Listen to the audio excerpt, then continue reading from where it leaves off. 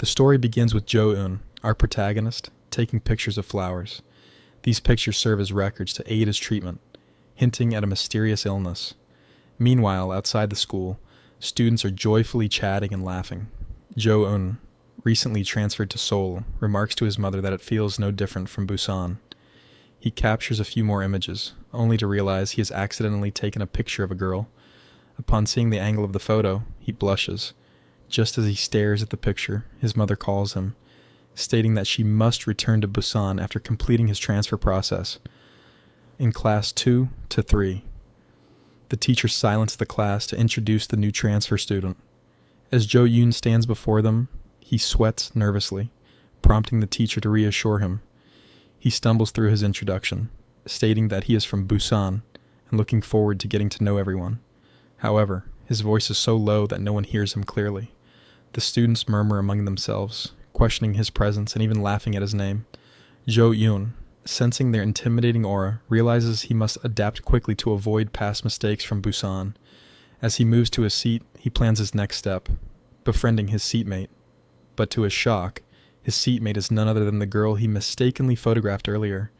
Observing her closely, he notices bandages on her face, wondering if she might be a bully. Just as he contemplates this, she looks at him with a pen against her lips. Jo-eun, captivated by her beauty, stares in awe. She suddenly glares at him and snaps, "What the hell are you looking at?" His attempt to befriend his seatmate fails miserably. Hoping for a friendlier classmate, Jo-eun is intimidated. He recalls a YouTube video explaining that bonding with the person you sit next to is crucial. Gathering his courage, he reintroduces himself, laughing at his name to lighten the mood.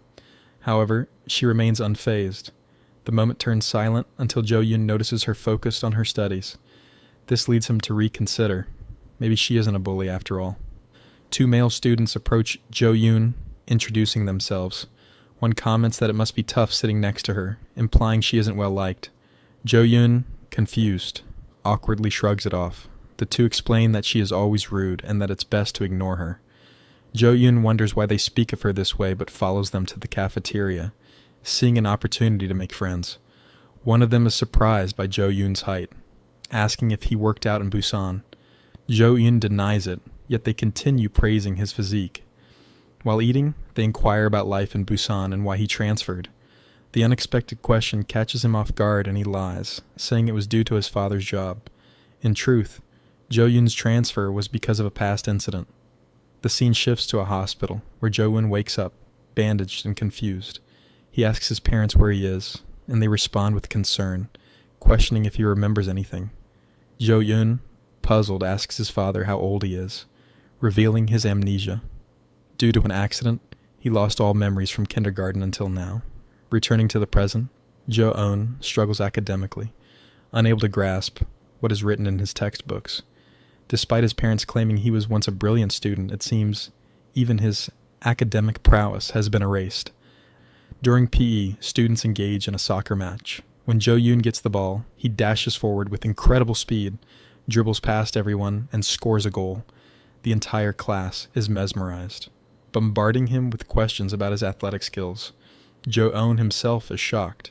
His parents claimed he was a bookworm, yet his body moves instinctively, like a seasoned athlete. With this newfound admiration, Jo-eun feels optimistic about achieving his goal of a smooth school life. However, a flashback reveals Jo-eun settling into his new home. His mother asks if he remembers anything, to which he replies, no. She appears relieved but assures him that memories will return over time. Her reaction suggests Jo-eun might have been a troublesome child. His mother then shows him his old room, stacked with books, claiming he used to love studying. She even presents awards from Korea's Mathematics Olympiad, proving he was once a top student. Jo-eun is shocked, questioning why he has no recollection of this life. When his mother starts crying, his father steps in, telling Jo-eun not to worry. Later, Jo-eun's father hesitates before revealing the truth. Jo-eun was a victim of severe bullying. On the day of the accident, he had been running from bullies, which led to the incident that erased his memories. Jo-eun is stunned, terrified by this revelation. His father assures him that he is now safe and that this new school offers a fresh start. Back in school, Jo-eun notices that his seatmate always sits alone, even during breaks. He wonders why she has no friends. Meanwhile, students continue praising him, and he enjoys the recognition. After PE, Jo-eun prepares to put a shirt in his locker when a blonde-haired student questions what he's doing. The student explains that their school has a rule. After PE, shirts must be dried on the rooftop. However, their class has a special shuttle service. To Jo-eun's horror, students begin tossing their shirts at his seatmate, who remains unfazed, absorbed in her book. The blonde-haired student urges Jo-eun to do the same, leaving him at a crossroads. One MC tells the blonde-haired guy that he wants to see the rooftop. He's never been there before, so he decides to fetch his clothes himself. He laughs slightly. The blonde-haired guy tells him there's nothing special about the rooftop. Still, MC asks for directions. The blonde-haired guy looks frustrated and tells MC to just let her dry his clothes. She starts collecting them, then notices a glance in MC's appearance as he heads toward the cafeteria. Inside the cafeteria, everyone is smiling and eating. MC looks for a seat when the blonde-haired guy calls him over. MC sits next to him and feels pleased. He already has someone to eat with. He is relieved, knowing that he won't be bullied while eating. As he scans the room, he searches for the girl from earlier, but doesn't see her. The blonde-haired guy notices and asks MC if he is searching for someone. MC denies it at first, but then admits he's looking for the girl who sat next to him in class. The blonde-haired guy asks if he's interested in CO Biome. The MC, flustered and blushing, denies it, thinking to himself, her name is CO Biome? Huh. The blonde-haired guy looks relieved. If MC had been interested in her, it would have meant trouble for him. After eating, MC tells him he is heading to the rooftop to get his PE shirt. The guy gets frustrated, telling MC that after everything he said, he still insists on going. He explains that the girl from earlier will bring their clothes, so MC doesn't need to go. But MC doesn't listen. He insists he'll be back in no time. On the rooftop, MC wonders how he could let his classmate do his work in the first place. He notices that clouds are forming. It will rain soon. He needs to hurry. Just then, he sees something unexpected. The girl from earlier is sitting alone eating a triangle kimbap. He wonders why she eats here instead of in the cafeteria. MC suddenly recalls something his friend told him. In this school, there is one person no one should mess with. King Hwang Daehan. He excels in both fighting and studying and belongs to a powerful family. He is the grandson of the school principal, which means even teachers don't dare to challenge him. Whatever he says becomes law. If he decides someone should be bullied, then even an ordinary student will instantly become a target. MC asks why the king made CO Biome a target. The blonde-haired guy responds that he doesn't know, but whatever the reason, she must have pissed him off somehow. While MC contemplates this, it suddenly starts raining. He glances at Seo Bayom and sees her collecting clothes. Watching her, MC wants to help, but he hesitates. He remembers what his father told him before he transferred here, that he was a victim of bullying in his previous school. His father advised him to start fresh, make new friends, and avoid trouble to ensure a smoother school life. Remembering this, MC retreats, going back downstairs. Seo Biom senses someone behind her and turns around, but there's no one. Back in the classroom, chaos erupts.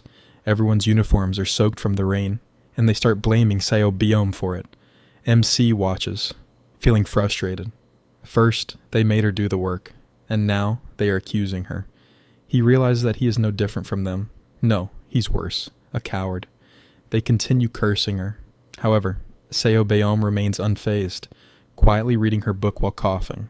Seeing her cough, MC heads to the infirmary and asks for cough medicine. The nurse insists on checking his temperature first.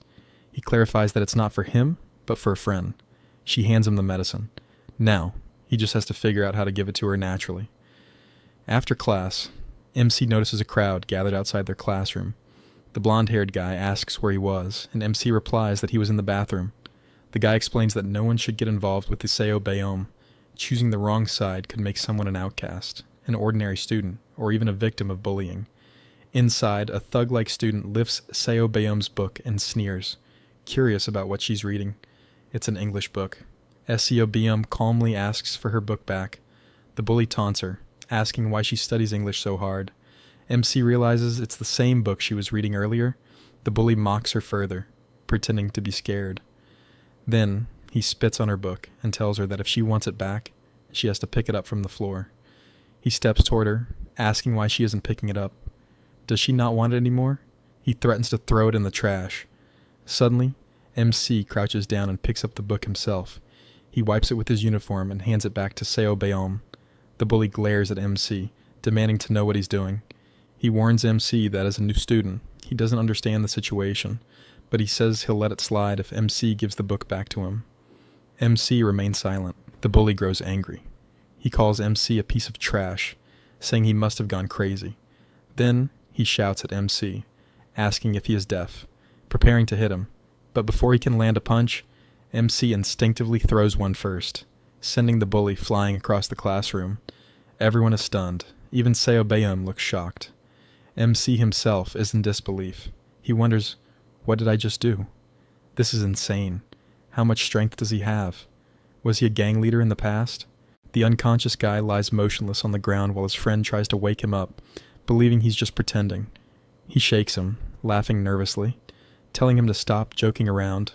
It's not funny anymore. What he doesn't realize is that he actually got knocked out with a single punch. He even slaps his face in an attempt to wake him. Meanwhile, MC is still in shock, unsure of how he managed to do that. He had no intention of hitting the guy. He just got angry when he spat on the girl's book. The moment she saw her precious book being disrespected, his body moved on its own. The unconscious guy's friend keeps trying to revive him, and after a while, he finally wakes up. A heavier-built student, Fatty, tries to downplay the situation, saying this only happened because he let his guard down. Otherwise, how could he possibly be hit by a nerd like MC? However, stares intently at MC, his expression dark. MC feels like his soul has left his body, convinced that he's dead meat now for angering him. But to everyone's surprise, the rough-looking guy doesn't retaliate. Instead, wanting to preserve his reputation, he announces that he simply collapsed due to anemia. Fatty, looking skeptical, questions how he could suddenly develop anemia like that. The guy quickly makes up an excuse, saying it might be because he's been drinking too much lately. Fatty, still unconvinced, points out that he clearly saw him getting punched, and there's even a visible bruise on his face. But the rough-looking guy insists, glaring dangerously. I didn't get hit by that bastard. I just collapsed from anemia. His tone leaves no room for argument. Fatty, realizing the tension, quickly backs down. The guy then gestures towards MC and asks his friend, "Look at him. Does he look like someone who could knock me out?" At that moment, MC unknowingly strikes a clueless Pookie pose while looking at them, further reinforcing the illusion that he's harmless. The rough-looking guy then warns everyone not to spread any false rumors. If any of you have taken a video or something, and I catch you, you'll regret it. With that, he turns on his heel and leaves, taking his crew with him. As soon as they leave, murmurs spread through the classroom. I swear, I saw Dongmin get hit. Meanwhile, MC lets out a sigh of relief. He doesn't fully understand what happened, but at least it seems like the situation is under control. However, unbeknownst to him, Seo Beom is staring at him from behind. She grips her book tightly, recalling what he did for her just now. Suddenly, MC's friend calls out to him, bombarding him with questions. How are you so strong? How are you so good at fighting? What kind of training did you do in Busan? Surprised, MC honestly replies that he doesn't know how he managed to throw a punch like that. But while he's talking, he notices Seo Beom leaving through the door. The blonde-haired guy scoffs, saying, "See? She has no manners. She didn't even say thank you. Even before she was a victim of bullying, she was infamous for being rude and cold to everyone." Seo Beom suddenly turns around and says, "Why should I thank him? Did I ask for his help?" But rather than being offended, MC, being the hopeless simp he is, finds her even more beautiful when she's angry. Later, outside the school, Fatty once again asks the rough-looking guy, "Are you really sure you didn't get hit by that transfer student?" Annoyed, the guy glares at him. "Didn't I already tell you?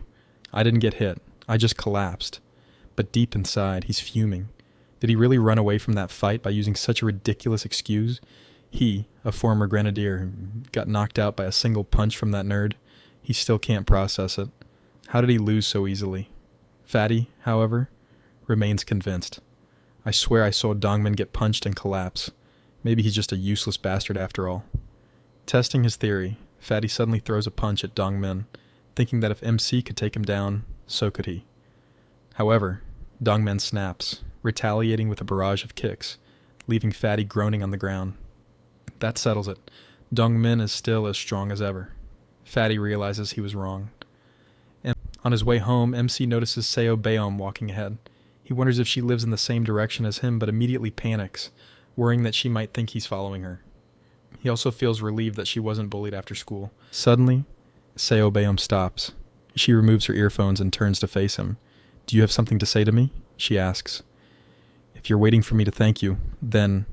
Before she can finish, MC suddenly hands her something and quickly runs away, yelling, "It's just a coincidence. My house is this way too.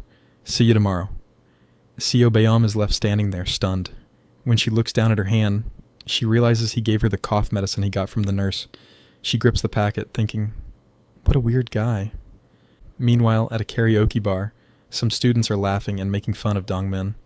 "Hey, I heard you got knocked out by a nerd today." One of them sneers. "It's not just our class that knows about it." The rumor has already spread across the neighborhood. Dongmin clenches his fists. "That's not what happened," he snaps before spitting out, "You little bitch." Guy in a red t-shirt watches him closely. "What did you just say?" he asks, his tone dangerous. Dongmin immediately starts sweating. Nothing. I was just talking to myself." The red t-shirt guy suddenly laughs. "Relax. I'm just messing with you. We're friends, right? Friends can diss each other." Then he leans in and asks, "So, what does this new kid look like? Is he a troublemaker?" A girl beside them chimes in. "Yeah. Is he at least good looking?" Dongmin hesitates before replying. "He's just a nerd. Except, he's kinda big." But deep down, he knows the truth. That nerd isn't just a nerd. The moment he was hit by MC's fist, he felt something terrifying. An overwhelming aura. Something that made him feel like he had been struck by a different kind of beast. The girl laughs mockingly. "So, you're saying you got beaten by a nerd?" Frustrated, Dongmin snaps. "I told you. I wasn't beaten." The red t-shirt guy smirks. "Then prove it." He leans closer and whispers, "You know what to do." Brother Daehan doesn't even consider nerds as people. If he finds out you got knocked out by one, what do you think will happen? You'll end up just like Seo Baeom, bullied by everyone. Dongmin clenches his fists. The next day, classroom 2 to 3. A glass bottle flies toward MC's head. Startled, he instinctively dodges it. Standing in the doorway is Dongmin. He's here for revenge. This time, we're fighting for real. MC stares at him, completely bewildered. The scene opens in the morning inside the MC's house. He steps out of the bathroom, feeling completely refreshed after a, necessary morning ritual. Ready for school, he grabs his bag and heads for the door. But just as he's about to leave, a familiar voice stops him. It's his big brother, who also happens to be the homeroom teacher of his class. With a casual, yet concerned tone, his brother asks, "Isn't it too early to go to school? Everything all right?" MC, caught off guard, turns around. He assures his brother that everything is fine, that his new classmates are nice to him. But then, his brother's expression turns serious. "Has anyone tried to pick a fight with you?" For a split second, MC recalls the moment he accidentally knocked out a bully the previous day. But not wanting to cause trouble, he shrugs it off, saying there was no fight at all. Everyone's been friendly. His brother watches him carefully before giving a small nod. "That's good. Just get along with everyone and focus on your studies. If you do well, you can enter a good university. You know how worried mom and dad are about you, so don't make them even more worried by getting into trouble." Then, with a slightly softer expression, he asks, "Any signs of your memory coming back?" MC laughs awkwardly. "Nope, nothing yet." His brother smiles reassuringly. "Don't rush it. It'll come back someday." Arriving at school. Outside the school, MC realizes he's way too early. He sighs, recalling how his mom told him that before his accident, he used to wake up at 5 a.m. every day to study. So, following his mother's advice, he forced himself to wake up early, and now he regrets it because he's exhausted. As he enters the classroom, he's surprised to see someone already there. Seo Baeom. MC greets her casually. "Did you come early too? What time did you leave your house?" She doesn't answer at first, just glancing at him before recalling the moment he had returned her book from the bullies. Her cheeks redden slightly. After a short pause, she finally responds, "Since we're here early, let's just study quietly." MC blinks in surprise. He wasn't expecting her to talk to him nicely for once. "Oh, yeah, sure, let's do that." For the first time, they study together. But within minutes, MC dozes off, only to wake up later, wiping his drool in embarrassment. Did she see me drooling? As he tries to focus, he picks up his Korean language book, but the words on the page feel completely foreign to him. He remembers nothing. Frustrated, he glances at Seo Bayom, who is writing in English. Taking the chance, he picks up his English book, thinking, forget Korean. Maybe I'll remember something if I study English. As he starts writing, something shocking happens. He's effortlessly solving difficult English problems. MC pauses, confused. Wait, why is this so easy? Seo Bayom, noticing his fluent writing, also looks genuinely surprised. How is this nerd solving such advanced questions so easily? Curious, she calls out to him. Hey! MC looks around confused. Did you just call me? Just as she's about to say something, his friends suddenly barge in, bombarding him with questions. Seo Bayom, realizing the moment is ruined, quickly packs up and leaves. The blonde-haired friend scoffs. Man, you must have felt so awkward sitting next to that rude girl. MC smirks. Nah, for the first time, she actually spoke to me normally. A little later, MC is enjoying a burger, a treat from his chubby friend, Fatty. The taste surprises him. What is this? It's amazing, Fatty laughs. It's called a burger. You seriously don't remember? MC shakes his head. Not at all. Despite the small distractions, he feels that today is his lucky day. As Seo Bayom spoke to him, he's enjoying good food, and everything seems peaceful. He even considers asking her to walk home together, since they live in the same direction. But just as he's lost in thought, a glass bottle comes flying straight at his head. MC instinctively dodges, eyes widening in shock. Standing in the doorway is Dongmin, looking furious. This time, we're fighting for real. In another part of the school, word of the upcoming fight spreads fast. In a dimly lit hallway, a red t-shirt wearing student picking his ear. Did Dongmin arrive yet? He asks lazily. A lackey shakes his head. Not sure. The red t-shirt guy clicks his tongue. Chich! I came to school early just to see this fight. The camera shifts. His friend, a nerdy boy, is nervously cleaning his ear with a cotton swab when red t-shirt suddenly slaps him. What, you trying to rip your eardrum out? He sneers before suddenly shoving his finger into the nerd's ear. The poor guy yelps in pain as red t-shirt cackles. Just then, a lackey rushes in. Boss, Dongmin already started fighting. Red t-shirt's smirk widens. Now this will be fun. Back in the classroom, the battle continues. MC stands confused. Why is he doing this? He needs to calm down first. Dongmin, filled with rage, swings wildly at MC. There's no reason. Just stand still and take your beating. MC dodges every punch effortlessly. His movements feel unnaturally fast. The audience watches in shock. Not a single hit lands. Red t-shirt, watching from the back, frowns. Dongmin isn't weak, but how is that nerd dodging everything so easily? Dongmin, exhausted and sweating, pants heavily. MC notices a weak spot, his jaw. Backed against the wall, MC braces himself as Dongmin throws one final punch. But this time, MC counters. A clean punch lands straight on Dongmin's jaw. Dongmin is sent flying across the room. The entire classroom falls silent. Even Red T-shirt, who had been mocking the fight earlier, stares in shock. So the rumors were true. That nerd actually knocked him out again. MC looks down at his fist, stunned. What did I just do? As Dongmin lies on the ground, the classroom watches in stunned silence. But in his mind, he isn't unconscious. He's just too humiliated to get up. He's been knocked out by a single punch, not once, but twice. The sheer embarrassment keeps him frozen. His mind races. How am I supposed to show my face at school now? And then it hits him. This feeling, it's exactly the same as before. He was wrong. Completely wrong. And now, he's more certain than ever. The so-called nerd standing before him reminds him of one person, the king of this school, Senior Juan Dehan. Before he can process it further, a new challenger appears. A sudden blur of motion, Kim Sawan, the student in the red t-shirt, rushes at MC with a flying kick. MC instinctively dodges. Sawan grins, impressed. Damn, your reaction speed is insane. MC stares at him, dumbfounded. Why are you talking like we're in some wuxia novel? Ignoring him, Sawan asks, Your name's Jo Yoon, right? Sewon casually invites him outside for a smoke.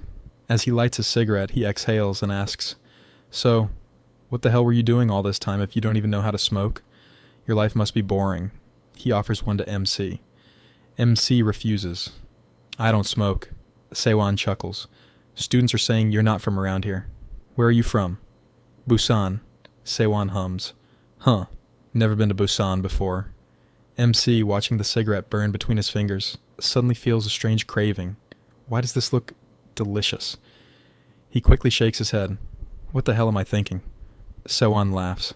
"They say Busan girls are pretty. That true?" MC shrugs. "I wouldn't know. I don't remember much." Sewon smirks. "Well, there's Ju Honghi. She's a Busan girl and she's damn pretty." Just then, a group of girls approaches. "Hey, give us a cigarette." "Buy your own," Sewon scoffs.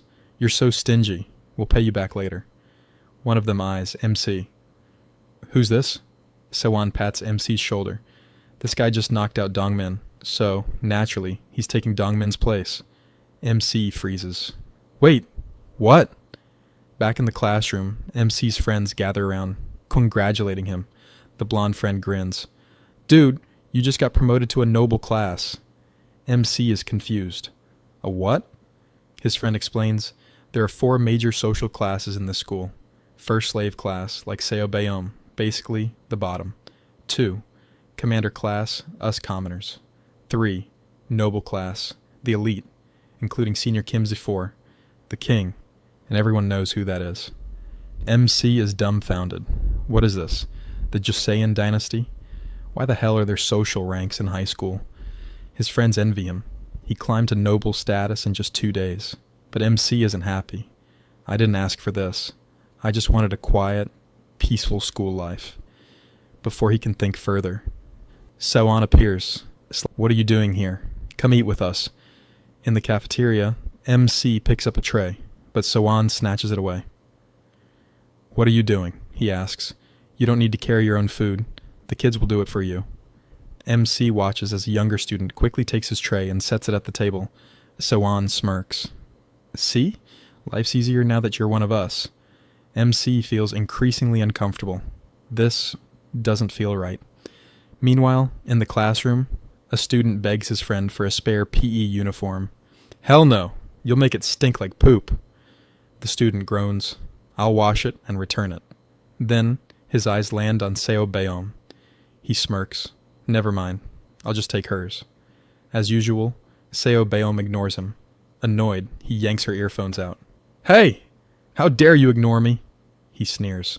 "Did you forget what Senior Daehan said? You're a slave. Or are you ignoring his orders?" Before he can say another word, a shadow looms over him. MC stands behind him. "Move!" The bully turns, furious. "Who the hell do you think—" He stops. The height difference is insane. Why is he so huge? Nervous, he points a shaky finger. "You don't know who I am, do you? I was friends with Dongmin since middle school." Another student quickly grabs him. "Dude, shut the hell up. Let's go." The bully glares. "Why are you dragging me?" His friend hisses. "Do you know why Dongmin isn't here?" "He left the school." "What?" "Yeah, that guy beat him so bad he disappeared." MC watches them leave. Maybe being one of them isn't so bad. No one's messing with me. SEO Byum, still seated, glances at him. Later, MC's friends decide to celebrate. Fatty grins. "Let's hit the convenience store. I'll treat everyone." As they leave, Sewon stops MC. "Where are you going?" "Just to buy some snacks." Sewon smirks. "Cool. Grab some chocolate and milk for me." MC hesitates. He's forcing his friend to pay for all of this. Sewon suddenly leans in. "Oh, and don't forget. Meet us where we smoked earlier. We're going to karaoke." MC frowns. "Do I have to?" Sewon grins. "Of course." Inside the karaoke room, Sewon sings loudly and terribly. The girls whisper and giggle. Why does he love karaoke so much when he sounds awful? One girl points at MC. "Why is he here?" Another replies, "Kim Sewon brought him. He replaced Dongmin." The first girl gasps. "No way. This nerd knocked out Dongmin?" They laugh. "Sewon didn't like Dongmin anyway. Seems like he likes this one better." Another girl smirks.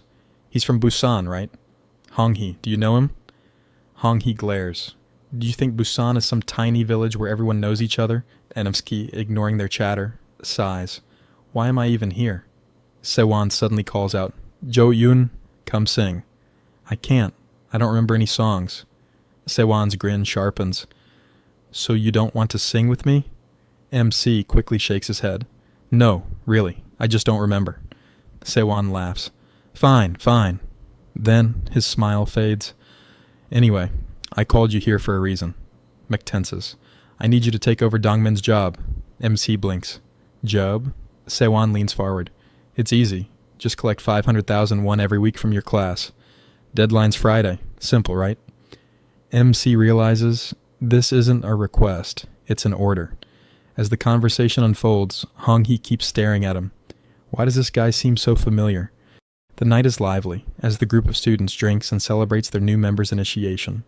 A girl questions Kimsey about whether he got permission from Daehan before accepting a new member. Kimsey shrugs, saying the rule is simple. Whoever defeats the previous member takes their place. However, our MC doesn't seem pleased with this explanation. Holding his drink, he suddenly asks, Isn't it illegal for high schoolers to drink? And why are they even drinking? Kimsey smirks, grabs MC's glass, and forces him to drink. MC coughs violently, making the others burst into laughter. One of the girls excitedly snaps pictures, teasing that it's his first time drinking and he looks really cute. Amused, Kimsey asks how it tastes. Strangely, instead of being disgusted, MC looks surprised. Internally, he wonders why the taste feels so familiar, as if his body instinctively knows the sensation. A thought lingers. Had he been a regular drinker before? Without realizing it, he starts downing drink after drink, shocking everyone. Kimsey watches in disbelief as MC surpasses expectations. Meanwhile, a blonde girl in the group keeps staring at MC, struggling to shake off the feeling that she has seen him before. Suddenly a flashback takes us to a chilling scene. A man lies on the ground, bleeding next to a truck.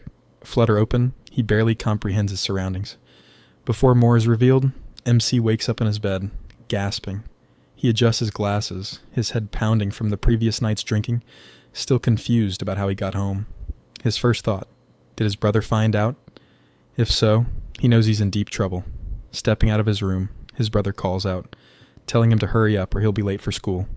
Scratching his head, MC starts to mention last night, but hesitates. His brother then asks if he's tired, making MC even more confused. Shouldn't he have realized he was drunk? But to MC's relief, his brother assumes he's just exhausted from transferring schools. However, just as MC rushes to the dining room, his brother catches a faint whiff of alcohol and grows suspicious. On his way to school, MC sighs in relief that he wasn't caught.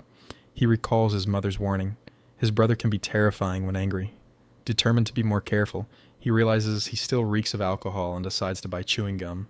Entering a convenience store, he hears someone being scolded. It's none other than the female lead. Her boss reprimands her, warning that if she messes up again, she'll be fired. MC greets the store owner and exchanges glances with FML. After stepping outside, MC offers her some gum, which she refuses. Curious, MC asks if she works all night before heading to school.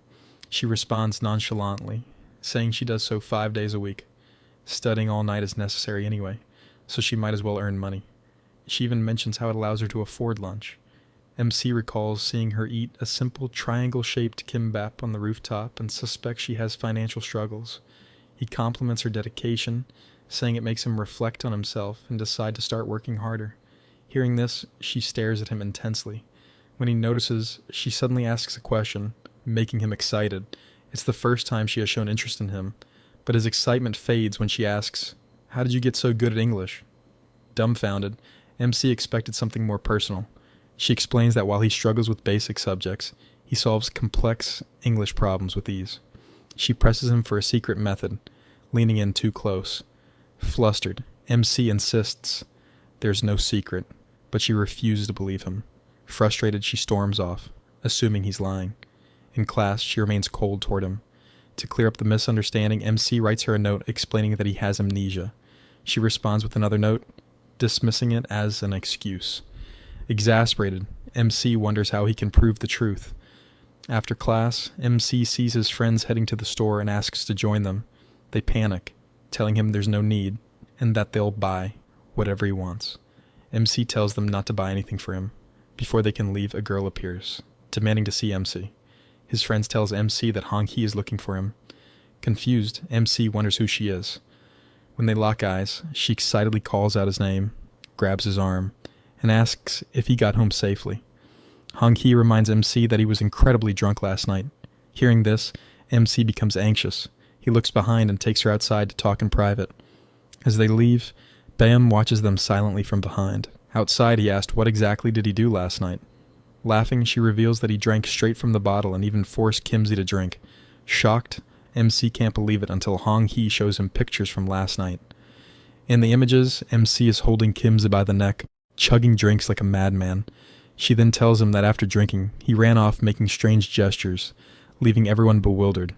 Meanwhile, Hong Hee feels an eerie sense of familiarity, the way MC drinks, the way he talks. It all reminds her of someone she once knew in Busan. A flashback reveals Hong Hee in a bar, uncomfortable among rowdy drinkers.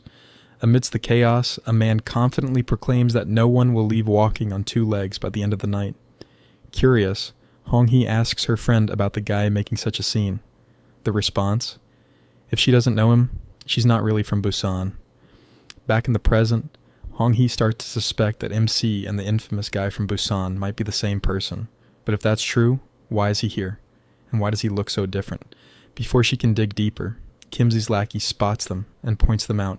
Kimsey is shocked to see them standing so close. His friend smirks, suggesting that maybe MC doesn't know that Kimsey has feelings for Hong Hee. The scene shifts to a bustling shopping mall where a young woman walks alongside a group of guys. One of them questions why she is here instead of at school, to which she nonchalantly replies that school is boring. While talking, something catches her attention. A moochie purse. She picks it up, admiring it, and exclaims, "Isn't it cute?" Just like me. The store clerk, impressed by her taste, comments that she has a good eye. Smirking, she confidently replies, "This level of taste is nothing for me." Then, turning to one of the guys, she sweetly says, "Appa, I want this as my birthday present." The guy inquires about the price, and she casually responds, "Only 5 million won." He hesitates, remarking that it isn't much, but still questions if something like this is really necessary. Before he can finish his thought, he suddenly stops speaking. The store clerk asks if she should prepare the payment, but the guy leaves them hanging, walking away without responding. Then, turning to the girl, he asks, "Were you always like this?" Confused by his words, she looks at him for clarification. Instead, he abruptly turns left and says, "It was fun while it lasted. Live well." Meanwhile, the guy asks his friend about Seo Beom, the female lead, wondering how she is doing. His friend replies that her life is likely going as usual. After all, he has made her his slave. At school, the girl suddenly points at MC, asking if he remembers her. She believes she saw him in Seomyeon a year ago. Hearing this, MC's heartbeat races. He doesn't remember her at all, but he plays along, hesitantly asking, "Did we actually meet?" She isn't entirely sure either, which is why she wanted to confirm. When MC awkwardly admits his memory isn't great, he laughs in his mind, worried that if she truly recognizes him and discovers his past of being bullied, it might spread, and he could become a target again. However, she soon appears puzzled and mentions another name, Jo Hun. Hearing this, MC looks surprised. She then asks, "Did you change your name?" He responds, "My name was originally Yu Cho Yoon." She recalls that the guy she is thinking of didn't wear glasses and had a completely different aura. Doubt creeps in. Perhaps she is mistaken. Before they can dwell on it further, someone suddenly interrupts, calling out, "What are you two talking about so excitedly?" Enter Kimsey, a notorious troublemaker. He grins and teases MC, asking if they became close after the drinking party. Getting closer, he jokingly complains that he is jealous. Hong Hee always runs away when he talks to her, yet she seems so comfortable chatting with MC. Annoyed, she retorts, "When did I ever run away?" Kimsey, making a disgustingly playful face, whines, "Hang out with me too, Hong Hee," before making ridiculous sound effects. Rolling her eyes, she replies, "I avoid you because you act like this." Snapping out of his childish behavior, Kimsey demands to know what they were talking about so eagerly. Hong Hee brushes it off, saying they didn't discuss much, just that she lived in Busan for a while and wanted to see if they had mutual acquaintances. Then, turning to MC, she asks, Isn't that right, Yuna? MC quickly agrees. However, Kimsey grows visibly irritated. He brings up the drinking party, mentioning how MC messed up with him. Apologizing, MC admits he blacked out and doesn't remember much. Kimsey smirks, placing his hands on MC's cheeks and squeezing them, teasing that MC was cute while rambling in his drunken state. Then, with a sinister undertone, he asks, "Are you collecting the money or not?" MC suddenly remembers what was said during the drinking party. Kimsey reminds him that tomorrow is Friday, and he must bring the collected 500,000 won after school. Internally, MC panics. His monthly allowance is only 30,000 won. How is he supposed to get that much money by tomorrow? His thoughts are further clouded by concerns about his past. If Hong Hee truly knows about his history and spreads it, it could destroy the life he's trying to build at this school. Meanwhile, as he enters the classroom, students are whispering and laughing at someone. It's none other than Dongmin, the guy MC previously knocked out with a single punch. Dongmin has now been demoted to the slave class. Students mock him, throwing a slipper at him and ordering him to bring it back. When Dongmin hesitates, they threaten to inform Daehan that he isn't fulfilling his duties as a slave. Fear flickers in his eyes as he complies. Witnessing this, MC feels conflicted. A part of him pities Dongmin, while another part believes this is the consequence of his past bullying.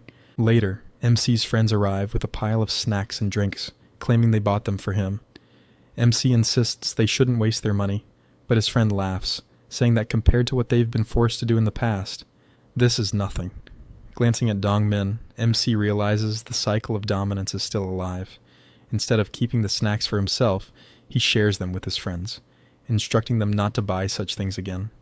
Then, as MC turns around, he offers a chocolate bar to Seo Beom. His friends immediately stop him, warning him that talking to her could get him into serious trouble. Confused, she asks what kind of trouble they mean.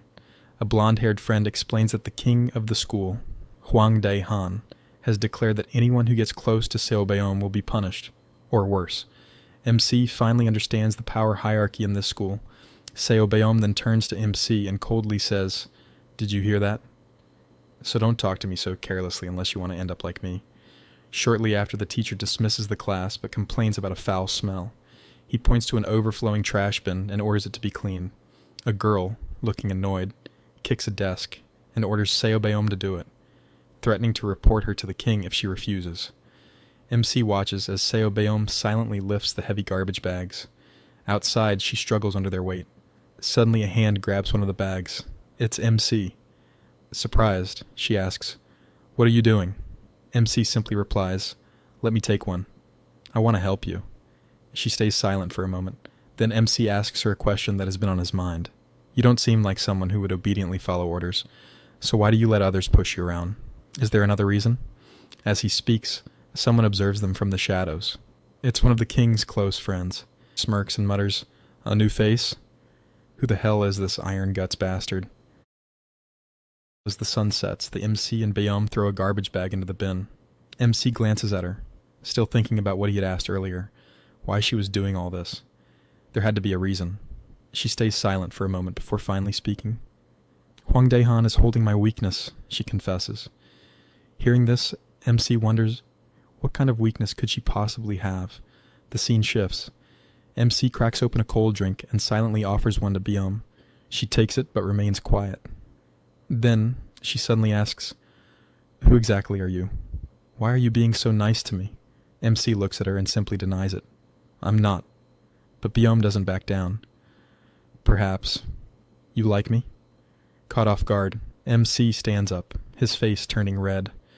He quickly takes a sip of his drink and nervously responds, "No way. It's not like that. Why would you think that?" Beom watches him closely. "Then why do you always stand by my side? Why do you help me whenever someone forces me to do things? Is it because you pity me?" MC goes silent for a moment. Then, he finally speaks. "I was just like you," he admits. "I was bullied too." As they walk together, MC complains about having to sit in class on such a nice day. Beom, lost in thought, remembers what he just told her. Is that why he's helping me? Because he thinks I'm like him? Without realizing it, she stares at him for too long. Their eyes meet. Embarrassed, Beom quickly turns away. MC notices. Why are you so quiet all of a sudden? I'm not, she replies. MC studies her for a moment, thinking back to what she said earlier. Daehan is holding her weakness. He debates whether to ask her directly, but just as he's about to speak, a loud voice interrupts. A group of boys stands nearby, smoking. One of them eyes MC and asks, "What are you two doing here?" A stocky boy with a round-cut hairstyle steps forward, his expression turning hostile. "Get lost." Not looking for trouble, MC quickly apologizes and says they'll leave. But before they can, the round-cut guy stops him. "We're almost out of cigarettes," he sneers. "Since you're here, why don't you buy us some? And pay for them too, unless you want to get beaten up." Just as the situation escalates, another student intervenes from behind. He's a second-year student. The round-cut guy freezes, his face twisting into a forced smile. "Oh? My bad, senior," he says mockingly. Then he steps closer. "Should I be more polite then?" He tries to intimidate MC, demanding money. But something is off. MC doesn't look scared at all. Instead, he's thinking about how easily he could take this guy down. His confidence surprises even himself. Before the round-cut guy can press further, the same student who spoke earlier stops him again. "Why should I?"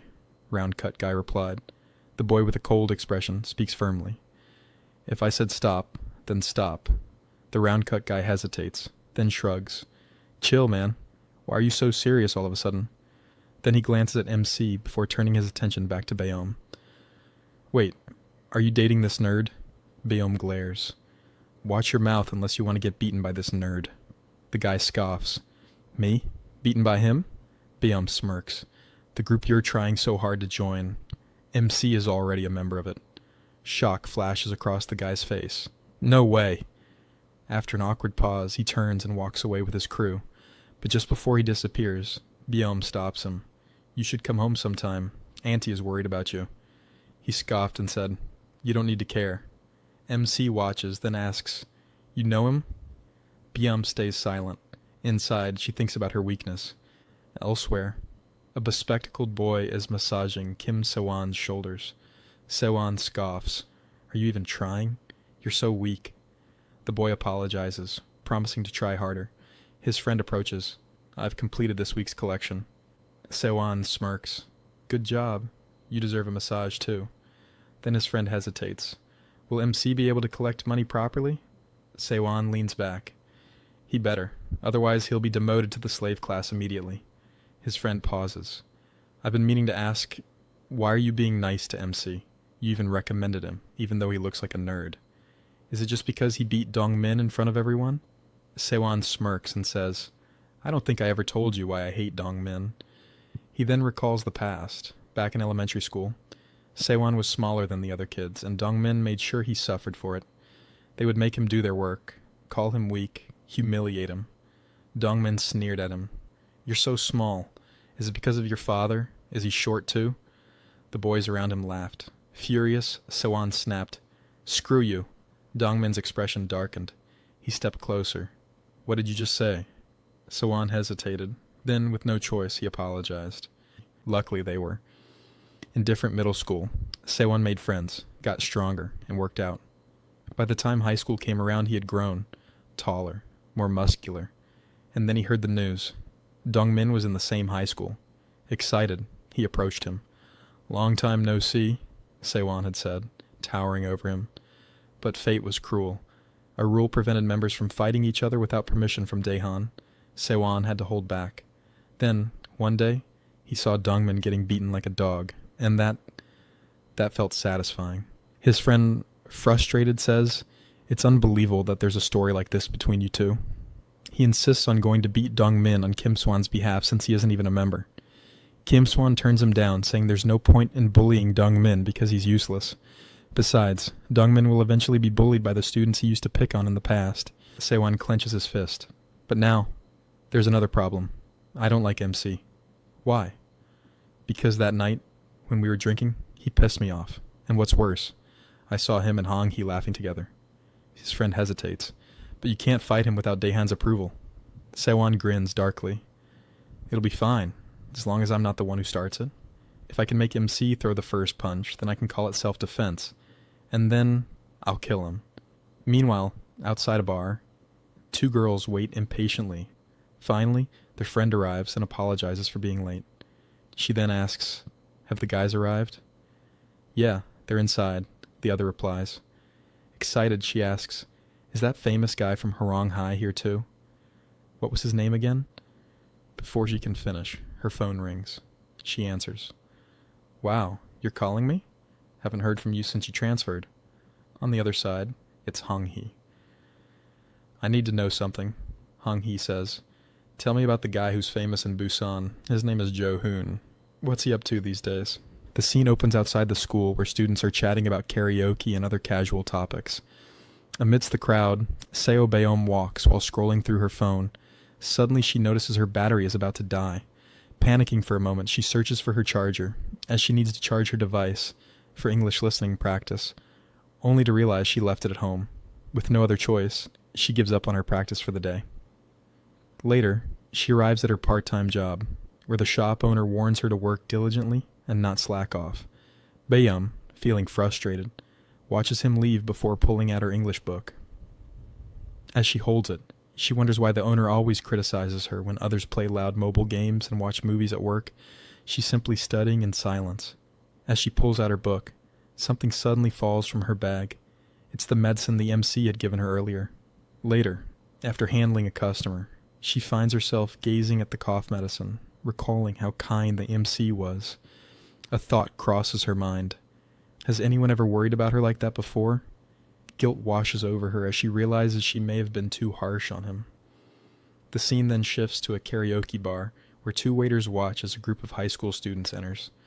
After leaving the room, one waiter questions why they're letting them in, since they are just high schoolers. The other chuckles, saying they're not just high schoolers, they're high-class high schoolers. When his colleague looks confused, he explains, "Have you ever seen a servant kick out his young master from his own mansion?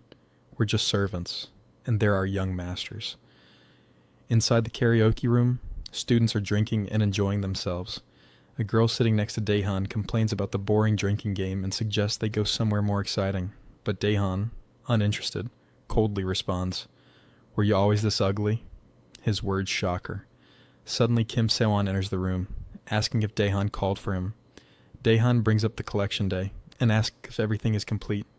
Kim Sewon replies that he's almost done, except for one class, which recently got a transfer student who became a new member after defeating Dong Min. This catches Daehan and his friend's attention. His friend asked about the new student, curious to know if he's strong because he wants to fight him. Kim Sewon admits he doesn't know much since he was away due to hemorrhoid surgery, but he offers to find him and bring him here. Daehan declines, confident that he'll cross paths with him eventually. After that, Dongmin leaves the room. As the night continues, Daehan suddenly turns to his friend and asks about Seo Beom, if there's been any news about her. His friend casually responds that her life is the same as always, and she obediently follows orders. Daehan simply nods, while the girl next to him curiously asks, "Who's Seo Beom?" He ignores her, but his friend smirks to himself. He secretly hopes that Beom and the transfer student end up together, just to see Daehan's reaction. It would be absolutely hilarious. He decides to pretend he knows nothing for now. Meanwhile, at the MC's house, he is in distress. Holding his head in frustration, he complains that he couldn't sleep all night. The reason? Kim Sewon had ordered him to collect money from his classmates, and the deadline is tomorrow. He panics. Where's he supposed to get 500,000 won overnight? He knows if he fails, he'll get bullied again. Desperate, he even considers skipping school with the excuse of being sick. As he stares at his phone, an idea pops into his head. The next day, inside the classroom, Beom sits silently by the window. She notices that the MC's seat is empty, which is unusual since he always arrives early. She finds herself wondering where he is. Is something wrong? But suddenly she snaps out of it, blushing. Why is she even wasting time thinking about him? Who cares if he comes to school or not? She shakes her head, trying to brush off the thought. Suddenly the classroom door slams open. Kim Sewon and his lackeys storm in, demanding to know why the MC hasn't paid yet. One of the MC's friends tries to calm them down, explaining that the MC isn't at school yet, but Kim Sewon grows impatient. He slaps the friend and prepares to hit him again, until a voice interrupts him. The MC enters the classroom, announcing that he has the money. He hands over the cash, and Kim Sewon counts it. The amount is correct, but something feels off. He eyes the MC suspiciously and asks, "Did you really collect this from the students?" The MC hesitates for a moment before forcing a confident response. "Of course I did." Kim Swan asked, "Did you really collect it?" MC thinks to himself that this morning he'd called his mother for money, saying that his friend, his first friend since transferring to Seoul, had no money to eat lunch and would starve to death if he didn't get some help. That's how MC ended up getting the money. Kim Se-won doesn't buy it. He calls over Dong-min, who confirms that the MC never collected any money from the students. The room falls silent. Kim Se-won glares at the MC. "You said you collected it, but he says you didn't. What's going on?" Sweating nervously, the MC scratches his head and awkwardly laughs, saying, "Well, as long as I got the money, does it really matter how I got it?" Kim Se-won's expression darkens. He suddenly throws all the money on the floor and tells the MC he completely misunderstood the purpose of this collection. "Do you really think Daehan's family needs petty cash?" He then calls Dong-min forward. Grabbing Dong-min by the neck, he mercilessly beats him in front of everyone. "Do you understand now?" he asks the MC. "This isn't about money. This is about teaching kids their place in society." As the MC watches in horror, Kim Se-won starts scanning the classroom, looking for his next victim. Then, his eyes land on someone. He smirks and says, "Oh, I see a familiar face over there." The MC's heart pounds in fear as he realizes that Kim Se-won is pointing at Byum. Then, with a smirk, Kim Se-won orders the MC to do the same thing to Byum that he just did to Dong-min. The scene opens in a classroom where a student, Dong-min, has been summoned by Kim-se. As he steps in, Kim-se looks at him and laughs mockingly. "Why do you look so scared, Dong-min? Are you afraid I'm going to beat you up, now that you're not a member anymore?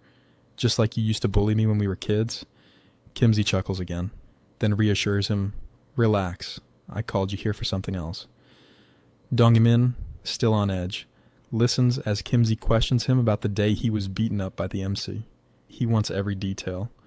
Dong-min hesitates, but then recounts the events. That day, nothing unusual happened at first.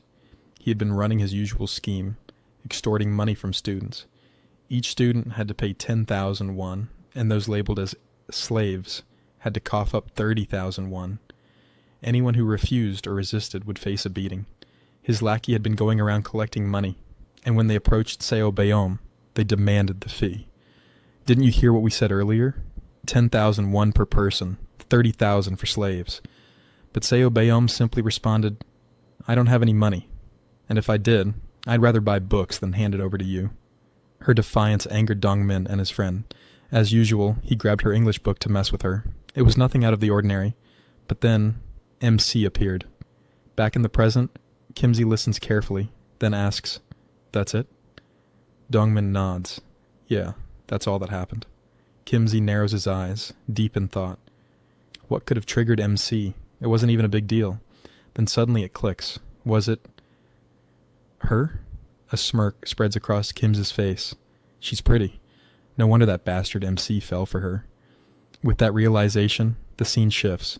Kimsey is now ruthlessly beating both Dongmin and MC's friend. As he lands blow after blow, he thinks to himself, just as I expected.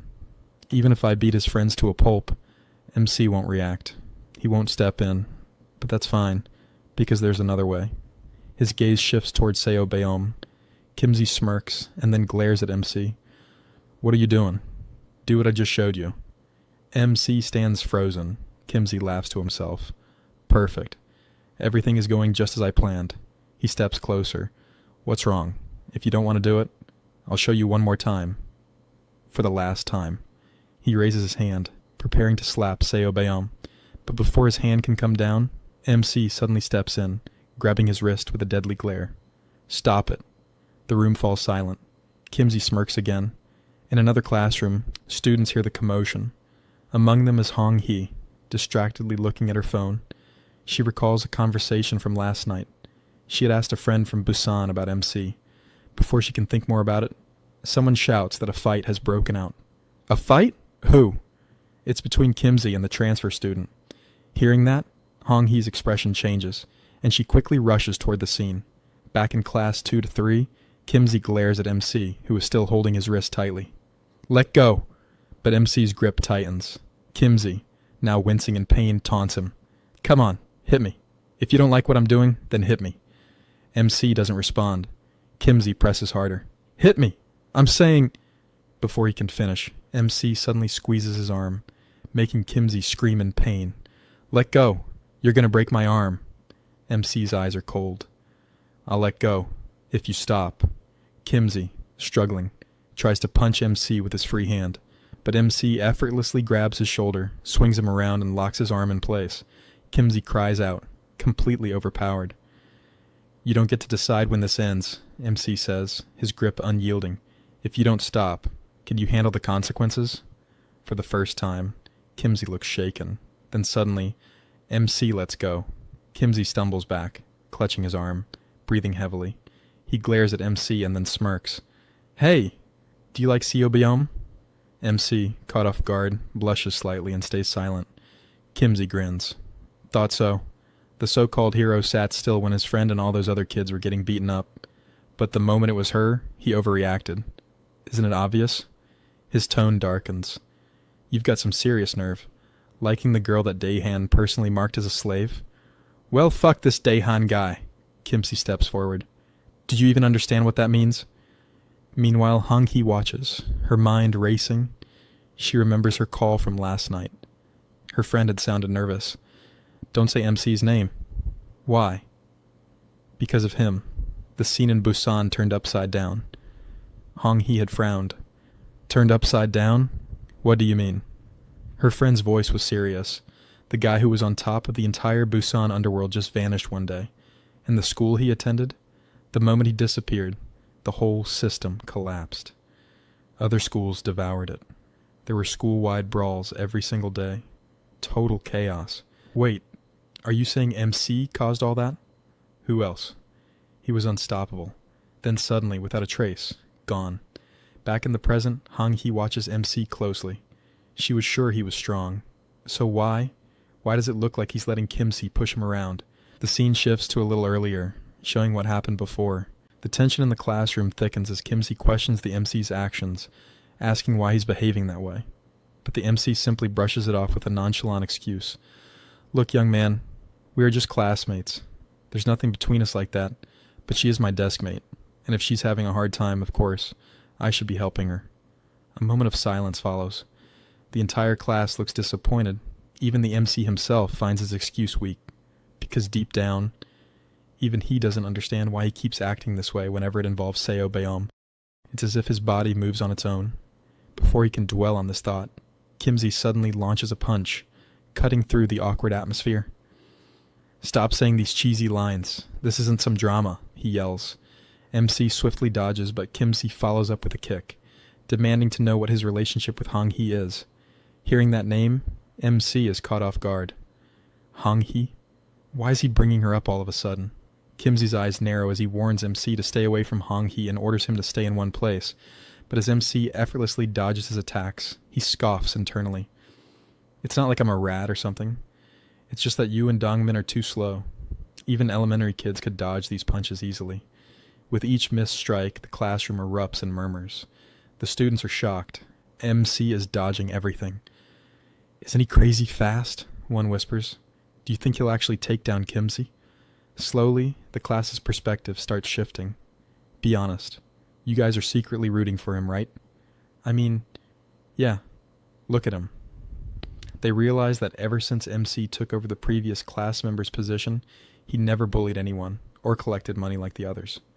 This fight is happening precisely because he refused to extort money from the students. That's when MC's friend starts to get excited. If MC wins, that means I'll be the second in command of the class. Seizing the moment, the blonde-haired student rallies everyone. Come on, cheer for MC. He's fighting for you guys. The energy in the room shifts. Now, MC has an entire class cheering for him. But as the fight drags on, Kimsey starts to get exhausted. His punches grow weaker, his breath heavier. Stop running away like a rat and face me, Kimsey growls between gasps. MC thinks about it. There are too many openings. Should I just end this? But then he hesitates. If this goes on, the teachers will arrive, his brother will find out, and things will get out of control. Clutching his face, he decides, I don't care if I get beaten up. I just need to calm things down first. But then, a voice cuts through the noise. Didn't I tell you before? Seo Beom is Daehan's personal slave. Unless you beat Daehan and take over this school, nothing will change until graduation. Kimza smirks, taunting MC. If you're so confident, go ahead. Beat me up. Take over the second years. Then crush the third years. And maybe even kill Daehan, the king himself. Emasi freezes. Kimzy takes the opportunity to launch another attack. If you're not ready for that, just take the beating. Shut up and go back to your loser position. MC sees the punch coming straight at him. Should I just take it? Closing his eyes, he accepts his fate. I'm sorry, Mom. Dad. I guess I'm just destined to be bullied wherever I go. The punch lands. Hard. His classmates watch in horror as MC suddenly stops dodging. He's taking hit after hit without even defending himself. Why is he suddenly getting hit so much? He'll die at this rate. But as MC gets pummeled, he thinks to himself, I was just going to take a few hits and fall down. But why do his punches feel so light, like his fists are filled with water? He laughs. I can't even fall if I wanted to. Meanwhile, Hong-hee watches from the crowd, eyes narrowing in recognition. Is he really the same guy? Back in 8th grade, he conquered all of Busan's middle schools. In 9th grade, he took control of all the high school freshmen. As soon as he entered high school, he became the crazy bastard who ruled Busan. There's no way he'd get beaten by someone like Kimsey, right? But Kimsey continues kicking him, finally stopping to catch his breath. MC, lying on the ground, thinks, I guess it's over now. Kimsey turns around, then freezes. Hong-hee is watching. A blush creeps onto his face. Since when was she here? Did she come to see me? Determined to impress her, he suddenly turns and delivers a sharp punch to MC's stomach. This one actually hurts. MC groans, grabbing his stomach as he falls to the ground. Kimsey, thinking he just pulled off the coolest move ever, confidently announces, the class member position is now vacant. From now on, the collection and management will be handled by Class 6, under my rule. And Dongmin will be in charge of this class. Dongmin, shocked but thrilled, thanks Kimsey for the opportunity. From now on, MC is also a slave. Lying on the ground, MC's mind races. I came here to escape bullying, and now I'm a slave. But maybe this is better. Staying quiet, avoiding those terrifying guys. Yeah, this is the right choice. From now on, I should just live like a mouse. Kimsey, still basking in his victory, turns to Hong-hee. When did you get here? Just now, she replies. Blushing, he stammers. You saw everything, right? I didn't want to show you anything cruel. Hong-hee awkwardly nods, but then Kimsey's expression hardens. I was going to let it slide, but this bastard kept provoking me. MC remains still, but something changes. His glasses start to glow. Kimsey turns to Dongmin. From now on, you handle MC. If he acts up, tell me. I'll kill him myself. Dongmin grins. Don't worry, I can handle this trash on my own. They both start laughing, but MC doesn't find it funny. His fingers twitch, his heart pounds. His rage bubbles to the surface. Why is this so annoying? His smirk returns. His eyes glow red. He looks terrifying. As Kimza and Dongmin turn to leave, Hong-hee starts thinking to herself that if the MC isn't the same guy from Busan, it might be better to stick with Kim So-won's side as usual. Hong-hee glances back, then freezes. MC is standing. She watches as his voice cuts through the stunned silence. You started this fight, so where do you think you're going? His voice is low, dangerous. The class feels a shiver down their spine. Then, MC lifts his head, a menacing smile spreading across his face. I'll kill you, you little shits. A monster has awakened. Whoa, now this is something crazy. The next chapter begins with a teacher approaching MC's older brother, curious about the rumor that his younger sibling has transferred to their school. She asks him which class his brother is in, and he casually responds, He's in my class.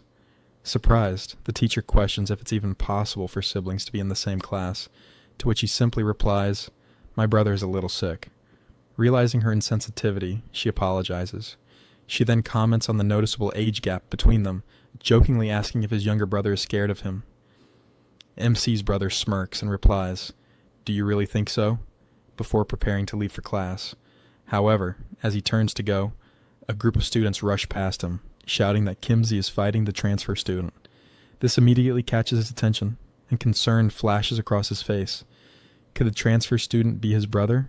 At this moment, the scene shifts to a flashback, revealing the pressure that MC's brother carries. He recalls their prestigious family background, a lineage filled with educators.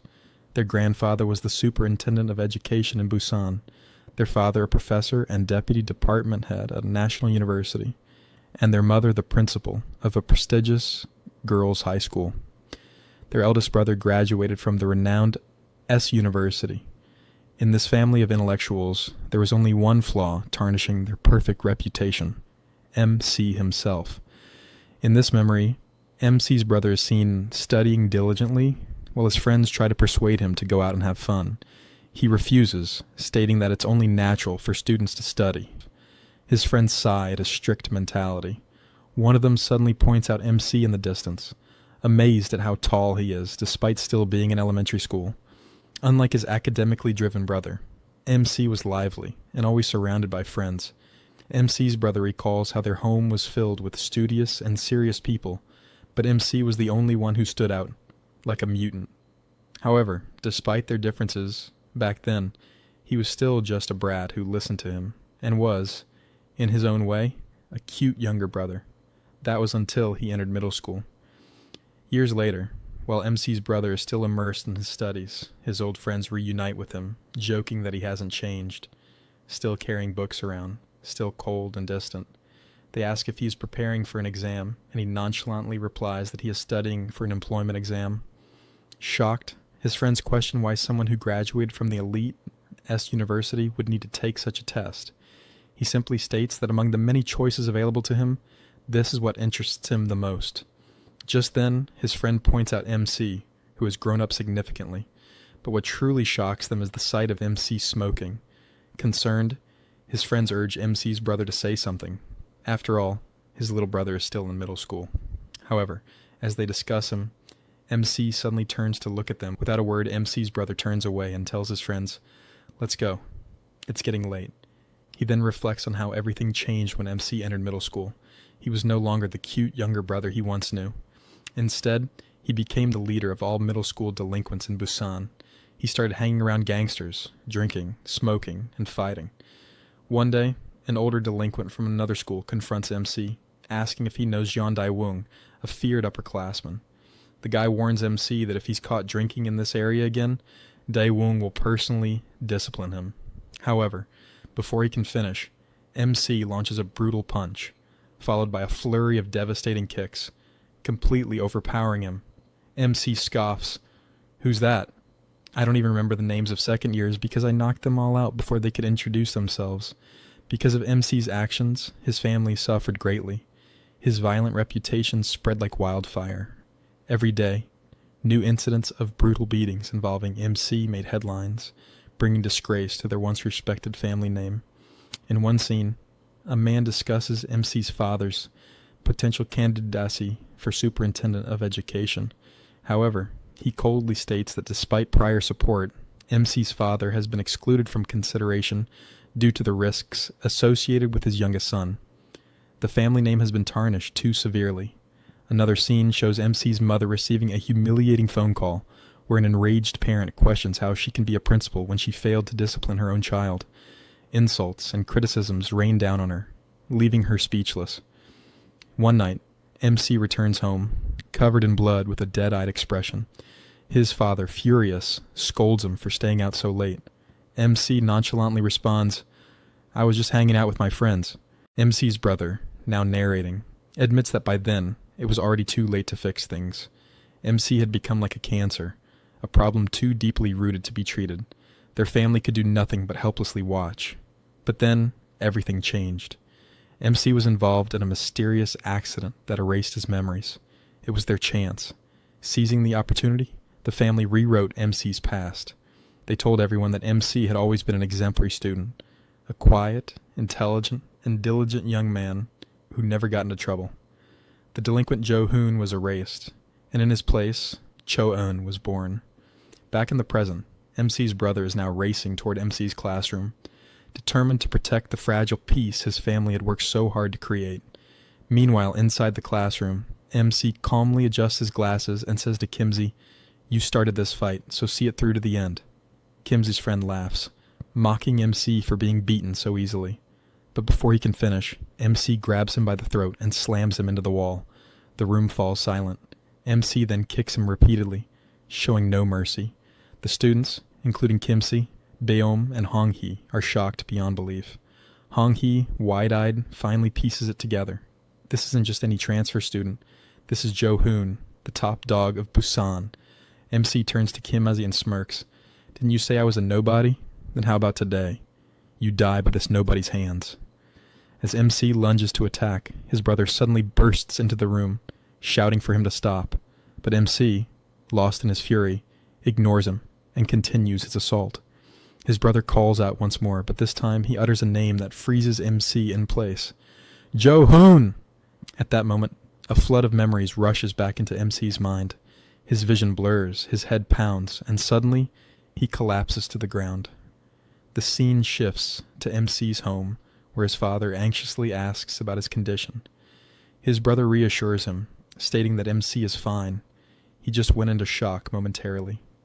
Standing outside the room, MC's brother speaks on the phone with their father, his hands trembling. It doesn't seem like he's regained his memories yet, but I'll keep a close eye on him. As he ends the call, he bites his nails, a sign of deep anxiety. He sighs, thinking to himself, no matter what happens, I cannot let him remember. He must continue to live as Cho-yoon, not as Jo-hoon. Morning comes, and our protagonist, still recovering from the previous day's events, finds himself lost in thought as he walks to school. Holding his head, he wonders, why does it hurt so much? Did he hit it somewhere when he collapsed? No matter how hard he tries to recall, everything after getting hit by Kim Se-won is a blank. His only clue is what his brother told him. He suddenly collapsed in class, was rushed to the hospital, and got checked. The doctor found nothing wrong, yet the headache lingers. His brother reassures him, telling him to inform him if the pain worsens. Still holding his aching head, MC tries to convince himself that everything is fine, but unease settles in his chest. Then, he notices something unsettling. Blood on his shoe. At school, the usual lively atmosphere vanishes the moment MC steps inside.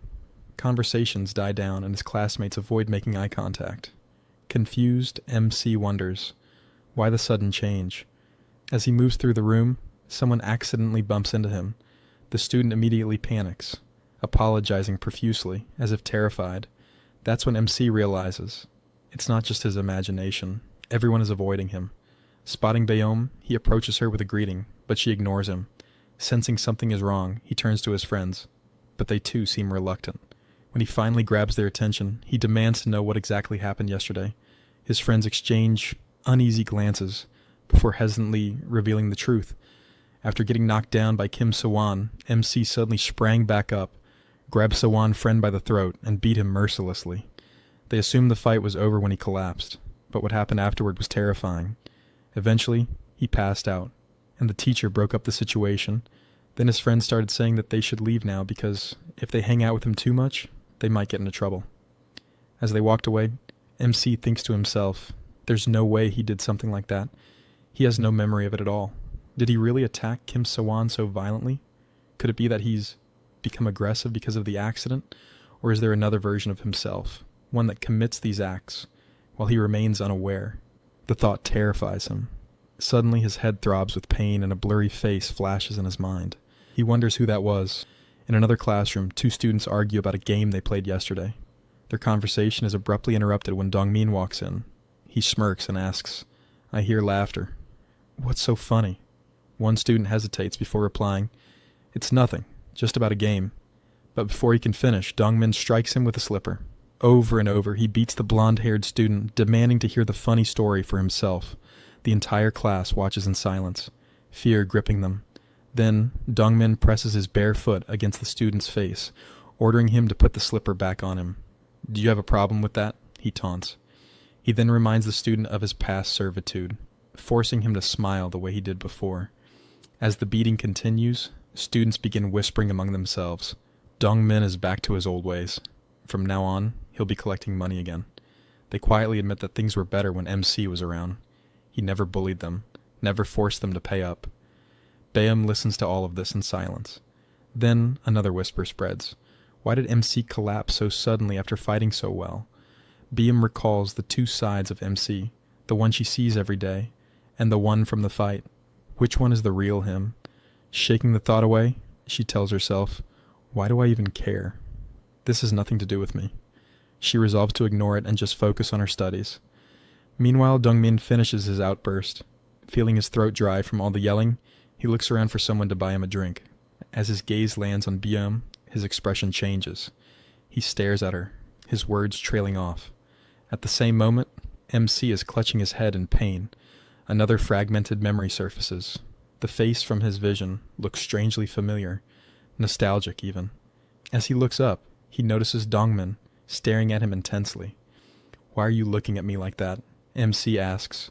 Dongmin glares at Bayom, then suddenly leaves the room, muttering that he needs fresh air. MC, still struggling with his headache, considers going to the nurse's office for medicine, but then he remembers. His brother already gave him some this morning. As he looks around, he spots Byom studying. Then a realization hits him. The face from his memory. It looks just like Seo Byom. He stares at her, confusion growing. Why would he remember her face? What connection does she have to his forgotten memories? Lost in thought, MC keeps wondering who the girl in his mind was. She looked like Byom, but if she wasn't her, then who was she? MC feels his head throbbing harder. The confusion is driving him crazy. Just then, Hong Hee appears. She leans toward him, concerned. Are you okay? She asks. You scared me yesterday. You suddenly collapsed, and I was really worried.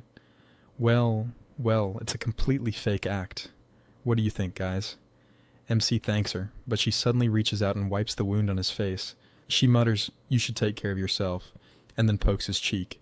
MC, embarrassed, wonders, why is she acting like this all of a sudden? Then, she suddenly grabs his arm. I'll buy you food from the store, she insists. As your hometown friend, I need to take care of you properly. MC hesitates. Is there even anything healthy at the store? Don't worry about the money, Hong Hee reassures him. Just pick whatever you want. MC tries to politely refuse, but she insists. From a distance, Byum watches them silently. At the store, Hong Hee tells MC to choose anything he wants. Then, she suddenly makes an odd remark. You probably never had to come to a store much when you lived in Busan, she says. I bet all the kids there bought everything for you. MC pauses, uncertain. Maybe, he replies. I don't know. I think I probably bought my own stuff myself. As he picks out something to buy, Hong Hee stares at him intensely from behind. Something feels off. MC finally decides on a zero cola. Meanwhile, in an isolated part of the school, a group of students is brutally beating a kid. One of them calls out, Ikhwan, Kim Sawan is here. Ikhwan turns, his expression cold. Do you want to die? He sneers at Kim Sawan. Why are you so late? Sawan lowers his head, apologizing. Something came up. What came up? Ikhwan snaps. Your friend got beaten to a pulp by a transfer student, and you did nothing? He then looks at Dongmin and says, Did you at least bring a good sandbag? Dongmin shrugs. I'm just here to smoke. Ikhwan ignores him and glares back at Sewan. Did you handle the situation properly? Sewan hesitates before replying. I was about to, but the teacher showed up. The moment the words leave his mouth, Ikhwan kicks him hard in the leg. Looking down at him, he sneers. So, you just let him go? Then, he calls out to his lackeys. Bring him to me later. Turning to Dongmin and Sewan, he scoffs. One got shamefully beaten by the transfer student. The other just stood there like an idiot while his friend got wrecked. He shakes his head. You guys are disgracing our group. Sewan, now nervous, tries to defend himself. That transfer student, he's tougher than I thought. Ikhwan narrows his eyes. Shut up and stay put. I'll handle him myself. The storm is coming, and MC still has no idea what he's up against. Hong Hee asks the protagonist why he transferred to this school. He replies that it was because of his parents' work. Hong Hee nods, saying, Same for me. She then asks, Which school did you go to in Busan? The question catches him off guard. He hesitates, struggling to recall the name. Noticing his hesitation, Hong Hee questions, How can you not remember your own school's name? Finally he responds, Horyung High. Then, as if recalling something, she says, "Oh, I know someone from Horyang High. His name is Jide-ho." The moment she mentions the name, a blurry face flashes in the protagonist's mind. A sharp headache strikes him, his vision blurs, and dizziness overwhelms him. Before he can react, his body gives out. He collapses, losing grip of his cold drink. The can slips from his hand, and the liquid splashes onto someone's shoes and pants. Hong Hee's expression stiffens, clearly nervous as she recognizes him. The surrounding students begin murmuring in low voices, convinced that the protagonist is in deep trouble for spilling coke on Daehan. They say he's doomed now. Daehan, standing there with a deadly glare, locks eyes with the protagonist. At that moment, he recognizes the face. Hwang Daehan, the infamous senior. Fear grips him, and his mind immediately jumps to thoughts of begging his mother for another school transfer. As Daehan extends his hand toward him, the protagonist flinches, expecting to be hit. Panic takes over, and he immediately apologizes, promising to leave the school and begging for forgiveness. But to his surprise, Daehan doesn't react with violence. Instead, he calmly asks if he's okay and offers his hand to help him up.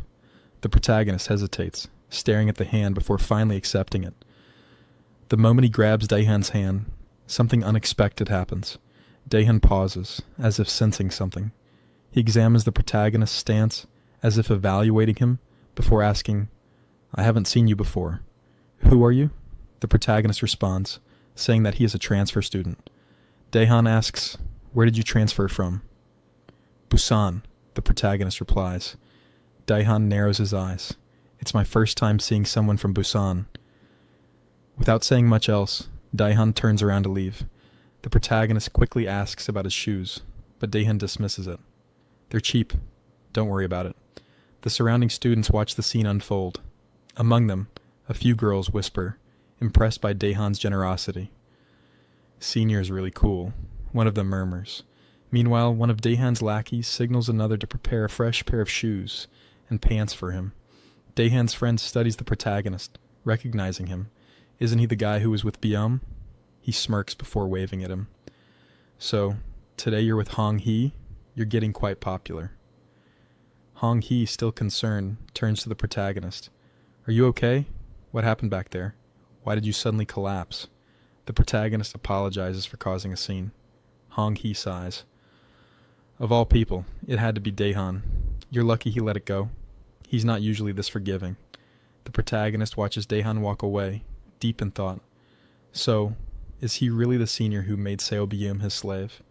He seems completely different from what I heard. And yet, for some reason, he's clearly popular among the students. On the rooftop, Daehan sits, smoking a cigarette, while one of his lackeys hands him his freshly cleaned shoes. The lackey advises him, "You should change into these and throw the old ones away." Daehan takes a drag from his cigarette, lost in thought. "Is that transfer student the same guy Kim Se mentioned?" "Curious," he calls over his subordinate. "That guy earlier, is he the new member Ik Hwan was planning to bring in?" The muscular lackey hesitates before replying, "I'm not sure. Should I ask Ik Hwan?" Daehan exhales a cloud of smoke and shakes his head. "Number I'll find out myself when we collect tribute."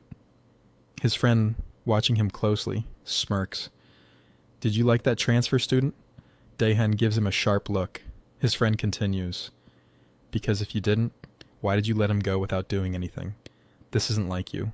There have been plenty of times when students got on your bad side, and you beat them until they were drenched in blood." Daehan shrugs, unfazed. "I don't remember that. When I grabbed his hand, even for that brief moment I could tell. His grip was strong, too strong, and when he stood up, his posture, his physique, they didn't match his appearance. He looks like a nerd on the outside, but something about him feels completely different." He exhales, slowly. "That's why I decided to leave a good first impression. I might need him later." But his friend is thinking something entirely different. Daehan likes the transfer student. The thought excites him. He chuckles to himself, eager to see Daehan's reaction when he eventually finds out about the protagonist's connection to Seo Byum. Just then, the muscular subordinate speaks up. "By the way, I heard Woo Jung-hak is getting out of suspension soon." Daehan flicks away a cigarette, his expression darkening. "That so?" The scene shifts to the MC, who is apologizing to Hong Hee for spilling the cola she had just bought for him. She tells him not to worry, saying, "It's just cola." Then, she informs him that she's leaving. As the MC walks away, Hong-hee watches him, deep in thought. She wonders why the other side of the MC hasn't shown up, even though she deliberately mentioned the name of his best friend from Busan. She questions whether the MC knows that she is trying to uncover his true identity. But if that's the case, why hasn't he reacted? Could it be that he is planning to take over Seoul and preparing for an attack? Even Daehan would struggle against him. She decides that she must treat the MC as well as possible, because the spot of being his best friend belongs to her. She then enters her classroom, where Kim So-won is waiting for her. He offers her some food, saying that she's the only one who can use him as her personal bread errand boy. He thought to himself that he's so thoughtful and cool. However, Hong-hee refuses, explaining that she already spent her money at the snack store.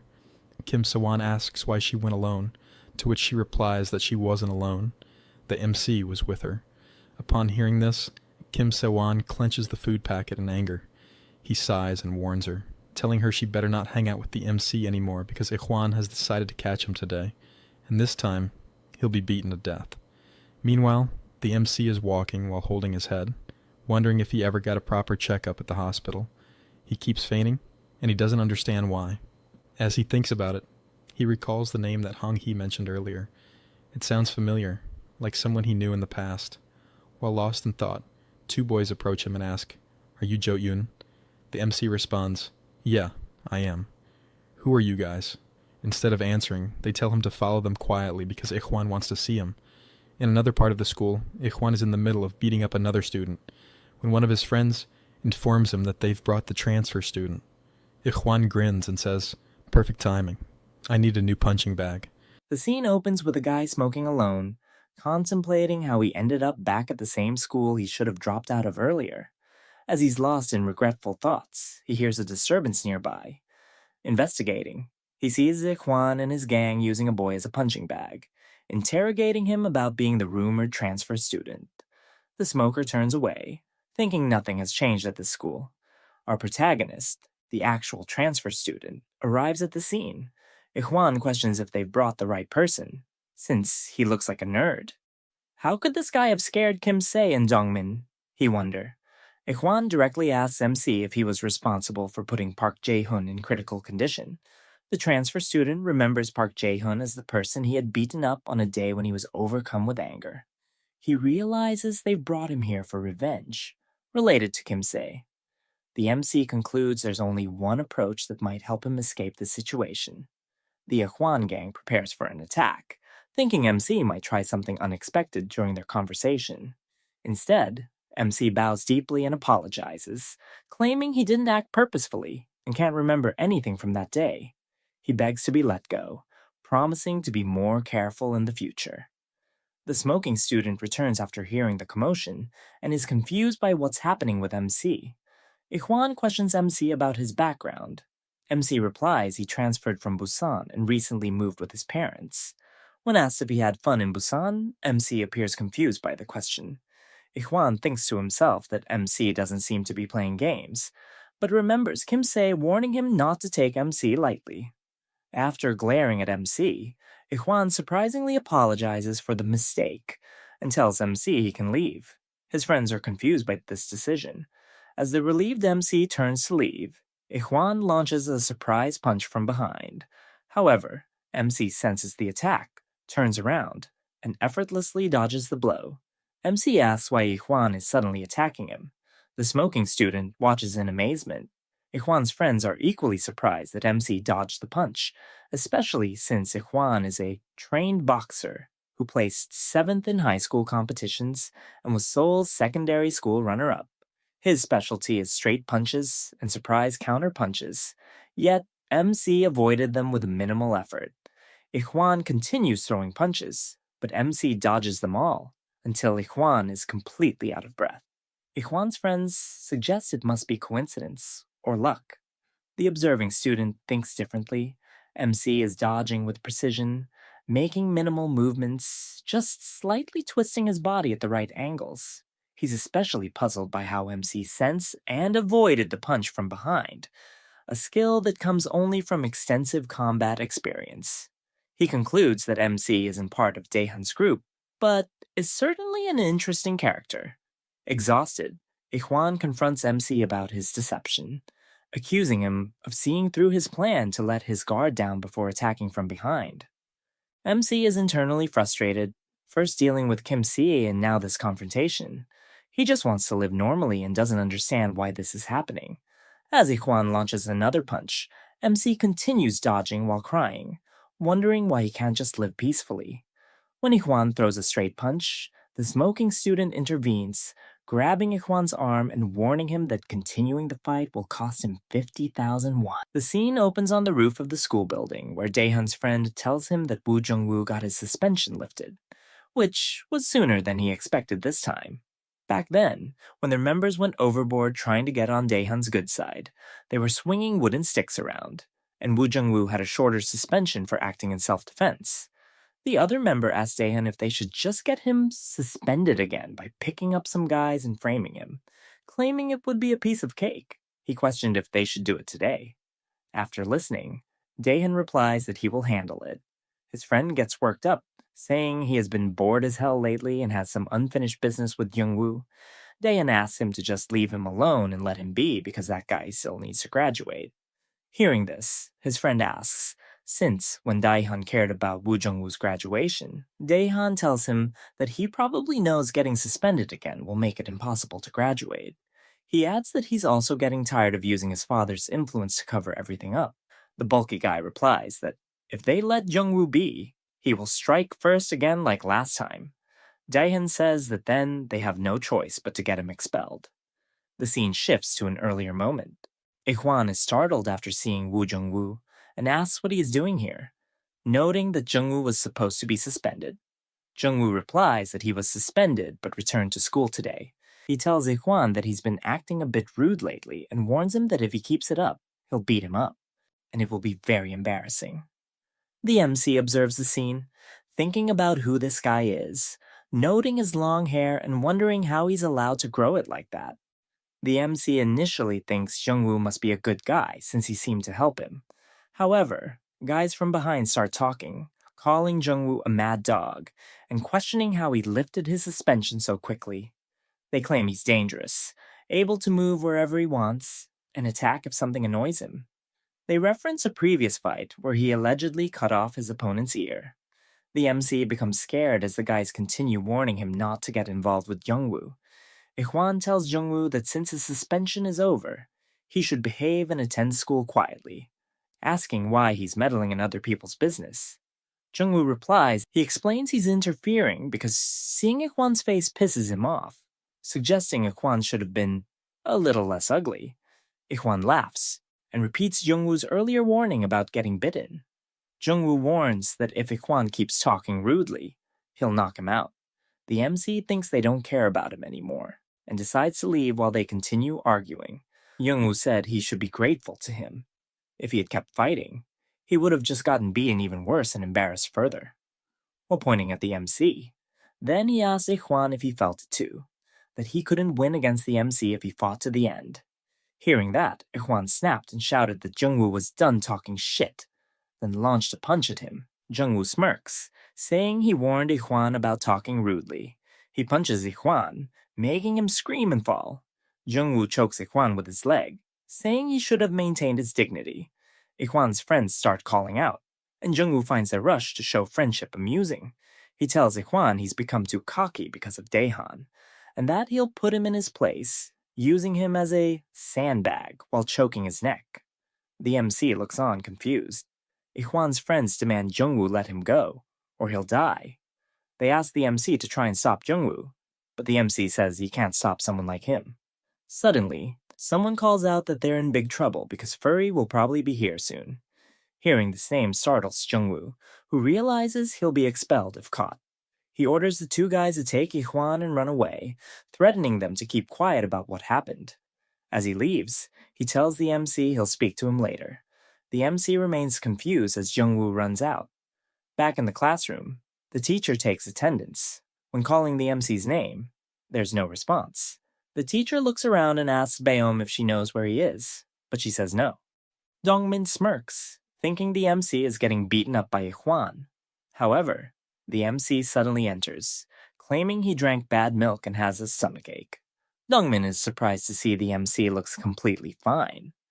The MC takes a seat while Beom stays silent, her thoughts drifting back to 30 minutes ago. She had been studying when she suddenly noticed the MC with two guys. She remembered hearing he was supposed to go to the store with that girl. Alarmed, she rushed to the faculty office. There, she told the teacher that while taking out some clothes to throw away, she saw some kids smoking. When the teacher asked who and where, she said it was in the storage room by the tennis court. Now, sitting in class, she watches the MC, thinking that since she doesn't see any injuries on him, she must not have been too late. A small smirk crosses her face. What a relief. Chapter opens up outside the school where MC and the other kids are playing football. While looking at MC, Dongmin looks really frustrated. His friend tells him that MC is coming closer, and they should get ready. But Dongmin thinks that it doesn't make any sense. MC was supposed to be a ball boy, so why is he wearing a jersey and playing on the ground? His friend tells him that he should go talk to MC. As MC approaches, Dongmin looks at him but can't think of anything. MC quickly passes through him, and Dongmin couldn't even block him. MC then kicks the ball, making it a goal. Girls from behind started talking about MC, saying he scored again and he is really awesome at soccer. Bayom is watching silently from behind as the girls kept shouting MC's name. She then pulls out one side of her earphone. The girls continue talking about MC, saying he is really cute. When they look at him from behind, his back is really wide. They note that MC is not like other boys who pretend to be tough. Those guys are annoying like kindergarten students. Dongmin scratches his ear, thinking why his ears are suddenly so itchy. The girls keep talking, with one mentioning that she saw MC reading English fluently. His pronunciation is apparently very good. Another girl teases her, suggesting she's already in love with him. Beom watches their interaction silently. The next scene shows everyone praising MC.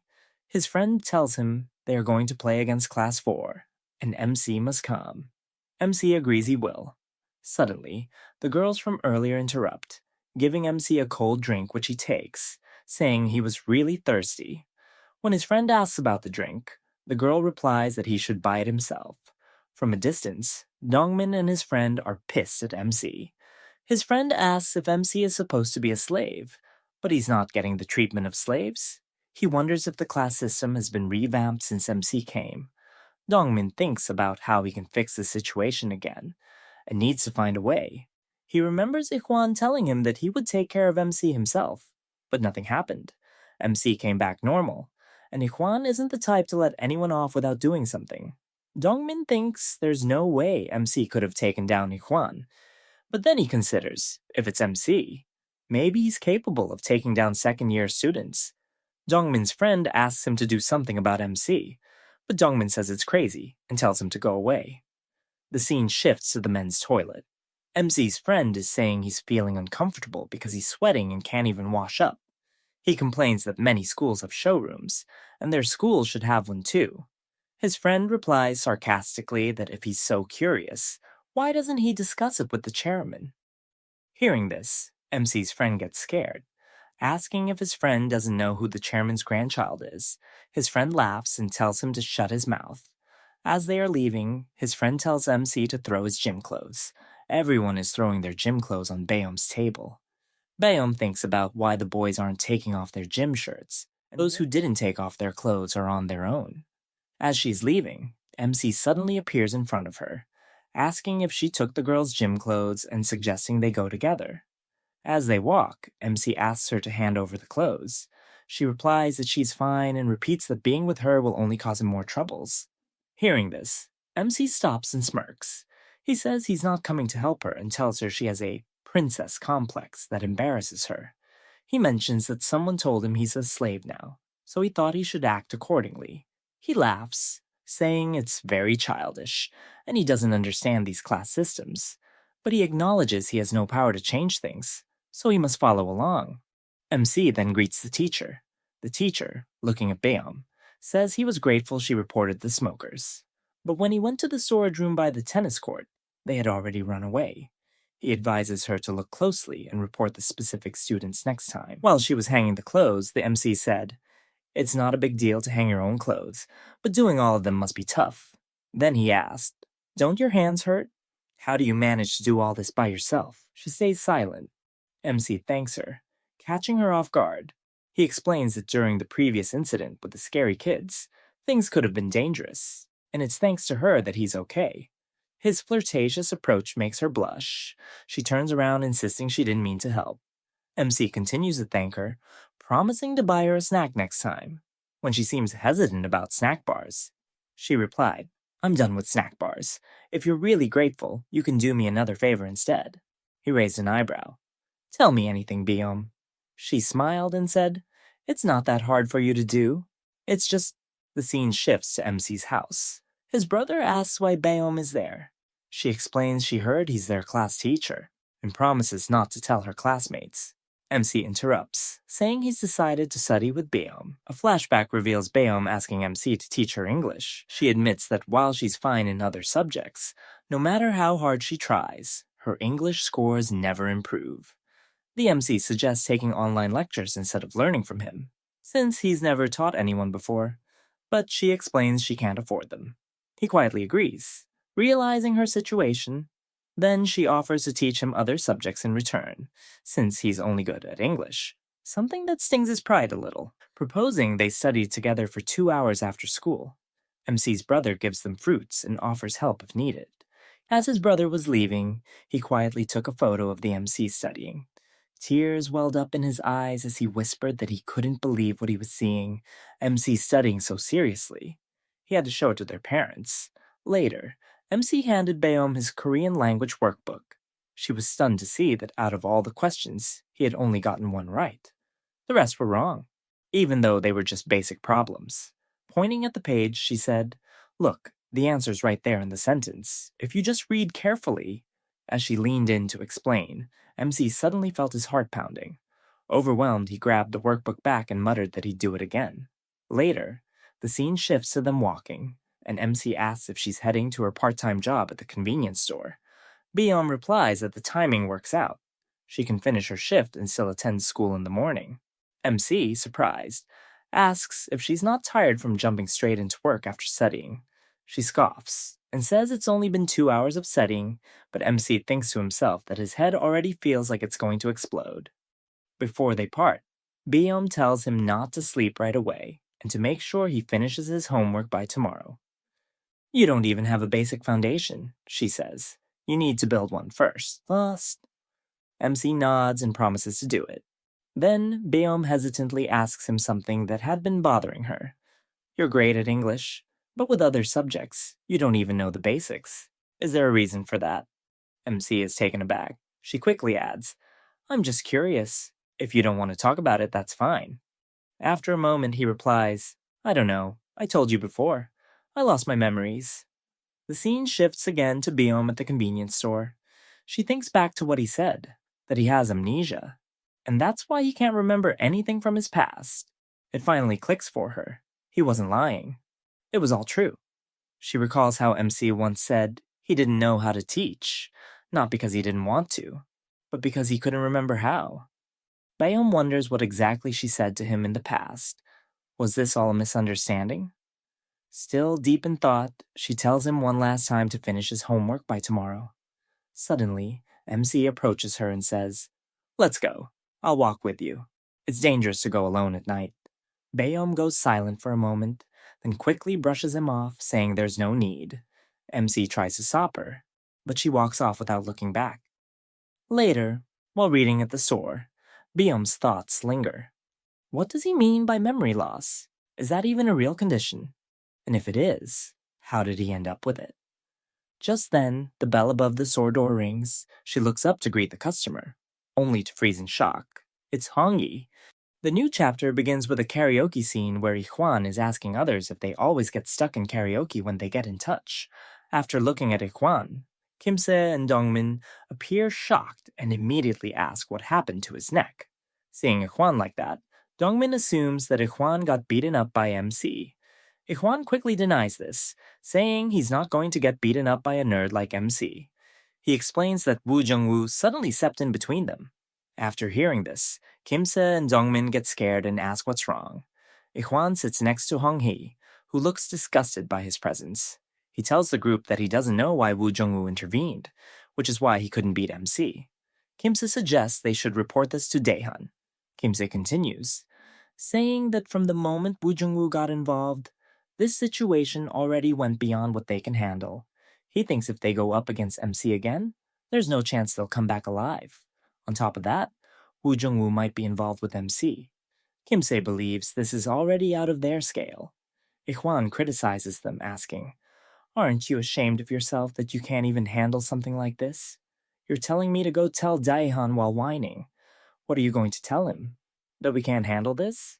He adds pointedly, "Do you think they'll hire us after we graduate?" Kimse asks what they should do, since they don't know how or when Woo Jung-woo will cut in, or how they're supposed to deal with MC in this situation.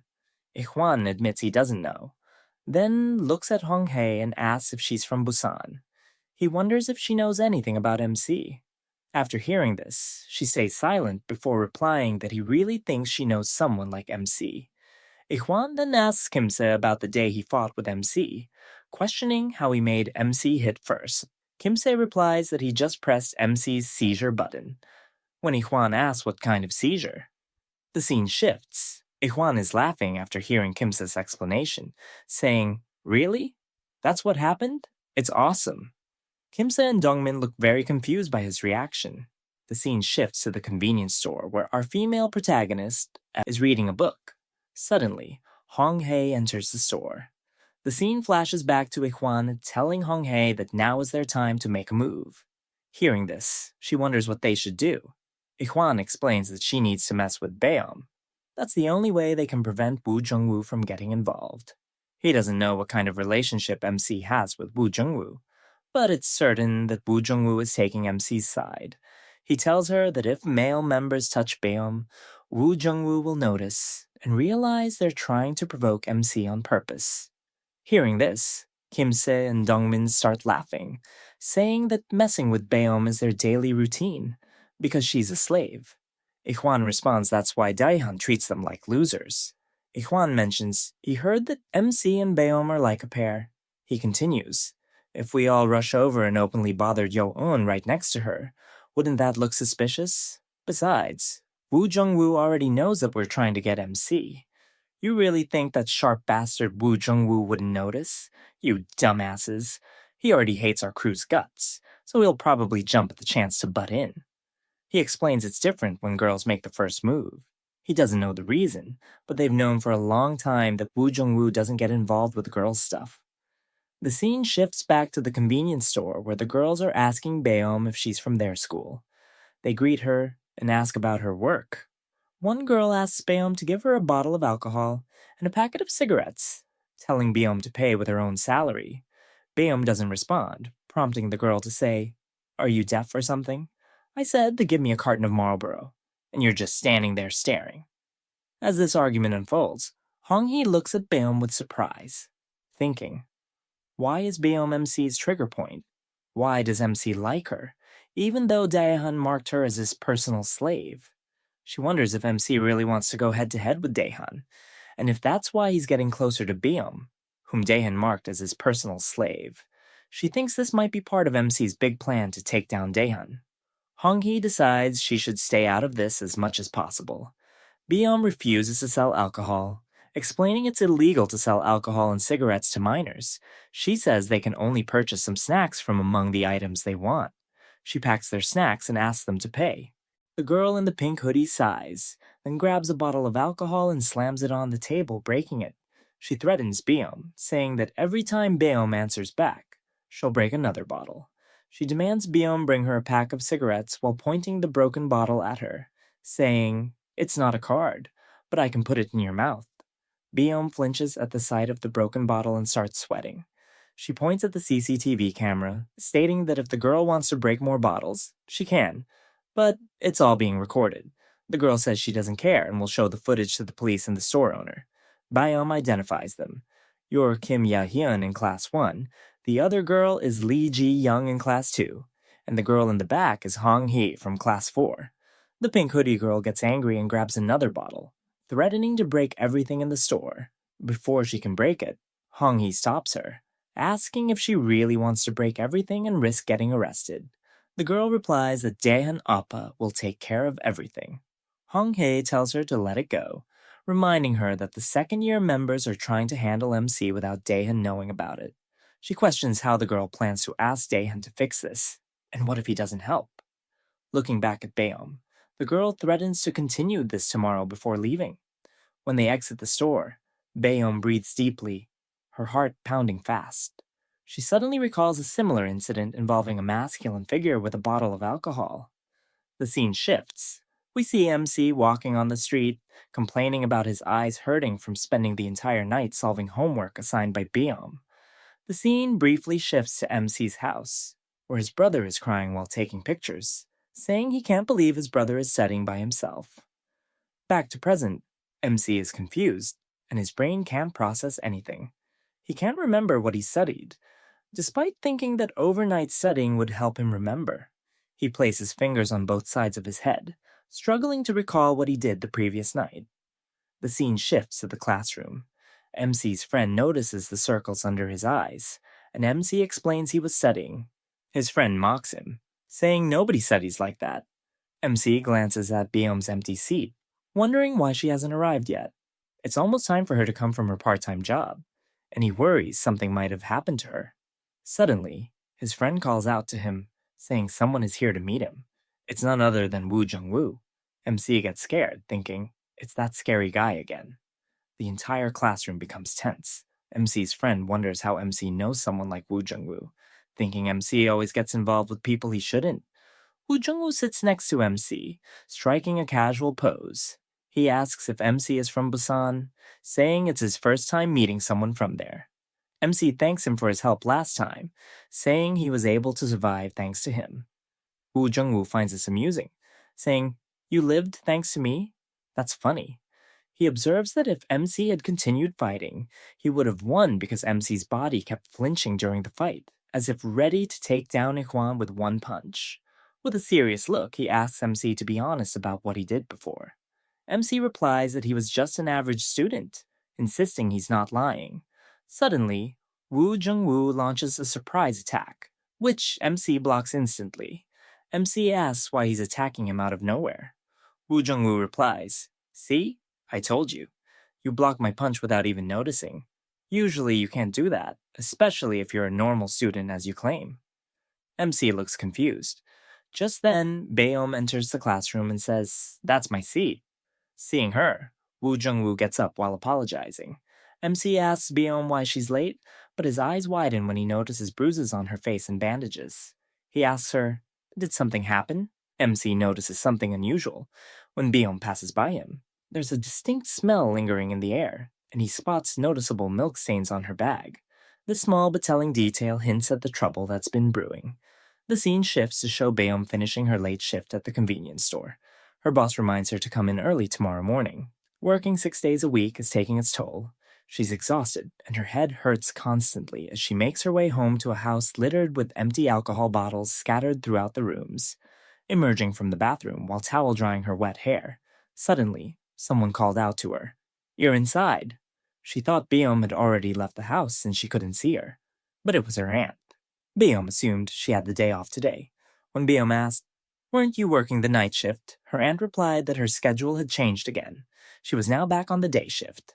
Then, her aunt narrowed her eyes and said, "Don't change the subject. Where are you coming from at this hour?" Baeom explains she's working part-time at a convenience store. Her aunt is shocked. Baeom is a minor working nights without proper parental consent. Before Baeom can explain, her uncle's voice cuts in from behind. "I gave her permission. She's not a child anymore. She needs to earn her pocket money." He stares at Baeom, then glances down at her skirts, sneering.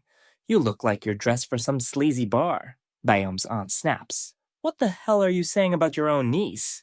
"She's not my niece," he replies, coldly. Her aunt steps forward, seething. "Watch your mouth." The tension is thick enough to suffocate, but Baeom doesn't stick around to argue. The next morning, she's walking to school, lost in her thoughts. Graduation feels like the only escape. If she can just survive until then, she won't have to live in that house anymore. She's so tired she can barely keep her eyes open. Maybe she can sneak in a nap at school. However, Her hopes for a peaceful morning are completely shattered when someone suddenly throws a milk packet directly at her while calling out her name. When Bayom turns around, she sees it's the notorious pink hoodie girl, who taunts her about there being no CCTV cameras in this area, threatening to wash Bayom's hair with chocolate milk unless she follows her commands without resistance. Back in the classroom, Bayom sits quietly cleaning her milk-soaked textbooks.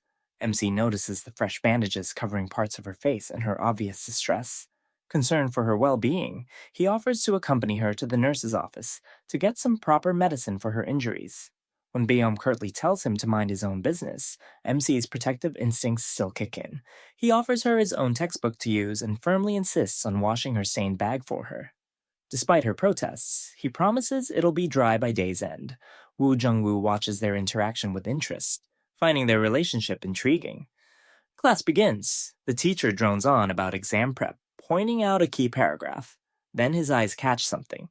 "Why are you two sharing one book?" he snaps, eyeing MC and Biom. Then, like a commander, he shouts, "Who goes to war without a weapon?" Biom starts to answer, but MC cuts in. "It was me. I forgot mine." The teacher glares. "Excuses. Stand up, arms up." MC obeys, standing with his arms raised. He glances at Biom. She looks back. MC mutters under his breath, "What a waste." The teacher hears it. "Are you flirting during my class?" he yells and smacks him again. Evening. MC stands alone on the school rooftop holding Biom's now dry bag. He feels a strange relief, but his thoughts circle back. Why does someone like her have to suffer this much?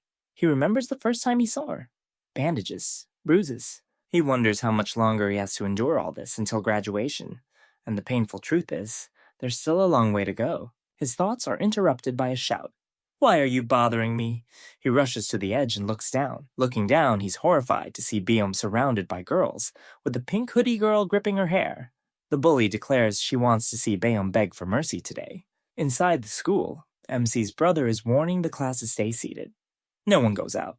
Not to the academy. Not home. If the teacher catches you, you'll regret it. He notices something. 2 empty seats. Biom's and MC's. He frowns. Where the hell are they? Back outside, the situation worsens. One of the girls grabs Biom by the collar. "No fear in your eyes. Let's fix that." Another girl mutters, "You didn't hit her hard enough earlier. That's why she's still got fight." The pink hoodie girl growls, telling them to shut up. The girl next to Hong Hee asked, "Why haven't you laid a finger on Biom yet? Are you trying to switch places with the pink hoodie girl or what?" She replied, "I don't think I can. My shoulder's messed up. Didn't get any sleep last night." Then she asked curiously, "What did you even say to her to make her follow you without putting up a fight?" She reveals crucial information. While drinking with Daehan Oppa, she heard he'd give her a magic spell to make Biom obedient. Biom asks if this is what Daehan told her to do. The girl denies it, then makes a chilling revelation. Biom is a slave, and she was enslaved before Biom ever was. Looking at Biom with hatred, she can't stand that pitiful look. Just as she prepares to strike, someone grabs her hand. MC Stan appears. Other girls gasp as MC tells her to stop, asking Biom how she got there while returning her forgotten bag. As MC hands over the bag, someone strikes him from behind with a wooden stick. Biom screams as MC staggers, blood flowing from his head. The attacker is Kim Se-won with 2 thugs. Ihwan declares that with no distractions today, they'll properly take care of MC. However, Dongming is puzzled.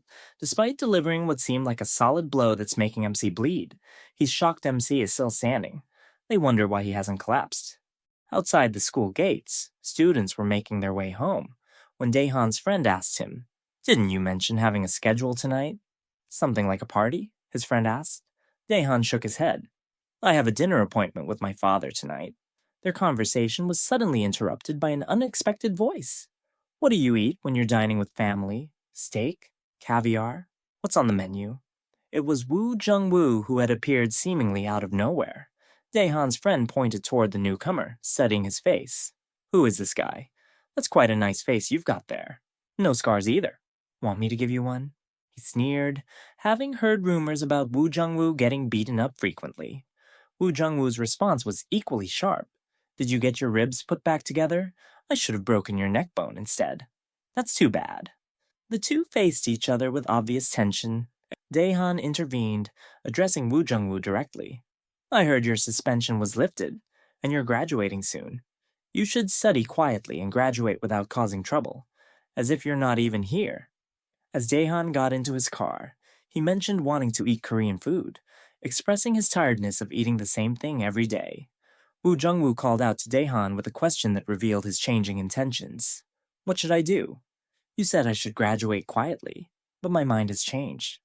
Internally, Woo Jung-woo was strategizing. He thought about the unidentified person he had encountered today, believing he could use him effectively to his advantage. The school environment, which Daehan had influenced, presented opportunities. However, he knew he couldn't stand out too much yet, as these people wouldn't even notice his presence. Meanwhile, at another location, MC had been struck with a wooden stick. The attackers were shocked to see that MC was still standing, despite the severe blow to his head. Suddenly, MC felt something stirring within him.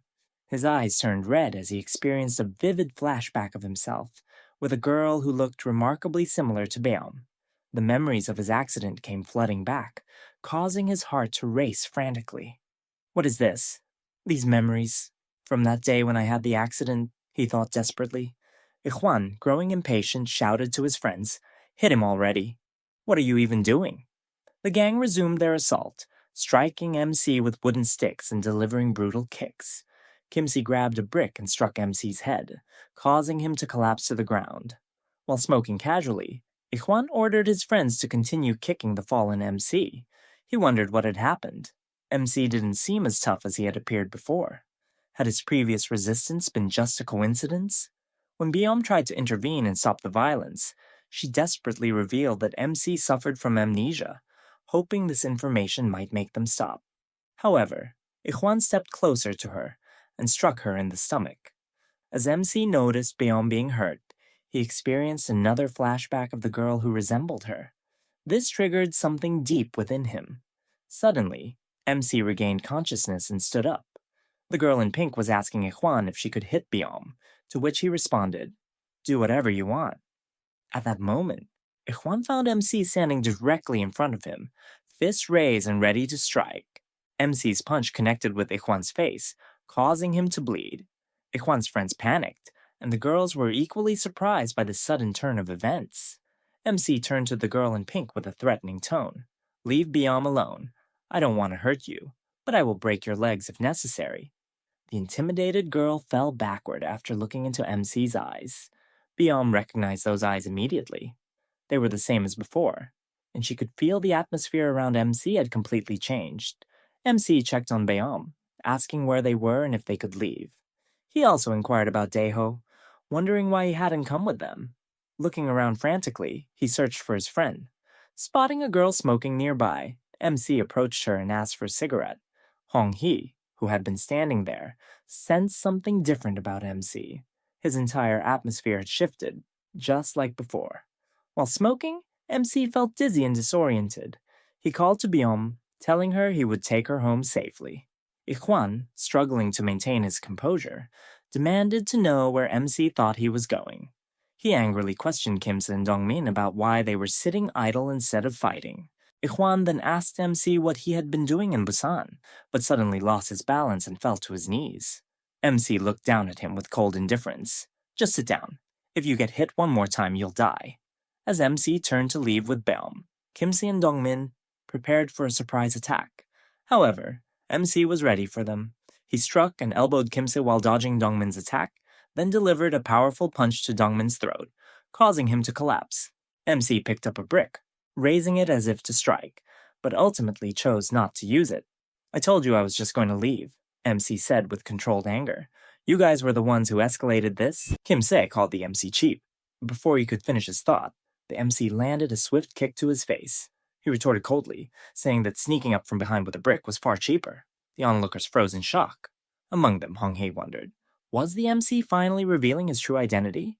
Meanwhile, Ikhwan stared at the MC, puzzled. He had assumed this guy was just some transfer student sent to Class D to ride Daehan's coattails. But now, he wasn't so sure. Narrowing his eyes, he asked the MC if he'd shown up to take over the school with Woo Jung-woo. The MC blinked, genuinely confused. "Who's that?" Ignoring the answer, Ikhwan prepared to fight again. His thoughts raced. He knew now not to take the MC lightly. Despite looking like a pushover, the MC had impressive speed. agility, and awareness. Earlier, he'd been punched in the face. He was lucky his foot slipped and reduced the impact. But today, the MC's entire presence felt different, like he wasn't holding back anymore. Ikhwan reminded himself that he couldn't let his guard down. This wasn't the same fight as before. He needed to treat the MC like a proper high school champion. He devised a strategy: create some distance, bait the MC with a few jabs, then lure him into an opening, dodge his counter, and land a clean punch to the jaw. With that, Ikhwan launched a sharp jab, but the moment his fist extended, he knew he'd miscalculated. The MC's counter came faster than expected, a direct blow to his cheek. Before Ikhwan could react, the MC grabbed his head and slammed a knee into his face. Ikhwan stumbled back, shouting in panic, "Stop! Stop!" But the MC wasn't done. He slapped Ikhwan across the face and reminded him that he had tried to leave peacefully. They were the ones who picked this fight. Ikhwan pleaded again, "Please, stop." The MC coldly told him to beg properly. With blood trickling down his face, Ikhwan finally apologized sincerely, promising never to mess with the MC again. Only then did the MC let go. Turning to the girls nearby, he asked flatly, "Can I go now? Or do you need something else? Want to be scared for life?" Terrified, they shook their heads. "No, we're good. You can go." And with that, they all hurried away. Bayam approached and noticed something alarming. MC's head was bleeding. Blood dripped steadily, and the moment he touched it, MC's body swayed. He muttered something about dizziness and collapsed right onto Bayam's shoulder. Bayam panicked, trying to wake him up, but MC had blacked out. Sometime later, the MC slowly opened his eyes. His body felt heavy, but his mind was clearer. Sitting beside him was Bayam, watching anxiously. She asked gently, "Are you feeling better now?" The MC blinked, looking around the unfamiliar white walls. "Where am I?" "You're in the hospital," she said. "Don't you remember what happened?" Rubbing his temples, he muttered that everything after getting hit with a wooden stick was a blur. His memories were fuzzy, fragmented. He then looked at her and asked, "How did you get out of there?" "Are you hurt?" she said. "They all collapsed." "Collapsed?" he repeated. "What do you mean?" "You collapsed them. You beat them all." The MC stared at her in disbelief. "I did that?" Then Bayom, still visibly shaken by what she'd seen, hesitated before asking, "Is it true, what they said? That you were an outcast back in Busan?" Outside the hospital, MC's older brother urged him to go home and get some rest. His brother asked if he remembered the license plate of the car that hit him. The MC shook his head, lying that everything had happened too quickly for him to see anything clearly. Then his brother told him, "How can you just get into a hit and run? You already lost your memory because of an accident." Then he scolded the MC for sneaking out to buy a workbook without permission, reminding him that just because he was his homeroom teacher didn't mean he could act this freely. Apologetically, the MC stayed silent until his brother asked something else. Did he remember anything at all from his past? The MC hesitated, then asked, "Was I really just a model student in Busan?" His brother raised an eyebrow. "Why do you ask all of a sudden?" The MC looked away, his voice low. "Because nothing's coming back. And it's frustrating. I just want to know what kind of person I used to be." Back at school, his classmates immediately noticed his return. They teased him, asking where he had been since he skipped class yesterday. His friend commented that even his vibe felt different now. The MC gave a simple excuse. He broke his glasses. His friend playfully held up fingers, asking how many he could see, but the MC explained that they were just blue light blockers, not prescription. He planned to fix and wear them again. Still, his friend noted he looked better without them. As the MC scanned the classroom, he noticed someone missing. "Where's Dongmin?" he asked. His friend shrugged. "No idea." That question sparked a memory. The conversation with Biom. She had told him everyone collapsed after being beaten by him. When she had asked if it was true that he was once an outcast in Busan, he vaguely confirmed it, saying he had gotten into an accident while running from the bullies and lost his memory. Biom had grown uneasy after that and apologized. She had even lied to the teacher, saying it was a hit and run, because telling the full truth felt too complicated. Before leaving, she thanked him sincerely. Now, as the MC sat at his desk, Biom quietly approached and greeted him, asking if he was feeling better. He replied that he was fine today. That small exchange sent a ripple through the class. No one had ever seen Biom greet someone first. It was completely out of character. Later, his friends teased him again. "Are you two getting close now?" The MC blinked. "Do we look like that? I didn't know." His friend told MC that they went to the same middle school. Even then, she never talked to anyone. People called her Daehan slave. She was cold, rude, totally outcasted, didn't even respond to girls trying to talk to her, always ate alone, studied like a maniac. But there was one person she did talk to, her little brother. They went to school together all the time. Then he pointed at someone across the room. That's him. He goes here too. Changed completely after joining the school. Became a total thug. The MC recognized him immediately. It was the same guy he had seen earlier. He'd even asked Beom about him once, and she told him he was her weakness. In the cafeteria, the MC realized he'd left his wallet in class. As he turned to go back, Woo Jung-woo suddenly appeared and stopped him. I'll buy it. What do you want to eat? The cafeteria fell silent. Everyone was shocked. Why was Woo Jung-woo being so friendly with the MC? Outside holding a cold drink, the MC said Woo didn't need to do that. But Woo smiled and said he could at least buy his brother a meal from his part-time job. If you're ever hungry, just tell me. Then, eyeing the bruise on MC's face, he asked, What happened to you? Fight? The MC shook his head. Car accident. Woo sighed. Man, I wish something interesting would happen already. Just then, they spotted Beom's brother being dragged away. Woo's expression darkened. That bastard again? He explained that the upperclassman with him was a second year from Daehan's group. He was known for targeting first years just to mess with them, probably trying to prove something after losing to Ikhwan. Watching MC's concerned face, Woo nudged further. First years really have it rough. They get beat for no reason. I wish I could help, but I'd get expelled. I wonder if someone else will step up. The second year began yelling, accusing the first years of acting like they were Daehan's crew. Then he insulted Ikhwan, calling him useless and unqualified. Turning to Beom's brother, he asked sarcastically if what he said was true. The boy mumbled something unclear, and the second year punched him in the throat. He beat another kid too, and ordered them all to bow. That's when MC stepped forward. They've been hit once. I'm sure they understand now, he said calmly. The second year turned to him. Who the hell are you? MC replied evenly. Just a normal student. Elsewhere, Ikhwan lay on his bed, groaning in pain. Kimse lounging nearby. Kimse asked if he was going to school, to which Ikhwan barked, Are you kidding? Going now would be like advertising that I got beat up. Kimse suggested telling Daehan about MC, but Ikhwan shut it down. If Daehan found out they got wrecked by one guy, they'd be kicked from the group. His future, including a job at Daehan's father's company, would be ruined. So, his plan was simple. Pretend the fight never happened. He warned Kimse to keep the girls quiet too. Then he muttered, Something tells me MC and Woo Jung-woo are cooking up something crazy at school. Back at school, Woo Jung-woo stood quietly in the corner, enjoying the unfolding scene. He thought to himself, if MC hit Ikhwan, it would raise suspicions. But if he hit someone who wasn't a leader, no one would care. Woo was curious to see MC's real strength. Meanwhile, Beom's younger brother glanced at MC, confused. He had seen him somewhere before. Then, it clicked. He remembered MC had once been with his sister, and she had told him she used to be part of the group. A frustrated, bulky first-year student stepped up to MC, telling him to piss off. He snapped, asking what class MC was in and whether no one had taught him manners yet. Beom's brother stepped in, saying he heard MC was also a member. That caught the fat guy's attention. He had never seen MC before. Then he asked mockingly if MC was that transfer student who beat Dongmin, got wrecked by Kimse, and ended up as a slave again. He scoffed, asking if MC thought everyone was as easy to handle as Dongmin. MC calmly replied that it wasn't like that. He just hoped talking things out would help them understand. But the fat guy wasn't interested in words. He slapped his hand on MC's face, daring him to fight. Come on, hit me, he said. Elsewhere, Ikhwan and Kimse watched. Kimse wondered aloud if they should warn the second years not to mess with MC. Ikhwan replied that MC wouldn't fight unless pushed to the edge. He was just a model student.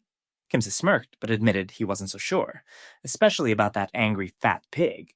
He might do something reckless. Back in the hallway, just as the fat guy was about to slap MC, MC moved. In one swift motion, he locked the guy's arms from behind and told the nearby first years to go to class. They hesitated, but MC reassured them. Don't worry about me. Just go. The fat guy struggled but couldn't break free. He wondered how MC could be this strong. It felt like fighting a demon. Watching from a distance, even Woo Jung-woo was impressed. He smiled, thinking, I like this guy even more now. I couldn't even hold someone that size for this long. Suddenly, Beom's brother rushed in and kicked MC's arm, breaking his grip. He asked the fat guy if he was okay, but instead of gratitude, he got slapped across the face. Who told you to interfere? The fat guy growled. He then reached out, ready to grab and attack him. In that tense moment, the MC remembered something his friend had once told him. The Beom really cared about his little brother, but something had changed after he came to the school. Before things escalated, the MC stepped in and told the fat guy to stop. He rushed forward, but the fat guy just smirked, and then grabbed the MC. Watching from the side, Woo Jung-woo thought things were over. That guy was built like a wrestler, but just as the fat guy was about to throw him, the MC landed a clean punch straight to his jaw, dropping him to the ground in a single hit. Everyone stood stunned. Wu Jungwoo couldn't believe it. What had he just witnessed? How did the MC land a hit like that, without a proper angle, and knock out someone that huge in just one blow? As the MC returned to his usual calm self, he turned to the first years and asked, "What are you doing here? Didn't I tell you to leave?" Looking down at the fat guy, the MC hesitated, unsure of what to do next. Should he just leave him there? Then Biom's brother asked him, "Why are you helping them? Do you even know them?" The MC replied, "I'm friends with your sister, and if she hears that you got beaten up like this, she's going to be heartbroken." Later that day, a third-year student wearing a pink t-shirt was happily eating donuts in the hallway. A student greeted him, and the senior cheerfully offered him a bite. The student hesitated at first, but when the pink t-shirt guy jokingly asked if it was because it looked dirty, the junior quickly took a bite. That made the senior laugh in satisfaction, but then his smile faded. He spotted his younger brother sitting in the classroom, head down on the desk. He approached and asked why he was acting like that. Hadn't he slept last night? He even brought him a donut from a popular shop, but the boy simply told him to leave it, saying he'd eat it later. The older brother grew annoyed, scolding him for not even looking up after he went out of his way to bring food. He grabbed his brother's face and froze. He was crying, with a bandage on his chin. Furious, the older brother demanded to know who made him cry like that. Elsewhere, Woo Jung-woo stood outside, staring at his cigarette. He sighed, admitting to himself that he couldn't turn into a chain smoker. He tossed the cigarette aside, lost in thought. He had underestimated the transfer student. MC was more incredible than he expected. But the real question haunted him. Why did MC transfer here of all places and start living like this? What exactly was he planning? MC, meanwhile, wondering why he continued getting involved in fights. Why he always messed things up. Then, his vision blurred. He felt like something inside him was trying to emerge, like there was someone else sharing his body. And strangely, there was always one thing in common whenever he felt this way. Biom. Back in class, Biom's younger brother was talking to a friend. The friend asked who the guy was that helped them earlier. He seemed to know Biom personally. Then he teased Biom's brother, asking if Biom had a secret boyfriend she never told him about. Biom's brother grumbled, but their conversation was cut short when the two fat upperclassmen, the brothers, entered their class asking about MC. Meanwhile, MC and Biom were cleaning a bathroom together. MC couldn't help but wonder what kind of school made a girl clean the boys' bathroom. As they worked, he casually asked if she'd still be coming over to his house to study. She raised an eyebrow, replying that of course she would. Why was he even asking something so obvious? Didn't he want to? MC admitted he was just worried about her after what happened yesterday. But Biom shot back, asking if he studied based on his condition too. Then, glancing at him, she asked why he wasn't wearing his glasses today. MC replied that they were broken and sent for repair, then asked if he looked weird without them. She replied softly, saying he looked better without them. MC blushed at the compliment. He awkwardly rushed to throw away the trash, his heart racing. Outside, he pulled out his phone and opened the camera, wondering to himself if he really looked that cool without glasses. Maybe he wasn't that bad looking after all. As he was on his phone, a student walked up and called out to him. The MC looked at him and asked, "Weren't you the guy who was with Biom's brother? And what happened to your face?" Back in the classroom, the day was ending, and students packed up to go home. Biom reminded MC that today he was supposed to tutor her in English, just like she helped him with Korean before, but MC told her he couldn't study today. Biom was surprised and asked why. She warned him not to make excuses. Consistency was key to improving, but MC just told her he'd go ahead first and see her tomorrow. She stared after him, frustrated. Why was he suddenly acting like this? Outside, Biom's brother was trying to explain to the fat upperclassman that he didn't really know the guy who helped him earlier. The fat guy wasn't buying it. He grabbed Biom's brother by the throat and said that if it weren't for Daehan's specific order not to lay a hand on him, he'd have already beaten him senseless. Just then, MC walked up. The fat guy immediately pointed him out to his bigger brother, saying he was the one who broke his cute little brother's jaw. Meanwhile, Biom was still thinking about MC. She couldn't understand why he had suddenly left like that, and why he was acting so distant when people clearly cared about him. Just then, someone called out to her. She turned and froze. It was Daehan.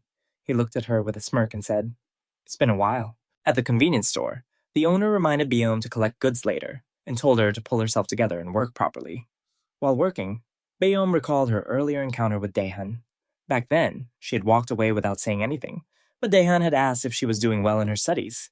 Biom replied sarcastically, asking if he came just to mock her, and whether he really thought things were going well for her. Daehan laughed and told her something strange. Whenever his group gathered, he often saw her brother. He said she shouldn't worry too much, because he was going easy on her brother. For her sake. That left Beom wondering what her brother had gotten himself into.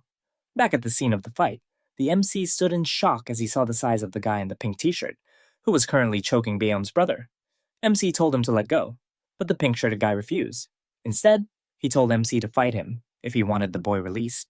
Tightening his grip, he warned that if MC didn't come over now, he'd snap the boy's neck. MC rushed forward, but the guy hurled Beom's brother at him. As MC caught the body, the guy punched him hard in the face, knocking him down. He then sat on top of MC, pinning him down and preparing to hit him 10 times. As the first few punches landed, Beom's brother watched in disbelief. He couldn't understand why MC kept interfering and wondered if he should use the chance to run away. But MC, still under attack, told him to run while he held the guy off. Beom's brother was confused. Why would MC do this for him? The green t-shirted guy nearby warned Beom's brother not to move unless he wanted to get beaten up too. As MC continued getting hit, Beom's brother realized that at this rate, MC might actually die. As the pink-shirted guy raised his fist for the final punch, MC suddenly blocked it with his hand and asked calmly, "Do you even know who you're sitting on?" The thug was shocked. He couldn't pull his hand back. MC tightened his grip until the guy screamed in pain. He warned that if he didn't get off now, he'd become left-handed for life. The onlookers were startled. MC grabbed the thug by the neck and headbutted him, knocking him off.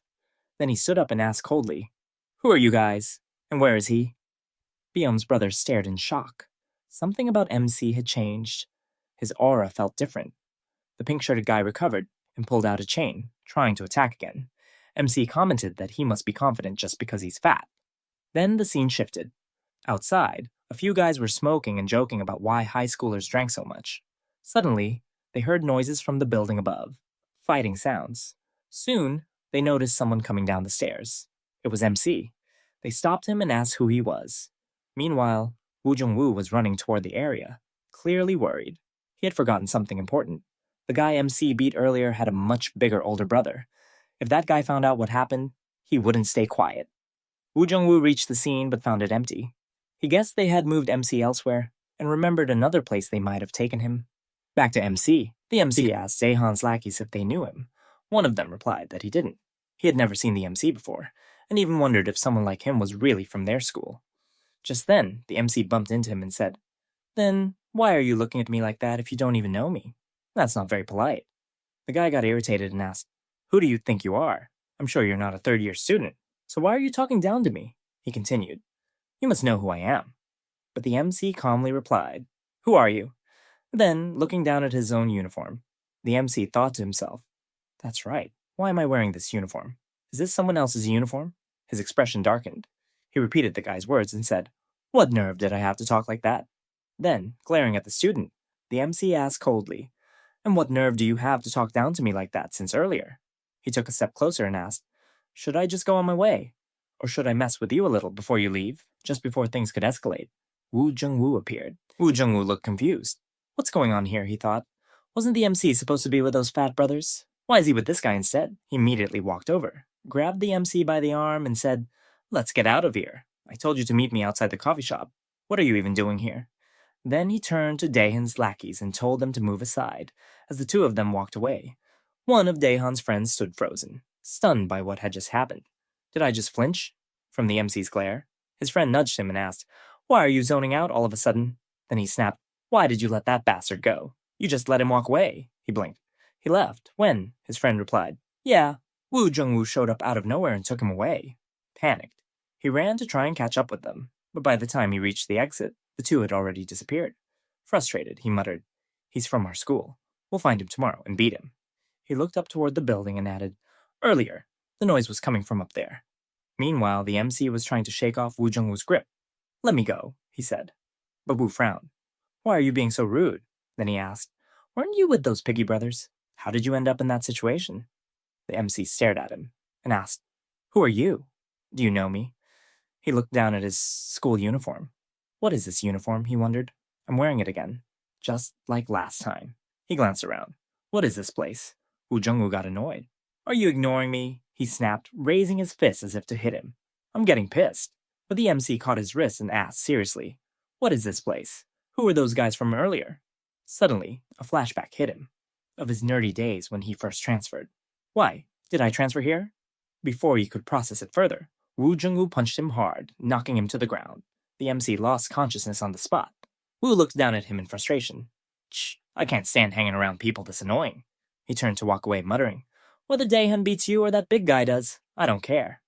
But he paused, glanced back at the unconscious MC, and despite his words, he picked him up and carried him somewhere else. Sometime later, the MC slowly opened his eyes. Wu Jungwoo stood nearby and said, You slept for too long. The MC sat up and looked around. Where is this place? Why was I sleeping here? Wu Jungwoo looked annoyed. What happened to you earlier? You were being rude. Don't act like that again. Back at the scene, Daehyun's friends were stunned to see the fat brothers lying on the ground, defeated. One of them pointed out that the uniform belonged to their school. Another asked who the guy was that had beaten them both. One of them pointed toward Beom's brother. Is that our school uniform? Another asked, Who is that guy who just came and beat them like that? The scene cuts to Busan. A group of thugs was bullying the two students. One of the bullied students pointed at his uniform and said, Can't you see? We're from Horyung High School. Can you even handle that? One of the thugs slapped him across the face. Handle it? Of course we can. You guys were only strong because of the MC. Now that he's gone, you're just pushovers. And then someone behind them spoke up. Are you sure their school is a pushover now? It was Ji Daeho, the same person Hong Hee had once mentioned to the MC, saying she knew him from Busan. The bullies laughed awkwardly. No, it's not like that. We just heard it from someone. The guy suddenly launched an attack, shouting, You guys were only strong because of the MC. But Ji Daeho kicked him straight in the stomach, stopping him in his tracks. Then he grabbed the guy by the hair and growled, Why don't you check for yourself? Are all the students from our high school just pushovers? After beating them down, Ji Daeho turned to the two students and told them, Go straight home. As he watched them leave, he muttered to himself, Because of the MC, everyone's treating us like we're weak. He looked off in the distance, wondering, where the hell did he disappear to? After the incident, Wu Jungwoo couldn't shake off the feeling that he might have blown things out of proportion. He had only meant to test the MC's fighting ability, just a harmless little probe, but things had escalated far beyond what he expected. The MC had somehow run into none other than Young Hui-moon, Daehyun's close friend and arguably the most dangerous one. Now Youngwoo sat with a knot in his stomach. He wondered, what if Hui-moon ended up liking MC's spirit and tried to pull him over to Daehyun's side? Or worse, what if Hui-moon, with his twisted personality, saw him as a challenge and decided to take him on directly? That could make things spiral out of control. But oddly enough, Jungwoo laughed to himself. If it did come to that, it might actually be fun to watch. Meanwhile, back at home, the MC was still lying in bed when his older brother tried waking him. MC lazily replied that he'd gone to bed late and needed more rest. His brother, already dressed and ready for school, said he had something to do early and was heading out. Before leaving, he reminded MC to eat something. As he closed the door behind him, a small smile formed on his face. He figured MC must have stayed up late studying again. The thought made him oddly proud, but the truth was far from that. Once the coast was clear, MC got up and checked if his brother had really left. He slowly made his way to the bathroom, looking at his reflection. His face was covered in bruises and bandages. It was a mess. He was scared of being seen like this, especially by his brother. While brushing his teeth, the same troubling thought repeated in his head. He couldn't remember what had happened. And this wasn't the first time. After getting dressed, he began looking for his backpack but couldn't find it anywhere. Then, flashes from last night hit him. He remembered leaving home with the bag, but not much else. He vaguely recalled losing it during that strange encounter, though he couldn't recall where exactly it had happened. As he stepped outside, hoping to retrace his steps, he was surprised to see Beom standing there, holding his backpack. Startled, he walked up and asked if she had been waiting for him this whole time. She casually replied that she hadn't been there long. MC asked why she didn't just come to his house and return it. She explained that if she had, his brother might have seen her and gotten suspicious about him losing his bag. Then she turned the question on him. Why had she ended up with his bag in the first place? MC asked her that directly, and Beom went quiet for a moment before asking him something unexpected. Do you know my brother? MC paused, confused. She explained that it was her brother who had found the bag and handed it over to her. And then she asked, was that connected to why MC had left so suddenly the day before? MC was caught off guard. He quickly asked what else her brother had said. Beom told him that he didn't say much, just gave her the bag and walked off. That brought MC some relief. His brother didn't talk about the fight, and at least for now, it seemed like he was safe. To explain things away, MC casually said it was nothing serious. There had been a soccer match, and her brother had just happened to be around. Maybe he forgot the bag there. But Beom wasn't letting it go that easily. She pointed at the scratches and bruises on his face and asked if he got hit by a ball or something. MC awkwardly laughed and claimed he took a hit while heading the ball. Stuff like this happened in soccer, he said. Beom didn't seem convinced. That moment triggered a memory for her. Last night at the convenience store, her brother had suddenly shown up, carrying a familiar backpack. She'd asked what he was doing there, and he replied that a friend of hers had forgotten something. She'd looked at the bag and instantly recognized it as MC's. Then came the awkward question, "Are you dating that guy?" Biome blushed and asked what he was trying to say. Her brother looked at her and said that based on her reaction, it didn't seem like she was. Then he added that he couldn't imagine her liking someone like MC anyway. But he remembered what MC had told him the previous day, and it seemed like MC might feel differently about her. Before leaving, she stopped him. "Are you hanging out with Daehan's gang now? Are you really thinking about joining those thugs? Do you really want to end up like that guy?" Her brother had snapped at her, asking, "Who do you think I'm doing this for?" She stood there, confused. He continued, warning her to stop getting involved with Daehan, reminding her how Daehan had already ruined her school life, and that things could still get worse. Back in the present, Baeom walked in silence, her thoughts racing. It was clear something had happened between her brother and Mac. But what kind of incident could it be? Could it really be connected to Daehan again? She had never seen anyone walk away unharmed after getting involved with him. Then, a memory flashed. Daehan and another guy in flashback. Her chest tightened. Was it her fault? Ever since she got tangled up with Daehan,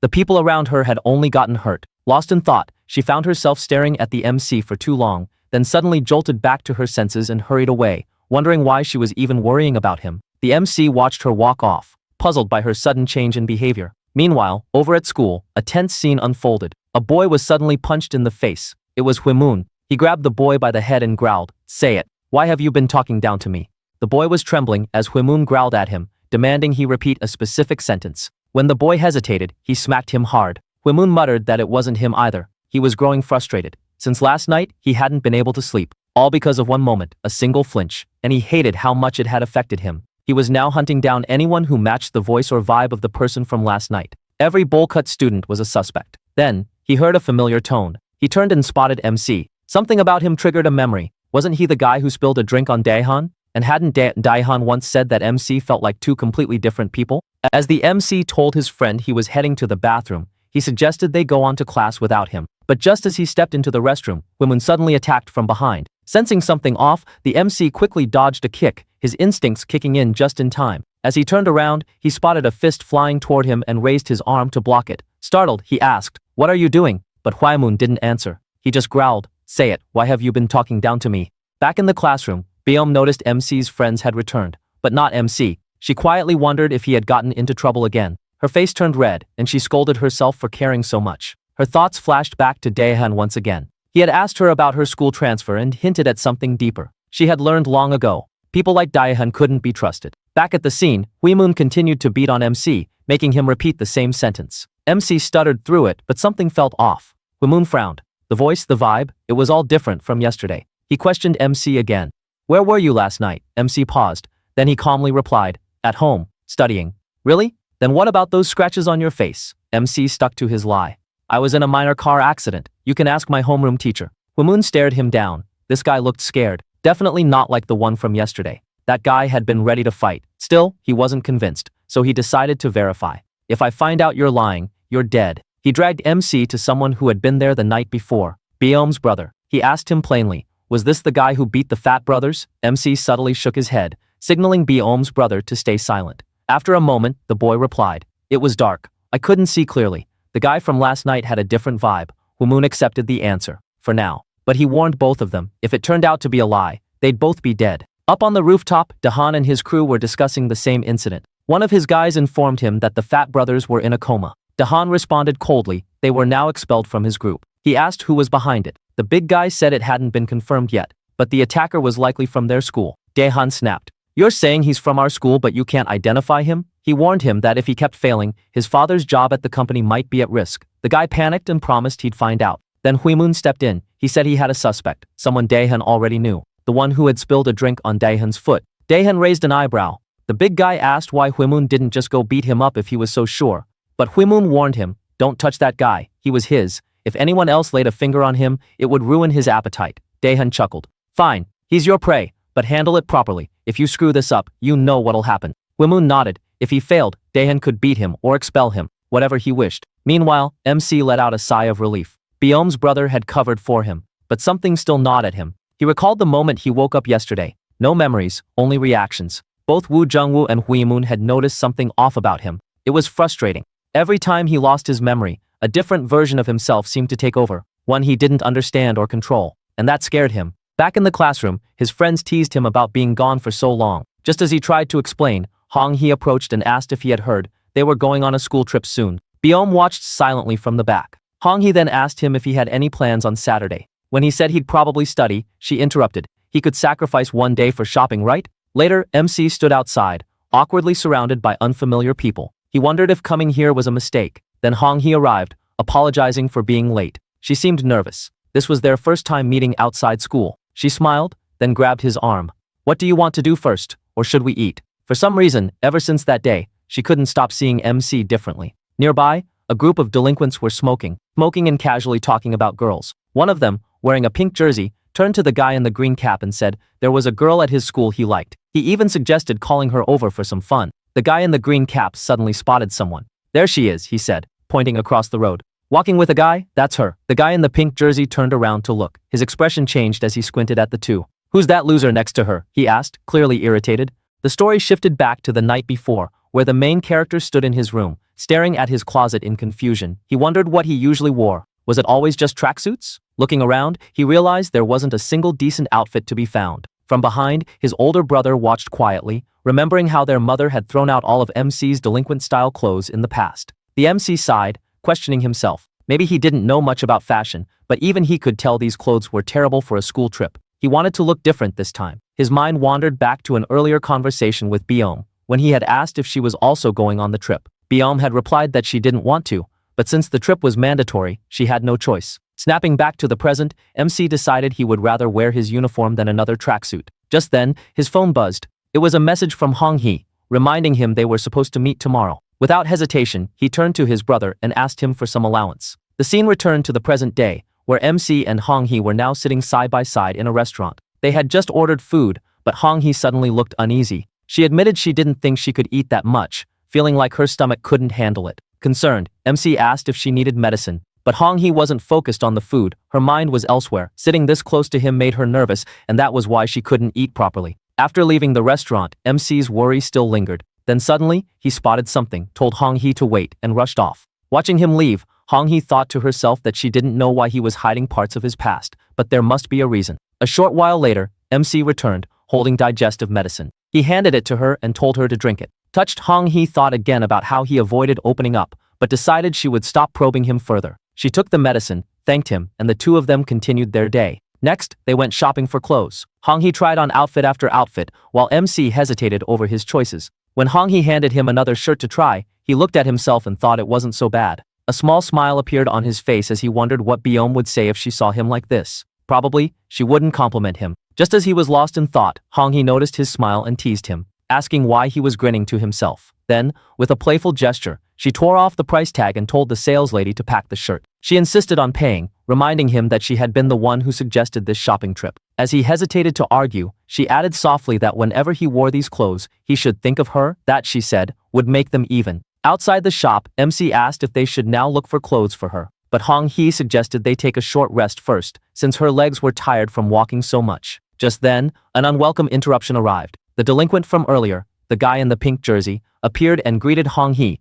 commenting on how she had gotten prettier. Soon, they all ended up inside a cake shop. While one guy was enjoying his dessert, the pink jersey delinquent smacked him and complained that Hong Hee needed to take a picture first. After scolding, he ordered MC to go buy another cake. MC, unfazed, asked if he should buy just one or more. The guy smirked and told him to get cake for everyone. Meanwhile, another boy nearby kept staring at MC, trying to place where he had seen him before. The pink jersey guy leaned closer to Hong Hee, flirting shamelessly. He said he had missed her and had even sent her messages, but she never replied. Hong Hee dismissed him, saying she rarely checked her DMs. Annoyed, the delinquent pointed out that she posted stories every day. He slid his hand onto her shoulder, making her uncomfortable. Hong Hee's thoughts raced. Why did she have to run into him now? He had been bothering her since the last string party, and she had avoided him on purpose. Worse, he was part of the Seongsan boys, and close with Daihan, which meant she couldn't openly show her dislike. While MC bought the cakes, he glanced back and noticed Hong Hee looking uneasy beside the pink jersey guy. The delinquent then tried to jog her memory, asking if his outfit reminded her of something.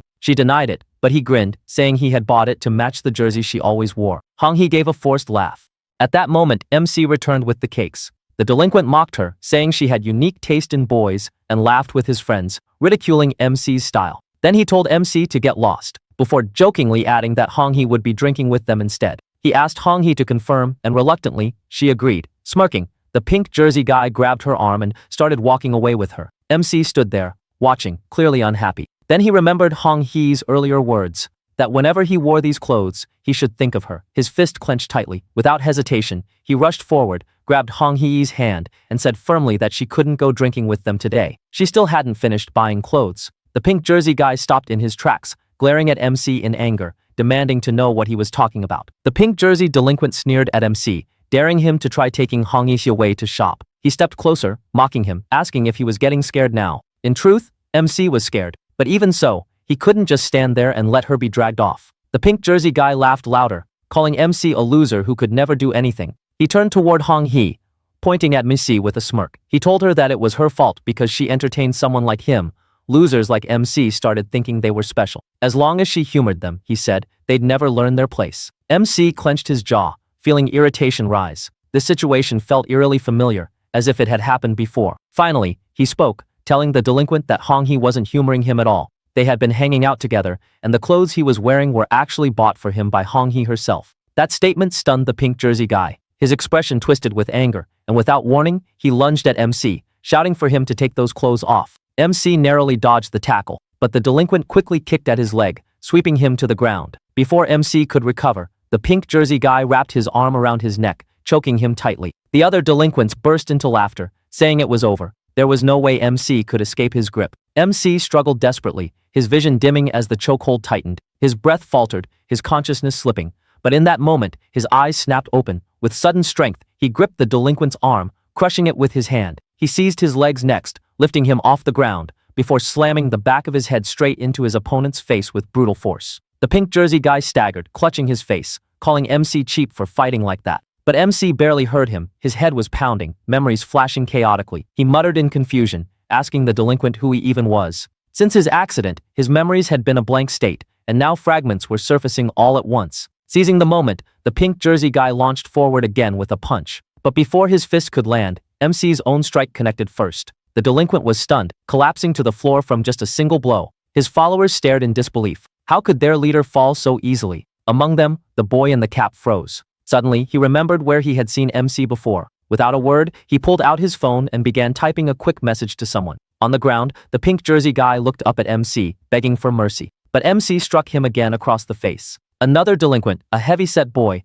tried to lunge at MC, but he was instantly dropped with a sharp kick to the face. Glancing at the boy in the cap, MC asked coldly if he wanted to be beaten as well. The cap-wearing boy shook his head quickly, insisting he had no intention of fighting. Meanwhile, Hong-hee rushed forward, asking MC if he was all right. But to her shock, MC looked at her with distant eyes and asked if she even knew him. Then he said something that shook her completely. His name wasn't Jo-eun, it was Jo-hoon. The moment he said it, the air around them changed. His expression, his aura, it was completely different, just like that time before. He swayed slightly, feeling dizzy, and asked Hong-hee if she knew him. He said he had countless questions for her. Still disoriented, he asked who those delinquents were and why he was even here. Hong-hee stood frozen, unable to answer. MC finally said they should leave and talk somewhere else. But before they could go, the cap-wearing boy stepped forward, stopping them. He warned that MC couldn't leave yet, because someone had been desperately searching for him. And then, from the distance, a figure appeared. Waimon charged straight at MC at full speed. He leapt into the air, aiming a vicious kick, but this time, MC raised his arm and blocked it. Waimon smirked darkly, telling him that he had finally found him. A little earlier, Waimon had been sitting inside a karaoke bar, clearly irritated. His thoughts lingered on MC, fueling his frustration. Just then, his phone buzzed, a message from the cap-wearing boy. The moment he read it, Wamon's expression shifted. Excitement replaced his annoyance, and without wasting another second, he rushed out. That was how he ended up here. Now, standing in front of MC, Wamon grinned sharply. He told him that he had been searching everywhere for him, but MC only tilted his head in confusion and asked the same question he had asked others before.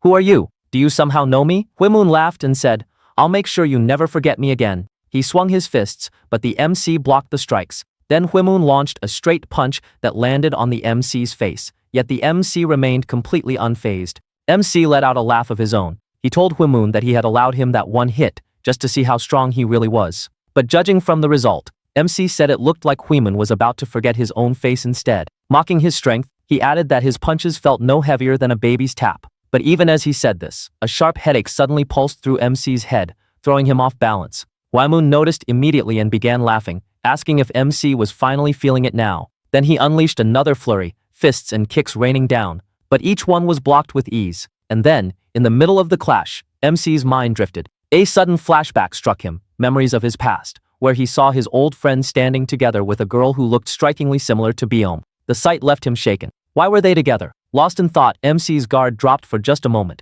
Hwaemun seized the chance and landed a punch squarely on his face. The blow snapped MC out of his trance. Fueled by anger, MC retaliated instantly. His fist crashed into Hwaemun's face, sending him reeling. Grabbing him by the collar, MC rained down more punches, his strength overwhelming. Meanwhile, back at the karaoke bar, another scene unfolded. One of Daehan's close allies entered, asking about Hwaemun.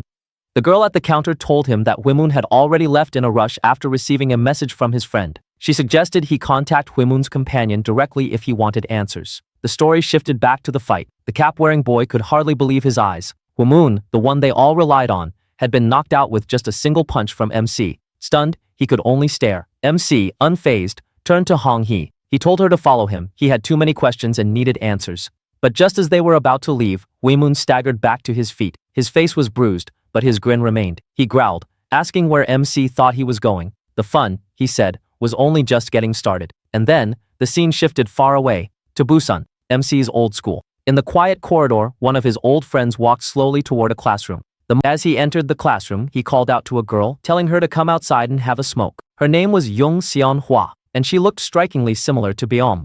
On the rooftop of their old school in Busan, Ji Daeho and Jung Seon Hwa stood side by side, smoking. The silence lingered until Daeho finally asked what she had been thinking about earlier in the classroom, wondering if she was thinking about MC again. Seonhwa laughed, reminding him that he used to call MC his best friend. Yet now, he acted as if being best friends didn't mean anything. Daeho sighed, saying of course he remembered MC, but no matter how much he thought about it, there was no way to find him. So what was the point? Still, Seonhwa pressed further. She asked if he had heard any recent news about MC. Daeho shook his head. The only thing anyone knew was that MC's parents had once said they were taking him to America for treatment. But even now, if they went to his old house, they couldn't find his parents anymore. Seonhwa muttered that MC always hated America, so why would he ever agree to go? The story then shifted into a flashback, revealing how Hwaemun first joined Daehan's group. Even back in elementary school, Hwaemun's strength was legendary. His fighting skills were so terrifying that even nearby high schoolers avoided crossing him. That was when Daehan discovered him and brought him into the fold. Hwaemun's bond with the cap-wearing boy stretched back to middle school, and because of that friendship, the boy always believed he had nothing to fear. But now, watching his powerful friend lying broken and motionless, he experienced something he had never felt before: fear. For the first time, Hwaemun was being cornered. The cap boy's phone buzzed again with a call from an unknown number. Meanwhile, on the ground, Hwaemun groaned in pain, clutching his side. He muttered that MC's fists felt like hammers, nearly collapsing him with just a single blow. MC told him that if he was really hurting, then he should stay down, because MEC had something urgent to do. But Hwaemun only laughed bitterly and forced himself back to his feet. He accused MC of pretending to be an innocent transfer student while hiding his true nature. MC noticed an opening and went in for a punch, but Hwaemun caught his fist midair. Hwaemun smirked and said he had left the opening on purpose. "Now it's my turn," he sneered, grabbing MC's head and driving a knee strike toward his face. But MC blocked it with ease. In retaliation, MC drove his fist straight into Hwaemun's knee, the impact shattering the bone. Hwaemun screamed as MC grabbed his face and slammed him to the ground. Then, without pause, MC unleashed a relentless barrage of punches. Hong Hee and the cap boy froze in shock, unable to process what they were seeing. Even after taking so many blows, Hwaemun endured. MC grudgingly admitted that his durability was impressive, but his own arms were starting to hurt. He muttered that he needed to end this quickly. Raising his foot, he prepared to crush Hwaemun's face with a finishing kick. But before he could strike, a voice shouted, "Wait!" It was the cap boy, holding Hong Hee in the air by her neck. He threatened to kill her if MC didn't stop. MC glanced at him coldly and replied that he could go ahead and kill her. But if MC couldn't ask her the questions he needed to, then the cap boy would end up just like his friend, lying broken on the ground. Fear flickered across the boy's face. He stammered and told MC not to come closer. But before he could act further, a fist suddenly smashed into his face. It wasn't MC, it was Hwaemun. The cap boy stared at him in disbelief, asking why Hwaemun had attacked him when he was trying to help. Hwaemun wiped blood from his mouth and growled that he hated when anyone interfered in his fights. He turned back toward MC, saying he was ready for another round, but MC only asked calmly if he was sure he was even all right.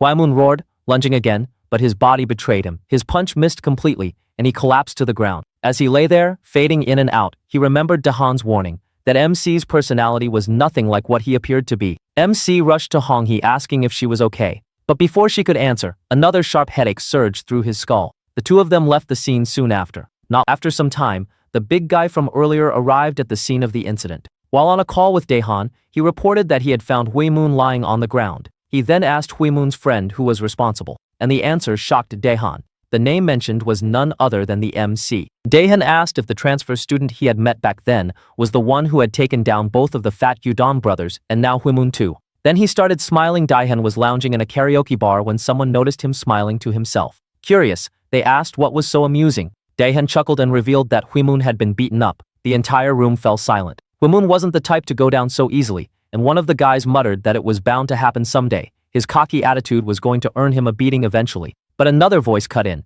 questioning Dahan's expression. If Huimun really got taken out, why was he grinning? Dahan leaned forward and explained that nothing exciting had happened in a while. Then, with a sly smirk, he added that he heard Huimun wasn't the only one unconscious. His friend, the guy in the pink jersey, was lying next to him as well. The moment he said this, irritation flared in one of the men. His name was Jang Jung Baisik, and the pink jersey guy happened to be his friend. He snapped, demanding what kind of nonsense Daehan was spouting. There was no reason his friend would be there. Meanwhile, the MC was elsewhere, still searching for answers about himself. In a conversation with Hong-hee, he was stunned to hear that in Seoul, people knew him by a different name, Jo-eun. Confused, he wondered why he would change his name after transferring here. He pressed Hong-hee, asking how he had seemed when he first arrived. From her perspective, he had been perfectly normal, someone who made friends easily and blended in without issue. But to the MC, something felt wrong. It didn't feel like his first time fighting in this place. He distinctly remembered throwing punches here before. Hong-hee admitted that while he did get into fights, most of them were started by the other side, not him. She then frowned and asked why he was suddenly obsessing over this and acting so strangely. Inside his head, the MC began piecing things together. A transfer to a new school in a new region, a name change, and a self that didn't feel like his own. It finally clicked. This all must have happened after his accident. Perhaps he had lost his memories, and along with them, parts of who he truly was. The realization hit him hard. His thoughts spiraled. If it involved his own family, then it all made sense. Overwhelmed, his vision blurred and he collapsed to the ground, unconscious. Later, Hong-hee stood outside the hospital, speaking to MC's older brother. She explained what had happened after school and how he had fainted so suddenly. His brother told her not to worry and urged her to head home. Just as he was about to leave, Hong-hee stopped him, explaining that earlier the MC had been acting strangely. After that, a car screeched to a stop nearby. It was their father. The moment he stepped out, both the doctor and the older brother greeted him solemnly. Inside, the doctor shared his assessment. He explained that while MC had previously been diagnosed with amnesia, there were now signs of something more serious. Based on his sudden changes in personality, he suspected dissociative identity disorder, commonly known as multiple personality disorder. The father was shaken. Wasn't it just amnesia? The brother admitted that he, too, had noticed changes. A student who had carried MC earlier described how his entire demeanor suddenly shifted. His speech, his behavior, even his violence mirrored the old self he thought he had lost. His father grew uneasy. After hearing this, his father grew frightened. The older brother explained that whenever the MC slipped into his other personality, he couldn't remember anything he had done in that state. He reminded his father that during the fight at school a few days ago, the MC had collapsed and later woken up with no memory of fighting at all. This terrified their father even more. If the MC regained his memories, his old personality might return, and that would cause serious trouble. But the doctor had other intentions. With a chilling smile, he assured them that he would make certain the MC never regained those memories. As a doctor, I'll do everything I can, he said darkly, but the family must also do their part. When MC finally opened his eyes, his father was standing at his bedside. His father spoke softly, saying he had rushed over after hearing about the collapse. But the sight of his father triggered fragmented flashbacks that made MC's chest tighten with fear. He panicked, trembling as his father tried to calm him down. Eventually, his father had to raise his voice to steady him before patting his head gently, commenting that his health seemed worse than ever. In truth, his father remembered the doctor's instructions. The doctor had prescribed him harmless capsules disguised as vitamins, telling the family that MC would believe they were meant to restore his memory. Of course, the pills were useless for his condition. His father worried, what if, despite this, MC still managed to regain his memories? But the doctor's words echoed in his mind. The family must do their part to ensure that didn't happen. When MC asked where he was, his father explained that his recurring trauma from being bullied made it difficult for him to recover in Korea. He suggested that MC should study abroad in America, away from these triggers. The very mention of it sparked painful flashbacks that left MC clutching his head in agony. Still, his father pressed on, saying he and his older brother would take care of the arrangements so he didn't have to worry. But MC firmly shook his head. He refused to run away again. Yes, he admitted, he often lost his memory and collapsed because of the trauma. But he believed those struggles were an unavoidable part of rediscovering himself. He had already fled once, from Busan to Seoul, but he couldn't keep running forever. And here in Seoul, things felt different. For the first time in a long while, he was beginning to make friends. The next chapter opened with MC preparing to go to school. As he was about to leave the house, his brother stopped him. He asked if MC was feeling better and whether he shouldn't be taking more rest. MC responded that he was good now. His brother told him not to push himself too hard and asked if he had taken his medicine. MC said that he had and that he was feeling really lightheaded. As his brother was about to leave, MC stopped him and asked if he had ever studied abroad when he was young. A memory from his childhood flashed when his father told him that they would send him to America to study. His brother thought for a moment and responded that it seemed MC's memory was coming back little by little, and that he indeed had studied abroad for a few years when he was in elementary school. MC responded that this was why he was familiar with English and felt excited thinking that his memories were returning. At school, MC was surprised to see Biome early in the morning. He showed her his notebook, saying that he had solved all the questions, but Biome marked all of them wrong, saying that they were incorrect. She then asked him, thinking he wouldn't have been able to do his homework over the weekend, how it had gone. "Did you have fun buying clothes?" she asked. MC was kind of hesitant when she asked again, "Was it fun? Did you have fun on Saturday?" MC responded that it was fun, and that it was his first time roaming around the city. Suddenly, he got the feeling that something might have happened that day, because he felt uneasy and didn't remember what happened after getting into the argument with that guy. He looked at his phone, thinking that he was supposed to meet Hong-hee by now. As he searched for the message, Biome was beside him. She asked, "Who are you chatting with so early in the morning?" But instead of responding, MC suddenly read the message and left, saying he would tell her later. In her mind, Biome thought that he must be going to meet Hong-hee, and that MC seemed to be getting close to her. She calmed herself down, saying that it wasn't like it bothered her. She was not even that close with MC. Outside, MC was searching for Hong-hee and spotted her in the corner. He asked why she was hiding. She responded that it was just in case someone saw her, because she didn't think it would be good if Dahan spotted her with MC. She then asked if he was feeling better now. MC seriously responded that he didn't even remember what had happened that day, which shocked her. MC asked if by any chance he had caused any accident again. Just then, his head started to hurt again, and he suddenly had a flashback of yesterday's fighting. Hong-hee had told him that maybe he should have stayed in the hospital longer because, honestly, MC had seemed a little strange yesterday too. She didn't know what had happened that day, and she didn't even know his name or why he had shifted here. It was as if MC had become a completely different person. MC remembered that his brother had told him about his disorder, where he had two different personalities and didn't remember what the other person did when it surfaced. He realized that this might be happening due to the strong stress he experienced. Now, MC understood why everything seemed strange and why he didn't remember anything. Thinking about yesterday's incident, he became scared, wondering if he was in trouble now and regretted not listening to his father about going abroad to study. Hong-hee asked MC again, saying that there was something she had wanted to ask him. Why did he transfer here and change his name? MC asked her how she knew about him. She responded that she had seen him in Busan. The scene shifted to MC's friends as they were on their way to school, discussing martial arts and games. One of Daehan's allies from yesterday stopped them and asked if they knew MC. MC was shocked to hear that his actual name was Jo-hoon. Suddenly, he recalled a few memories from his past. Hong-hee told MC that when she saw him back in Busan, he had been really scary, which was why she hadn't recognized him when he transferred here. In Busan, all the kids were afraid of him. Shocked, MC asked if he hadn't been the one getting bullied. Hong-hee laughed, saying that it was the funniest thing she had heard all year, because no one there had ever dared to lay a finger on MC. He had been the one who bullied everyone. MC suggested that she might have mistaken him for someone else, but she responded that there was no one in Busan who didn't know about him. It had definitely been MC, not anyone else. Now MC was confused by what his parents had told him and what she was telling him. He didn't know who to believe. Just then, a student called out, saying that someone was looking for him. The chapter opens at Daehan's house. Early in the morning, his father noticed him getting ready and asked him if he was heading to school. As Daehan nodded, his father mentioned that he had heard good things about Daehan's progress on the assignments he'd given him. With a proud yet stern tone, he told his son that those who excel at small tasks often succeed at bigger ones too, a subtle reminder to stay disciplined. "You understand what I mean, right?" his father added.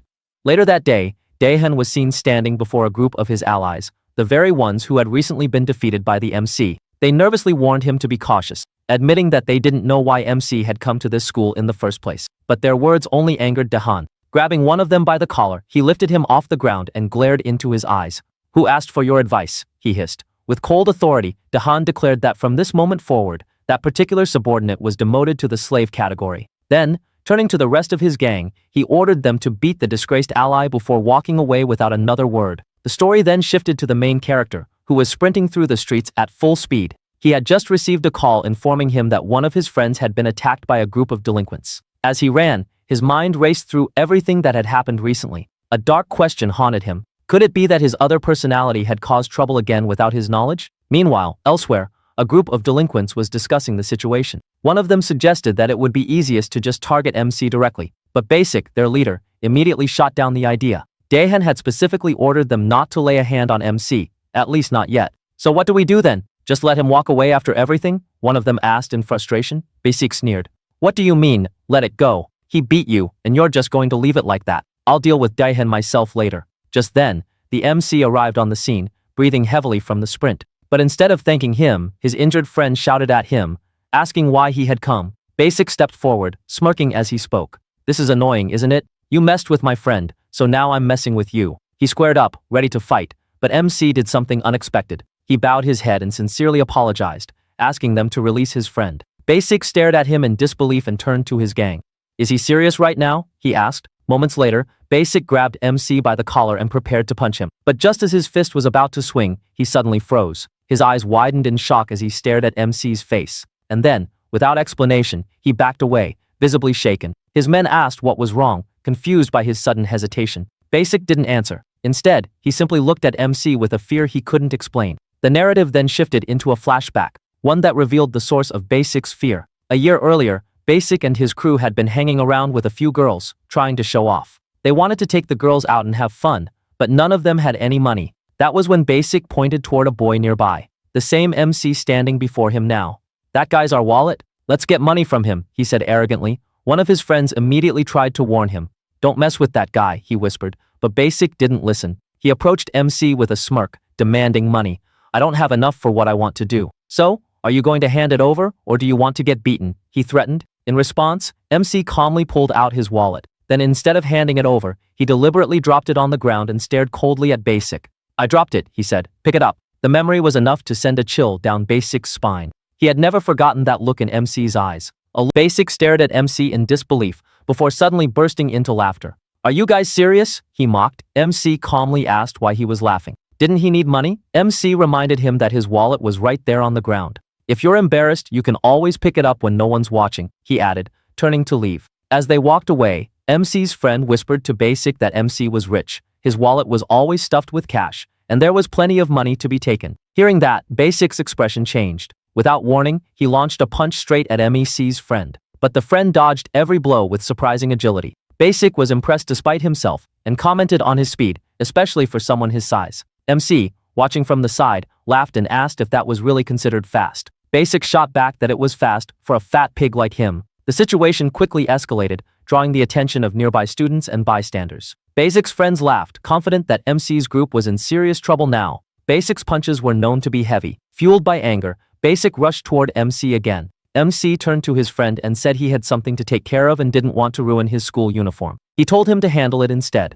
but his friend replied that even if he wanted to fight, his hand was already injured and hurting. Before anyone could react, MC dropped his bag, dashed forward, and landed a powerful punch directly on Basic's face. Without pausing, he grabbed Basic by the collar and punched him several more times. The onlookers gasped. The sight was far more intense than they had expected. Humiliated by being beaten in front of so many people, Basic grew desperate to salvage his pride. He tried to grab MC and slam him to the ground, but to his shock, he couldn't even move him. In a swift counter, MC drove his knee into Basic's face, knocking him to the ground. Then towering over him, MC continued to hit him again and again. Why don't you just take the wallet I offered earlier? He taunted between strikes. You should have picked it up. Basic's friends panicked. One of them shouted that MC was dead for what he'd done. But before he could act, he was kicked away by MC's friend, who followed up with a few more blows until the boy fainted. Back in the present, the memory of that humiliating fight came rushing back to Basic's mind as he stared at MC's face. It terrified him. He couldn't understand how he had forgotten it until now. As MC approached, Basic's body stiffened with fear. He nervously asked when MC had transferred to this school, which confused MC. Do you know me? He asked. Basic stared at him and asked if he really didn't remember. MC shook his head and said he didn't. That answer crushed Basic. After everything that had happened, MC didn't even remember him. The humiliation that had haunted Basic for so long. The nightmares, the fear, even wetting himself from the trauma, meant nothing to MC. One of Basic's friends stepped in, warning MC not to talk to him like that unless he wanted to get knocked out. But Basic, growing more panicked with every second, silently begged him to stop talking. The last thing he wanted was to experience that humiliation again. Trying to de-escalate the situation, Basic spoke up. "Let's call it even," he said. "He hit my friend, and I hit his. That's enough."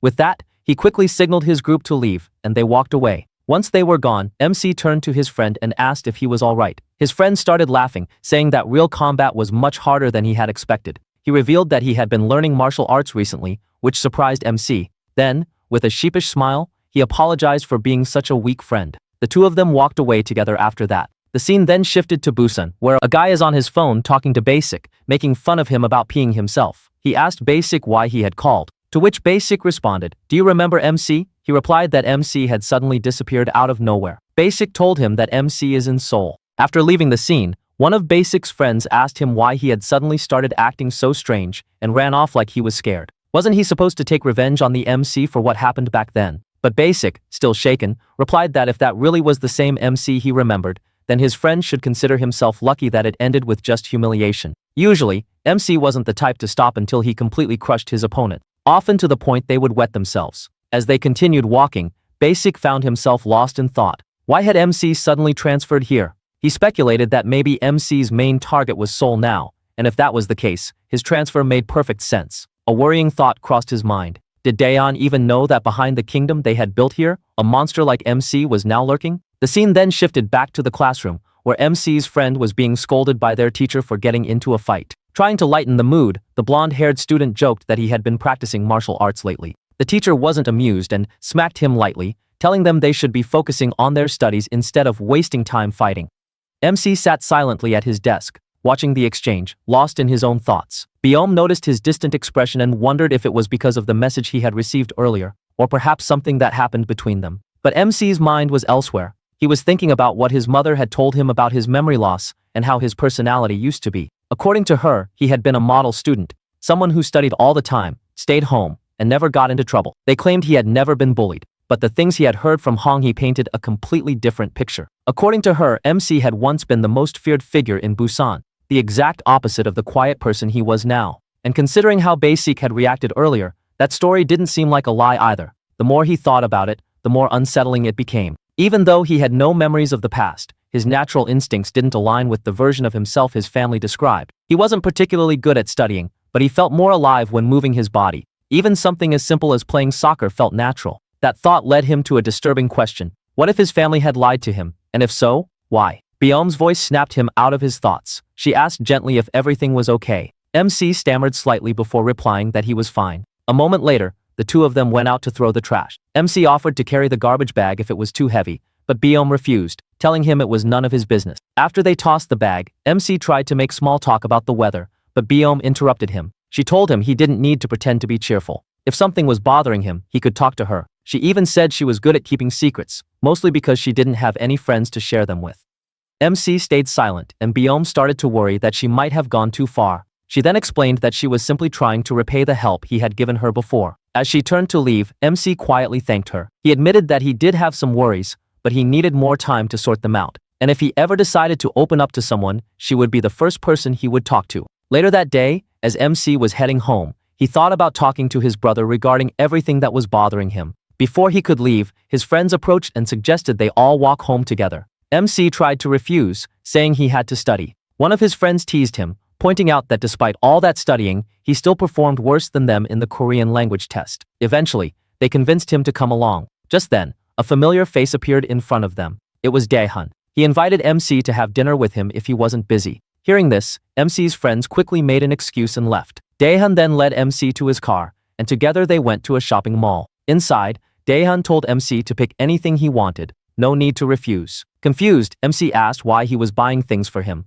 Daehan simply replied that MC didn't need to think too much about it. Everything here was his, and he could even have women if he wanted. The only thing Daehan wanted in return was him. MC froze for a moment, unsure how to react. A single thought ran through his mind. Was Daehan gay? The next morning, the atmosphere around the school gate felt slightly different. Students were streaming in as usual, chatting and laughing as they passed through. Among them was Woo Jung-woo, MC's friend, who was still thinking about the fight that had broken out the previous day between MC and Daehan's group.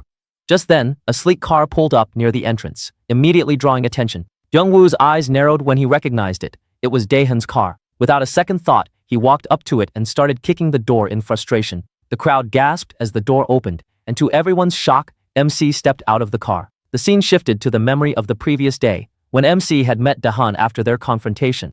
Daehan had told him he'd heard everything that happened between MC and his men, the part where MC had knocked down several of his allies. Instead of being angry, Daehan praised him. He told MC that being strong was never a crime, but being weak was. After that, Daehan had taken him to one of his family's restaurants. As they entered, he ordered the staff to prepare food and told MC not to hold back and eat as much as he wanted. One of the female workers personally served him, and Daehan encouraged him again, saying that anything he desired, he could have. During their meal, the woman struck up a conversation with MC and asked if he had ever heard of the Daehan group. MC paused. The name sounded familiar, but he couldn't recall where he had heard it. The woman was surprised. "Are you even Korean?" she asked. She explained that the Daehan group was responsible for building the apartment complex across from their school, as well as many other major constructions, bridges, and landmarks. It was Korea's leading construction company, and Daehan was the youngest son of that powerful family. MC was stunned. Someone with such wealth and influence, someone who had everything anyone could ever want. Why would a person like that go out of his way to bully Beom? Daehan then shifted the conversation. He explained that he had already promised every member of his group a position in the Daehan group once they graduated. For Huimun, it wasn't just a job. He had even been promised a place in the company's official executive program. Then Daehan made the same offer to MC. He promised him wealth, power, and status, with only one condition. MC had to follow his orders completely, without question. "It's a simple condition compared to what you'd gain," Daehan told him. MC calmly asked what would happen if he refused. Daehan just laughed. He admitted he didn't know, because no one had ever turned down his offer before. He told MC to take his time and think it over, adding that there had never been a time in his life when things hadn't gone his way. The next morning, the story continued at MC's house. As he was about to leave for school, he noticed Daehan's car parked outside. The family butler was waiting to give him a ride, and MC reluctantly got in. And that was how he ended up arriving at school in Daehan's car, the very sight that had caused Jungwoo to lash out earlier. His friends immediately surrounded him, asking if he had decided to join Daehan's group. As MC tried to explain, Beom walked by. Their eyes met briefly, but she quickly turned away and kept walking without a word. Before MC could respond to his friends, the situation escalated. Out of nowhere, Huimun lunged at him, tackling him aggressively. MC was caught completely off guard, wondering why he was being attacked so suddenly. Huimun shouted at him furiously, demanding to know why he had stepped out of Daehan's car. In the classroom, a hushed buzz filled the air as the girls gathered in small clusters, all whispering about the same person, the main character, or MC. Their curiosity centered on one baffling sight. Why had MC emerged from Daehan's car that morning? Speculation ran wild. Some wondered if MC had secretly agreed to work under Daehan after all. The implications were tantalizing and troubling. Among them, Beom sat quietly, lost in thought. A sharp memory flashed through her mind, the moment Daehan had forcefully shoved Beom into his car, insisting they ride to school together. Now, seeing MC step out of that same vehicle only deepened the mystery.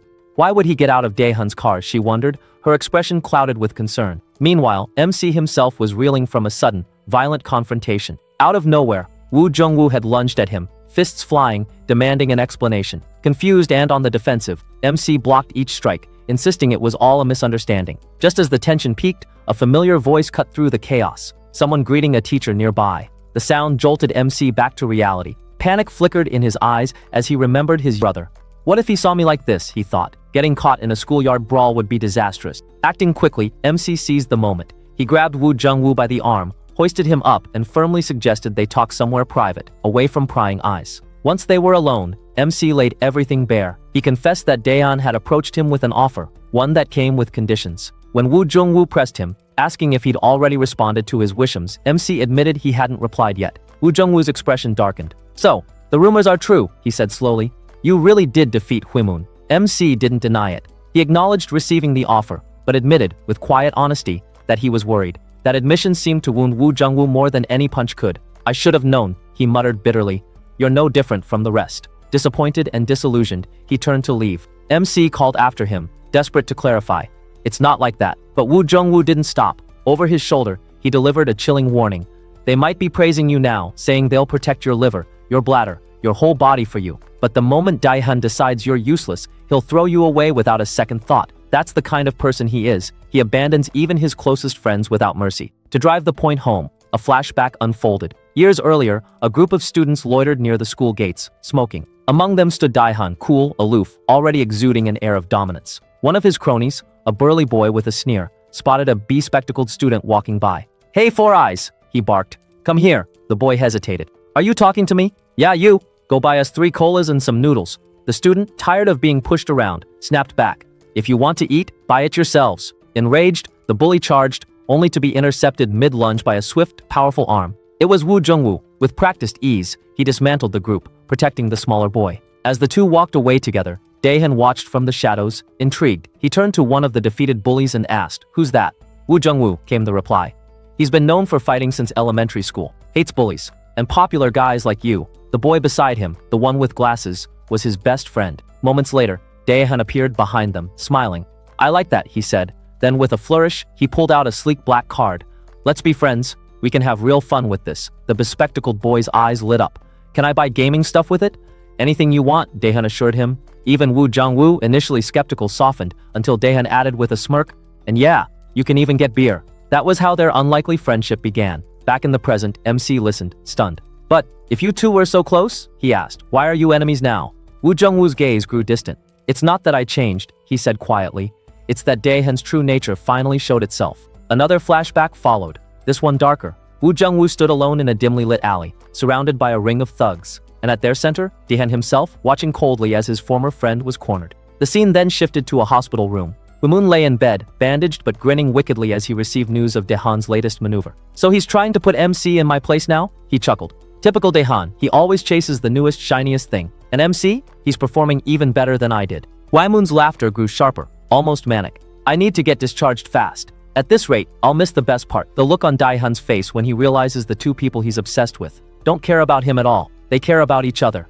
The narrative zoomed out to Busan, where a group of local guys were chatting idly. One mentioned hearing from a friend that MC had been spotted in Seoul just the other day. Unbeknownst to them, standing nearby, MC's friend overheard every word. In the next chapter, we see that Wu Jungwoo and his friend Udon are having fun at Daehan's house. Then Daehan asks Jungwoo how he became friends with Udon. Jungwoo responds that Udon's father and his father are friends, and they were always together since childhood. That's how they became friends. One of the reasons is that his father asked him to take care of Udon so he wouldn't get beaten up so often. After that day, naturally, the three of them became friends who hang out together and have fun. But one day, Jungwoo found out that Daehan wasn't how they thought he was. As you can see, he is beating a boy. When Wu Jungwoo asks him, "What are you doing?" he responds, "He was loitering in front of the classroom, which bothered me." And after that, he told them they should go and have some fun outside. That's when Wu Jungwoo realized there was something strange about him. But that unusual moment wasn't directed at them until they went to high school. In high school, Wu Jungwoo and his friend Udon are walking together to the school store. On their way, they spot Daehan, and Wu Jungwoo asks him if he wants to go along with them. But Daehan just turns around, telling them to go by themselves. He changed after entering high school. There are lots of people around him, and they were all thugs. He created ranks in the school. He reigned like a king. Even the teachers and seniors were afraid of him. Now, we see the fat boy. He is one of the fat brothers, and he was hungry and looking for the class slave. A student responds, saying that the class slave is hospitalized after he beat him. Then the fat boy says they can make a new one. He points at Wu Jungwoo's friend Udon and tells him, "From now on, you are the new slave," and orders him to buy snacks. But Udon responds, "Are you a child or something? Playing slave and king?" He gets slapped on his face. After that, the scene shifts. Wu Jungwoo is in front of Daehan. He asks him, "Why are you ganging up on him? What are you trying to achieve?" Daehan tells his thugs to move aside. And after that, Wu Jungwoo sees his friend Udon lying on the ground, beaten up. Daehan tells Wu Jungwoo, "You have 2 choices to make. Either you work under me, or you become a slave like your friend for 3 years. This confuses Wu Jungwoo. He asks Daehan, "How can you say something like that about your friend?" Daehan responds, "It's funny, but I never thought of you like that. I just wanted you to become my worker. Your friend who is lying on the ground was just a way to get closer to you." This annoys Wu Jungwoo, and he lunges at him to attack. One of Daehan's men gets in front of him, blocking the attack. After that, they all go all out on him. Daehan tells the fat guy to step on Wu Jungwoo's friend, who is lying down, and give him some massage. Wu Jungwoo tries to stop him, but he is attacked by a bunch of people again, and he tells Daehan, "Why are you doing this all of a sudden, you damn bastard? I will never forgive you." Now back to the present, MC asks him, "What happened to your friend?" Wu Jungwoo says, he is dead now. That day, when he was getting beaten up by Daehan's lackeys and while trying to escape, he was hit by a truck. Then Wu Jungwoo tells MC, If you decide to side with Daehan, I will not stop you. But then, you will become my enemy too. The next chapter opens with an airplane. MC is with his friends, and they are on a school trip. When MC tries to look for his seat, he spots Biome. Just then, one of the girls from MC's class shouts, saying that she got the seat next to Biome, and she doesn't want to sit with her. She shouts if somebody wants to exchange seats with her. Just then, MC's friend asks MC why he is standing there. Their seat is in the back, but he sits next to Biome anyway. MC tries to joke around, but she ignores him. Then MC thinks that ever since she saw him coming out of that car, they have never talked like they used to. He wonders what exactly Daehan and Biome's relationship is, and how Daehan went so far as to personally make her a slave and outcast her. As they reach their destination, they go to a hotel and have their meal. MC again spots Biome sitting alone and eating. As they go to the beach, everyone is enjoying except Biome. MC is wondering, school trips are supposed to make people stand out even more. But he's thinking of a way to approach her without getting embarrassed again. Just then, Hong Hee approaches from behind, telling him that he wore the clothes they bought together. Then she takes MC, saying they should dip their feet in the ocean. Just then, Biome spots MC with her and puts on her earphones. The scene shifts somewhere else. A few boys are out for the school trip. It's a different school, and these boys are annoyed after thinking, what type of school goes to see the damn sea? Then these boys spot MC's friend enjoying himself, and they are annoyed. Just then, one of them bumps into MC's friend. MC's friend apologizes to him, and as they are leaving, the delinquent boy grabs him by the head and tells him to apologize properly. The blonde-haired boy tries to defend himself, saying that he already said sorry, but all three delinquents start laughing, saying that his way of speaking is so cheesy. The blonde-haired boy responds to him, saying that bumpkin-type boys don't teach how to speak standard Korean, which pisses them off. As they are about to hit him, they are stopped. Our heroes Kim Sewon and Ikwon step in. Now they both have them as slaves, but they can't stand their school being disrespected. As MC is also having fun with Hong Hee, he hears the commotion. As he turns around, he spots his friend over there. Ikwon is having an argument with the delinquent boys. The delinquent boy turns toward MC's friend to attack him, but suddenly MC grabs his hand. MC asks his friend if he's all right. Then MC apologizes to the delinquent, but the delinquent boy refuses, saying, I won't accept your apology because his friend has pissed me off. And if you want to apologize, you should properly do it on your knees. But just then, when he looks again at MC's face, he gets scared and starts stuttering. After that, the scene shifts to the doppelganger of Biome. She is smoking and is approached by MC's old friend, Jidaeho. He asks her if she isn't scared of teachers. Then he asks her, there are many good Star brand cafes. We should go there, but she refuses. Jidaeho asks her why. In the past, she used to go there a lot with MC. Just then, she recalls a few memories of her with MC. But as he is about to say more, they are interrupted by the earlier delinquent boy, who is now huffing heavily. He tells them that he saw MC just right there. He explained that he had seen someone who looked exactly like Jo-hoon. The moment Jidaeho heard that, he ran toward the location the man mentioned. When he arrived, he questioned two boys who had been there earlier. They told him the person, who looked unmistakably like the MC, had just boarded a bus. They added that the group seemed to be from Seoul and were likely visiting the area on a school trip. The story shifted to a resort, where the MC and his friends were walking inside. One friend glanced back at him and asked if he was okay, noticing that he had been looking pale since earlier. The MC said his head just hurt a bit, but he couldn't shake off what had happened. The delinquents from other schools had panicked when they saw him, running away and apologizing like they recognized him. That reaction didn't match anything his family had ever told him about his past. He remembered Hong Hee once saying that back in Busan, everyone around him had been terrified of him. With that thought weighing on him, he suddenly ran off without saying anything.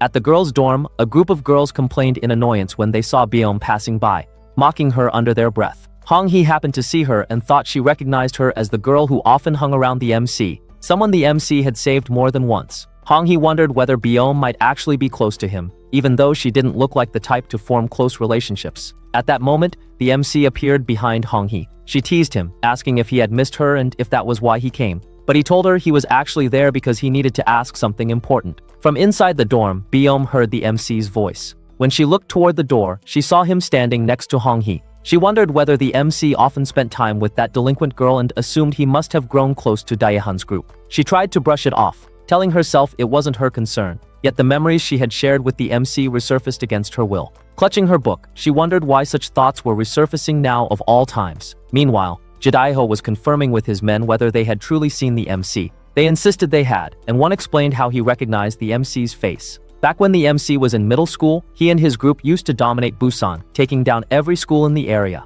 The man remembered watching from the crowd as the MC destroyed one of the delinquents. That moment had inspired him to join the MC's school and follow him ever since. Because of that, he said he could never forget the MC's face. Jidaiho went silent, confused. The MC's parents had told everyone they moved to America. But with everything he was hearing now, he started to wonder whether any of it had been true. The story shifted to the past, where a group of boys from the MC's old school were drinking together. One boy sobbed loudly, asking where their MC had gone. Jidaiho grew annoyed and stepped outside, thinking he should probably stop drinking since that one guy always caused trouble when emotional. As he walked out, he overheard another group talking about the MC. One boy claimed that his friend had called him after spotting the MC in Seoul. They started laughing, making jokes about the MC being a yakuza in Japan and carrying around a bunny-shaped bottle. Jidaiho slammed a bottle onto the table, shattering it, then held the broken glass to one boy's stomach. He warned that if he ever heard them talking trash about the MC again, he wouldn't hesitate to stab them. The scene returned to the present. A teacher was telling all students to gather at 3 p.m., and Jidaiho stood among them. Someone suddenly called out his name. It was the girl who looked like Baeom. She asked him why he had seemed so serious the day before. After a brief silence, he said it was nothing important. The narrative moved back to the MC, whose older brother was supervising the trip. He was telling all the students to return to the buses by 3 p.m. The MC listened quietly. Just then, one of the MC's friends asked him whether he was going upstairs with them. Before the MC could answer, he noticed a few unfamiliar boys standing around the area, students from another school. His friend wondered aloud if those were the same bullies they had encountered yesterday. The MC suddenly remembered how those boys had run away the moment they saw him. He recalled what Hongyi had told him, that many kids from Busan knew his face, and even though he had changed, they still remembered him. He wondered if those boys might be from Hurong High School, or possibly one of the other schools that had been affected by his past. Without saying much, the MC quietly began walking away. His friend called after him, asking where he was going, but the MC didn't answer. In his mind, he was thinking that if he could find even one of those boys again, he might finally learn something about the past he couldn't remember. The story then shifted to Jidaiho, who was smoking alone. A girl approached him, teasingly asking if he was smoking by himself and whether he wasn't bored coming on the trip alone. The scene faded into a flashback from the past. Jidaiho had been with his friends, complaining that school trips were boring and saying they should throw a party at someone's house instead. Among them was Jung Seon-hwa, Baeom's doppelganger from earlier. Jidaiho turned to her and asked if she was planning to join the trip. She said she was going because she couldn't think about anything except the MC and she needed something to distract her. The school trip seemed like the best option. Hearing that, Jidaiho said he would go too. She asked him why, and he told her he was worried she might feel lonely since she didn't have any friends besides him. Because of that, he wanted to accompany her. The story then returned to the present. The girl who had approached Jidaiho earlier continued flirting with him, telling him that she and her friends were having a party in their room that night and inviting him to come. Jidaiho asked whether he could bring Jung Seon with him as well. As soon as he mentioned Seon's name, the girl's expression changed. She quickly made excuses, saying there would be lots of people who didn't know Seon, and it might be awkward, so it was better if he didn't bring her. Right then, Jidaiho spotted Jung Seon walking by. He immediately called out to her and asked where she was heading. Watching the two walk off together, the girl who had tried to flirt with him became furious. One of her friends started mocking Jung Seon, saying she acted like she didn't care about popular people, but always ended up dating the popular guys. The girl grew even more irritated. While drinking with Seon, Jidaiho casually asked her why she always drank that cola, and why she seemed to be drinking it so often lately. Seon froze for a second as a memory flashed in her mind, MC offering her the same drink some time ago. She told Jidaiho she just happened to be craving it. At that moment, Jidaiho suddenly spotted the same bus from the previous day. He immediately stood up and said he would be back in a moment. Seon asked where he was going, but he ignored the question and walked off quickly. Seon looked down at her cola, lost in her thoughts. The angry girl from earlier approached Seon again. She mocked her, accusing her of flirting with every guy and told her to follow her. Seon reluctantly followed.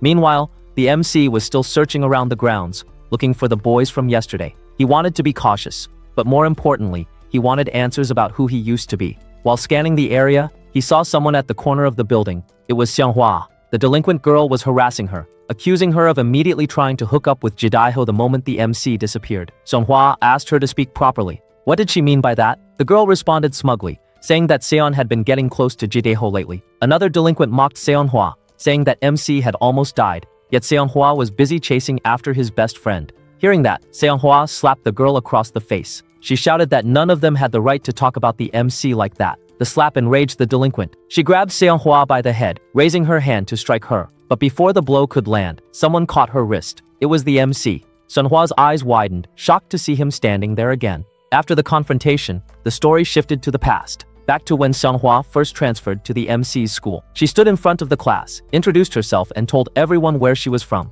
The students immediately began whispering among themselves, some snickering and making fun of her accent and background. The teacher told her to take a seat, but one boy loudly mocked her, saying he wondered if there was even a seat left for her. Without hesitation, Seonhwa snapped back at him, telling him to shut his bitch ass up unless he wanted a beating. The entire class fell silent. The teacher, clearly annoyed, ordered her to meet her in the office after class. Later, Seonhwa stood behind the school building, smoking and cursing herself. She muttered that she shouldn't have lost her temper on her first day. While raising the cigarette to her mouth, she reminded herself that she had to behave better. If her new father stopped accepting her, she'd be dumped again, and she'd have no choice but to return to the miserable place she came from. She reached into her pocket for a lighter and realized she had forgotten it. Just then, a football flew her way. The boy who retrieved it was none other than the MC.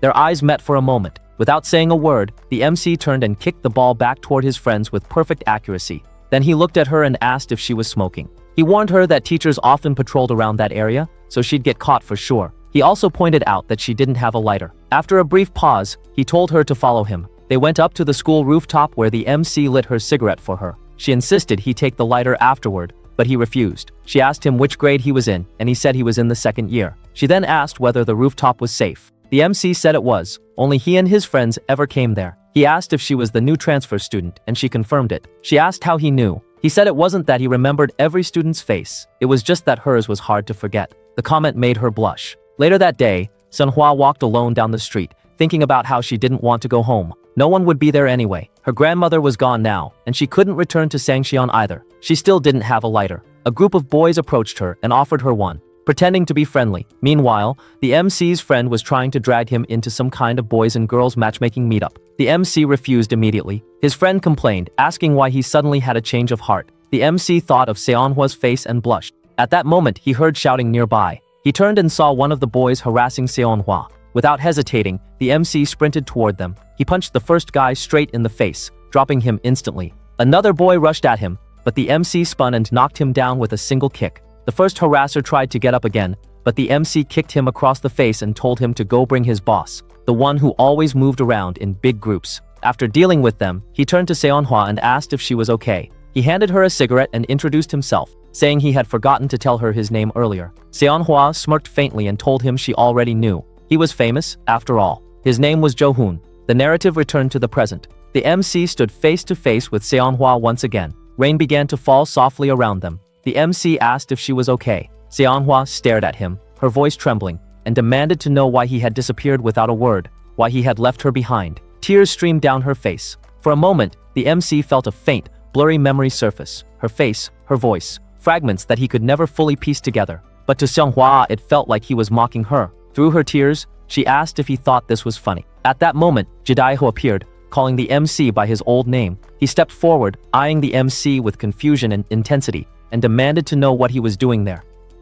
The chapter opened with the MC's brother being stopped by a fellow teacher who offered him a cup of coffee, mentioning that he must be worn out from looking after all the students. He thanked her and replied casually that, luckily, there hadn't been any major accidents so far. The moment he said that, the teacher stiffened in shock. She told him sharply to stop saying things like that because the last time he said, "There's no accident." Something bad happened almost immediately afterward. She scolded him for jinxing the trip, and he apologized repeatedly while she kept muttering under her breath. As they continued walking, he noticed that the area seemed unusually crowded and asked if other schools were participating. She told him that several schools from Busan were on the same trip. When she mentioned one name in particular, Huronghai, his eyes widened. He stopped for a moment, startled by the name, but before anything else could be revealed, the scene shifted away. The focus returned to the MC, who stood in front of Jidaiho when Seonhwa suddenly appeared. Without hesitation, she ran toward him and hugged him tightly, tears already streaming down her cheeks. She asked where he had disappeared to and what had happened to him.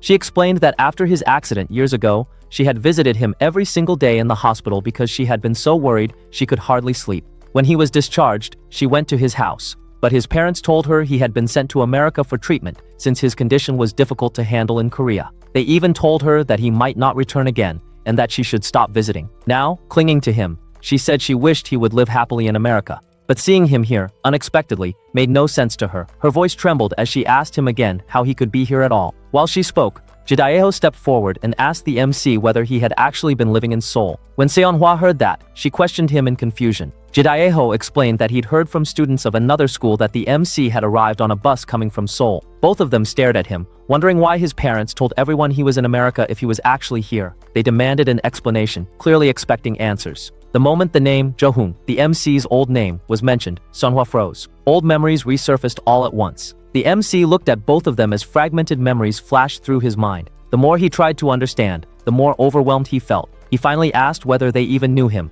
Both were shocked and speechless. Seonhwa asked why he was talking like that and why he didn't recognize her. The MC covered his forehead, struggling to understand the sudden flood of memories coming back to him. After a moment, he remembered who she was, and the instant he recognized her, panic overtook him. He suddenly turned and ran. His breathing grew heavy, the world spun around him, and his mind felt like it was collapsing. Everything blurred together, faces, memories, voices. Then he saw a bus coming toward him, and the sight triggered a vivid flash of his past accident. His legs gave out, and he collapsed on the ground, unconscious. Students screamed, and chaos spread quickly. From a distance, his brother spotted him lying in front of the bus and rushed toward him in panic. Soon, news spread everywhere that the MC had gotten into another accident. Byom hurriedly asked one of the MC's friends what had happened and whether it was serious. Later, the MC was resting in a room. His brother sat beside him and asked why he returned to the trip when he was supposed to stay in the hospital. The MC said he felt fine and that the doctor said it wasn't serious. His brother told him to rest, but was about to leave when the MC suddenly asked if he knew the students from earlier because they seemed to recognize him. His brother said he didn't know them since he had already been living in Seoul when the MC was still attending school in Busan.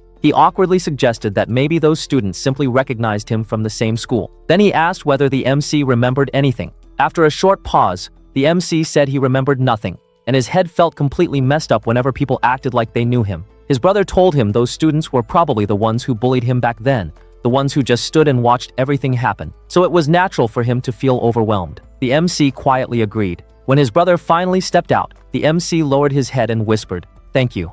The next chapter started with the MC standing in front of the mirror early in the morning. He looked at his hairstyle closely and wondered who gave him such a strange haircut and why he even had it. He touched his hair a few times, trying to fix it, but it still looked odd to him. While he was still looking at himself, his brother walked by and asked if he had woken up earlier than usual. The MC replied that it was fine because he normally liked going to school early and studying before class. His brother didn't notice any change in his behavior and simply told him to study well since school started early for him today. The MC only nodded and kept staring at his hair. Then the scene moved to the school, where the MC's friends were sitting in the classroom, wondering why he wasn't there yet. They whispered among themselves, thinking he might not be feeling well. Byom was listening quietly. Hearing them talk made her remember the conversation she had with the MC the other day, when he told her he had amnesia after his accident. She started feeling regret because she remembered how he approached her when she was sitting alone and how he sat beside her on purpose. She wondered if she misunderstood him before. She reminded herself that just because he came to school in Daehan's car didn't automatically mean he was a bad person. Suddenly,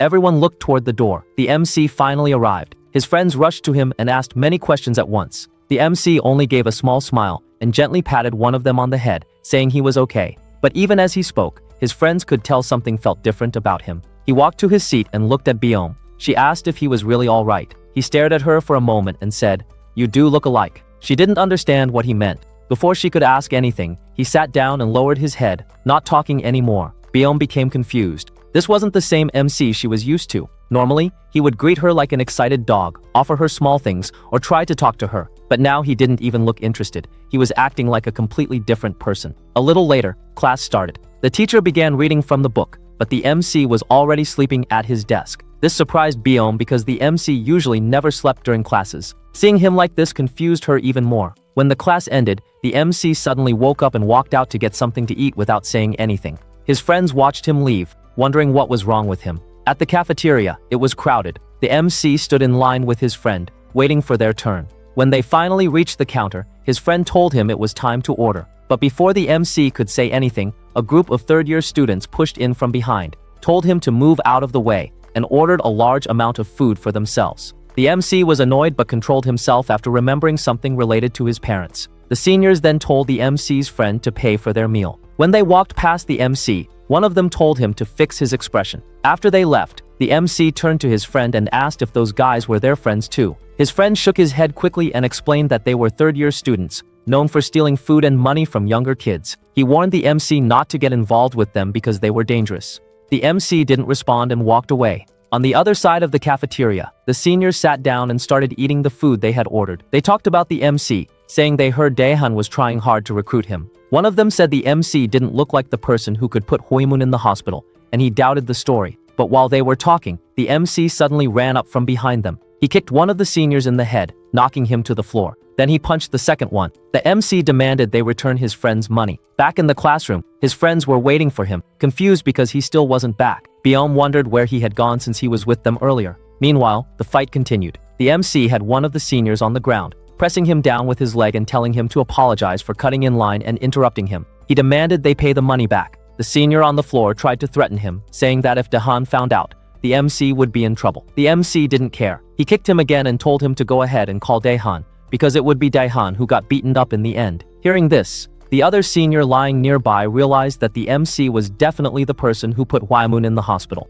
The MC then pulled a cigarette out of one of their pockets and lit it. He took a drag and muttered that acting like a loser was not easy at all. After the cafeteria incident, the MC remembered what his brother had told him earlier, how those types of students were probably the bystanders who used to watch him get bullied back at his old school. Thinking about it, the MC found it almost funny. His brother didn't even change his expression while lying so casually. The MC thought that his brother was really good at acting. He then wondered what would happen when his family eventually found out his memory had returned. His father had reacted in a crazy way the last time something similar happened, so he assumed trouble would come again. Most of his memories still hadn't returned fully, until the most important memory came back. He knew he would have to keep living like this, even if it was uncomfortable. When he returned to the classroom, he handed his friend the money that the delinquents took earlier. His friend stared at the bills and asked how the MC managed to get the money back. The MC replied simply that he just asked them, and they returned it. He sat at his desk afterward. Byom noticed something strange. While looking at the MC, she saw a small bloodstain on his shirt. She stared for a moment, confused.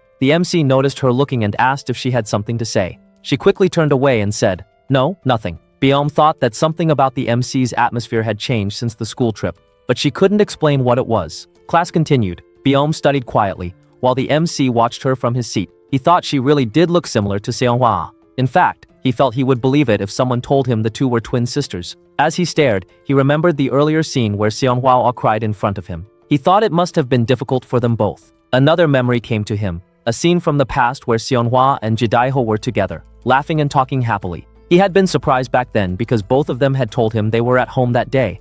Seeing them together in secret had shocked him. After school ended, the MC's friend asked whether he wanted to hang out with them for a while. As the MC was thinking, Byom suddenly approached and asked him if they should go study together. She told him that they could study quickly before she had to leave. The MC was about to refuse, but then he remembered that refusing without reason might make him look suspicious, so he agreed to go with her. At the MC's house, the two sat down to study. The MC watched her explain the material, but nothing she said made sense to him. She handed him a problem to solve, and told him to answer it quickly because she had more English questions to ask later. The MC told her honestly that he wasn't understanding anything she was explaining. Byom then asked if he was angry by any chance. That confused the MC. She explained that ever since the school trip, he had been acting differently, and she wondered if he was angry because she had avoided him earlier. She apologized, saying she might have misunderstood him because when he got out of Daehan's car, she assumed he had joined Daehan's group. The MC asked her how she knew it was just a misunderstanding. She replied that she knew because if he were truly working under Daehan,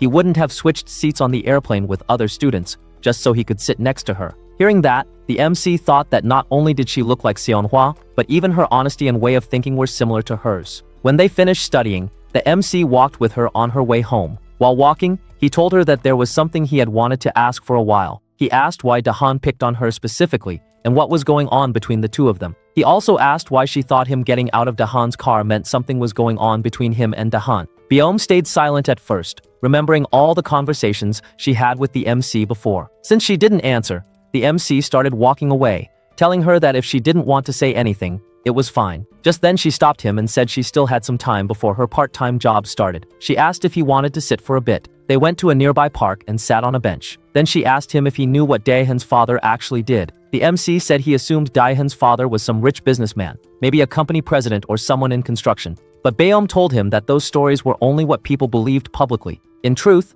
Daehan's father was a gangster. The MC asked how she knew that. She told him it was because her father used to work under Daehan's father. Then a flashback scene played in her mind. A man was with a woman beside him. That man was Beom's father, and young Beom stood near the door, covering her little brother's eyes. Her father turned and asked why she came home earlier than he told her to. He reminded her he said to come home late. She answered that it was urgent because her brother needed to use the bathroom. The woman next to her father asked who these kids were. Beom's father told Beom to greet the woman properly and show some manners. In Beom's mind, memories of her mother came up, the mother who ran away, leaving them behind. She remembered her mother saying her father wasn't human, that he was garbage. And now, standing there, her father introduced the woman and told both Beom and her brother that from that day forward, she would be their new stepmother. Beom explained that she hated calling that man her father. He was known as the hands and feet of Chairman Huang, a title that described his role perfectly. Chairman Huang played the respectable businessman in the construction industry, while her father handled the ugly side of things. He became Huang's hands, snatching up dirty money, and his feet, treading into dangerous territory. That was where her father got his nickname. The worst part was watching him grovel like Chairman Huang's lapdog in public, then come home and terrorize his own family in private. In other words, he was a complete scumbag. Beom told the MC that schooling had become a nightmare for her. Every new school year, she made friends easily enough. But once word got out about her father, everything changed. By the time the first semester ended, her friends started avoiding her. She couldn't blame them for it. Who would want someone like her father anywhere near their kids? Her father was a roadblock in her life, and she despised him for it. She couldn't stand any of it, right down to the features she had inherited from that man. If she could, she would have carved them all off. That was around when she stopped trying to connect with people altogether. It hurt less when people inevitably left if she kept them at a distance from the start. It was a form of self-preservation. Back in the present, she asked the MC if he remembered when he had asked why she buried herself in books. Initially, she had responded that it was because of embarrassment. She was perpetually embarrassed about being alone, and keeping her face hidden in books made it seem like her solitude was intentional and not something forced upon her. But eventually, she told herself something different. She would grind relentlessly and study until she could get out of there, far from that man. That was her mindset when the MC came along and offered to teach her English. One day, Beom found her brother stumbling around their home. She tried to ask him what had happened, but he avoided her, saying it was nothing. When she tried to stop him by grabbing his hand, he screamed, saying it hurt. Concerned, she asked if his arm was broken. He finally explained that he had gotten into a fight with some thugs who were disrespecting their mother. They had said that if he wanted to find her, he should check the brothels. The insult had offended him, and he got into a fight. The beating he received was the result. After hearing this, Beom went to a place where two thugs were standing guard. When they spotted her, they told her to go away. She responded that she was there to see her dad. When they asked who her father was, she said he goes by Chiroseo. After hearing that, they started laughing, saying who would have guessed that man had a daughter like this. They asked why she was looking for him. She responded that she needed some money. The thugs said they would take care of the money if she just hung out with them for an hour. This completely shocked her, and she refused. Just then, someone appeared behind them. It was Daehan. The men explained that she was there to find Cheeto. After looking at Beom, Daehan was surprised by her appearance. He said he didn't realize Uncle Cheeto had a daughter. He told her that her father was tied up right now and kind of busy, but instead of him, he could help her. The scene shifted back to Beom's brother, who was crawling around in pain, thinking his arm might be broken. Someone outside started beeping and honking. Annoyed, he opened his window to see who it was. He was surprised to see his sister standing in front of a car. She told her brother to get down immediately, get inside the car, and go to the hospital. After they came back, Daehan showed some care, saying that her brother was lucky. They were just minor bruises. He told both Beom and her brother to feel free to reach out whenever they needed anything. Then he looked at Beom and said that from now on, no one would touch her. That was how she met Daehan for the first time. The next day, when she went to school, everyone around her was gossiping and murmuring about Beom. They had seen her come out of Daehan's car. Were they close now? Inside her class, female students started approaching Beom, asking if she wanted to hang out with them later. This surprised her. They started asking when she and Daehan had started hanging out together. After school, when Beom and her brother were walking together, her brother said that nobody was messing with him anymore. He almost got jumped the other day, but he just dropped Daehan's name, and they walked away. Beom told him not to go around acting tough and to lay low instead. Just then, Daehan approached them, asking if they wanted a ride. He suggested they could grab something to eat on the way. Her brother was excited to go. She thought she would lecture her brother later about this, but honestly, for a moment, she was on that same ego trip too. Sometime later, when Beom was trying to find Daehan, she went up to a rooftop. When she called out his name, she was shocked by what she saw. He was beating a boy. After beating up the boy, Daehan told his underling to take care of things.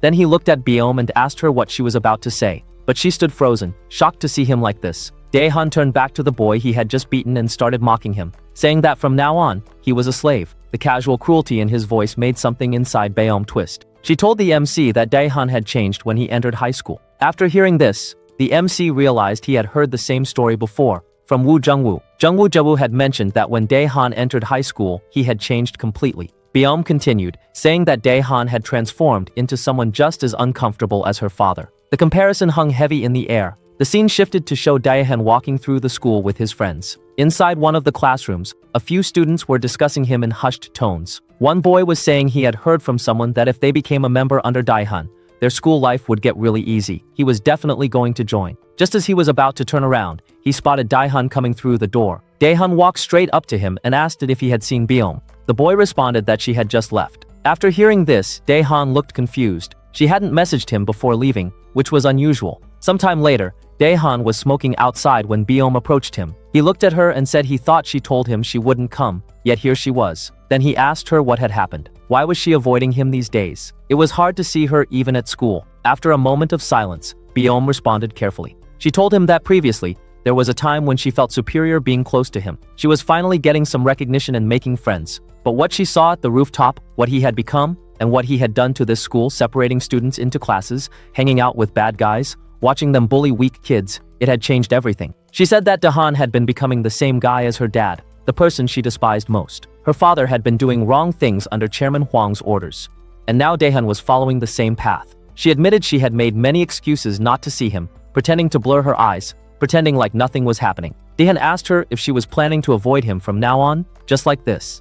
Then he told her that the reason he had been good to her until now was because, just as he was about to continue, Byum stopped him, asking if he was going to confess right now. He responded that it was something similar. Byum refused him immediately. She said sorry, but she had never thought of him as a romantic interest. She turned around, saying that he had been good to her until now, and she was grateful for that. But Daehan started laughing hard. The sound was cold and bitter. Then he told her something that made her blood run cold. He asked if she remembered what he had told her inside the car. He said that starting today, she would finally realize how comfortably she had been living until now. The MC asked her what talk he was referring to. Byum explained that inside the car that day, Daehan had told her something chilling. He had said he never failed to get what he wanted, even if it meant getting it by hook or by crook. He got everything he set his sights on. She remembered responding to him that she was really envious of him, a life where he could get everything he wanted. She had never gotten what she wanted. Daehan had responded with words that now seemed like a warning. He said that sometimes there were things he couldn't have, things that slipped away, and in that case,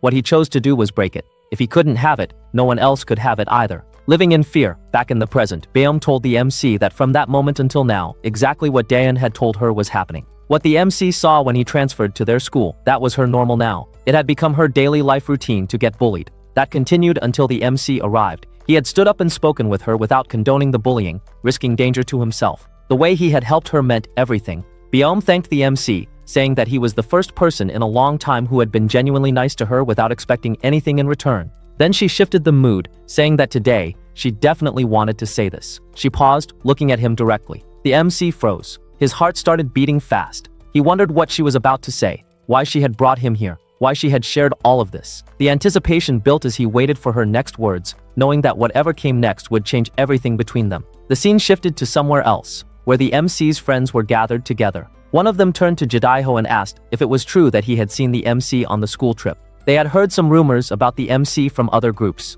They told Jidaiho to stop drinking and talk to them. Jidaiho stayed silent. His mind went back to a previous incident when the MC's brother had called both him and the MC's doppelganger aside to explain the MC's condition. The brother had told them that the MC had lost his memory in an accident, and the MC they knew was no longer there. Their family was also involved with some old organization and wanted to send him to Busan. The MC's brother had requested them to think of it as if the MC had found a new life and left his old self behind. They should not come looking for him anymore. Back in the present, Jidaiho looked at his friends and wondered what would happen if these guys found out that the MC had lost his memory and wouldn't be returning to Busan. They would definitely be sad and disappointed. Even he had been shocked after hearing what had happened to the MC. The scene shifted to a different location where a bunch of students had gathered, watching a fight and placing bets on the fighters. A blonde-haired guy took down his opponent. After watching his man get beaten, the opposing leader got annoyed and pulled out the money he had bet. He walked over and handed the money to Daehan. As the leader turned to leave, the blonde-haired fighter who had just won grabbed the arm of the guy he had just beaten and broke it. He said coldly that one guy has to die in the end in a dogfight. The leader of the beaten fighter started panicking, telling Daehan to make him stop. Daehan congratulated the blonde-haired guy, then asked him why he was acting like this today. The blonde-haired guy looked at Daehan and told him that the one who suited the Hwaemun position was him, not that transfer student. It was annoying because he had served Daehan for many years and had become his dog without any complaint. Now some newcomer was being considered for a position he felt he had earned. Daehan laughed and said, all right, he would give him a chance.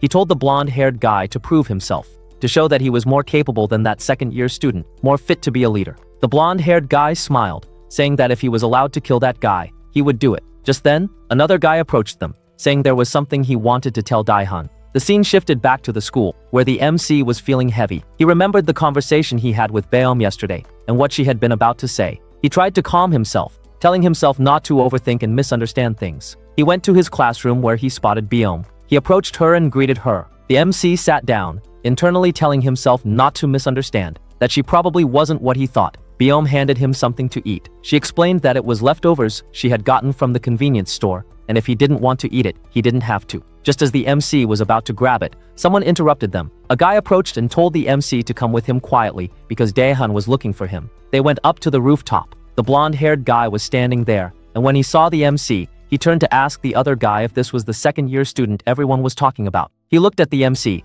wondering if Hwaemun had seriously lost to this guy. Daehan was already there waiting. He looked at the MC and asked for the answer he had been waiting for, the response to the offer he had made. The MC had thought about everything and analyzed the situation. He responded clearly, saying that he couldn't do it. He couldn't accept Daehan's offer. Daehan said that was unexpected. He asked the MC why he didn't like the conditions he had proposed. The MC responded simply, saying that he couldn't do it because it was too cringy. All that crap about ranks and slaves, it was just too childish. The blonde-haired guy suddenly lunged at the MC to attack, but the MC took him down with just one blow. The blonde-haired guy fell to the ground. The MC looked down at him and told him not to interrupt when two people were talking. After that, the MC looked directly at Daehan and asked him, "You're nothing special, so why are you acting like you're trying to die?" Daehan was bewildered to see his fighter go down with just one punch. He was shocked that even though his guy had attacked first, in an instant the MC had turned around and punched him, making him fall with just one blow. Daehan started thinking about what he had just witnessed. When he had heard about Hwaemun's fight with the MC, he thought that the MC might have been at Hwaemun's level. But now, after watching the MC fight with his own eyes, he was sure that the MC was on a whole different level. On the other side, after taking down the guy, the MC realized that he was supposed to pretend to be like his older self,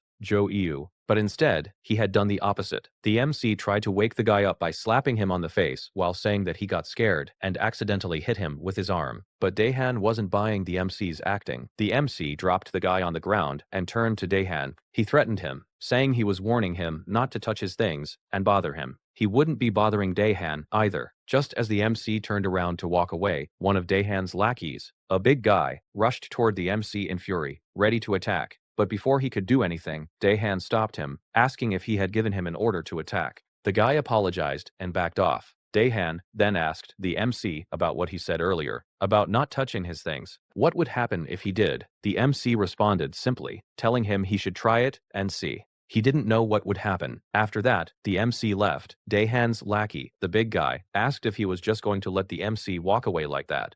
If he did, everyone would lose their discipline. Daehan asked him if he had seen what happened a moment ago. He had almost gotten his jaw broken. He asked if the lackey could take down that guy in just one punch like the MC had done. The lackey froze for a moment. Daehan told him he couldn't do that, could he? On the other side, the MC was walking down the stairs when a boy rushed up, heading toward the rooftop. Just as he looked at the MC, his face went pale. He rushed toward Daehan, shouting that the MC was the guy he saw yesterday with someone.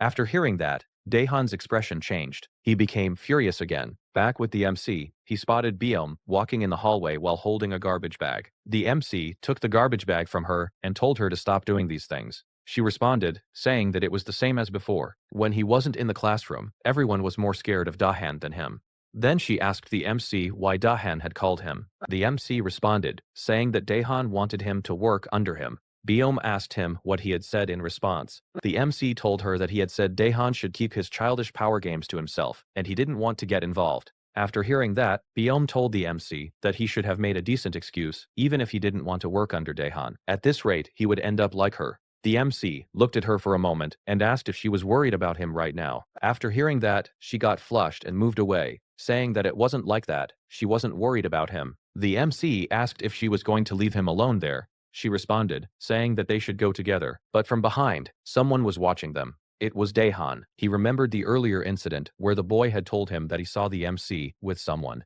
The boy had looked closely and identified Biom. He mentioned that sometimes she went to the MC's house and they looked very close. Daehan stood there watching the MC and Biom walk together, but someone else was also watching Daehan from behind. The person thought to themselves that this was nice timing. For some reason, they had wanted to come today, and they were finally seeing the scene they wanted to see. They were shocked after seeing Daehan's face like this for the first time. It looked like he was completely losing control. The scene shifted to Busan, where the doppelganger of Biom was sitting alone while drinking. Suddenly, she was approached by a few guys who wanted to hang out with her. She refused them politely. As they were getting clingy, Jidaho approached them from behind, asking if they wanted to hang out with him instead. This scared them, and they walked away quickly. Jidaho sat next to her and asked what type of high schooler drinks this much. She even had snacks with her. She responded, saying that it was because she had lost. Jidaho asked her if she was okay. She responded, saying that the MC wasn't in USA, he was in Seoul all this time, and he couldn't remember them just because of amnesia. She was confused about everything.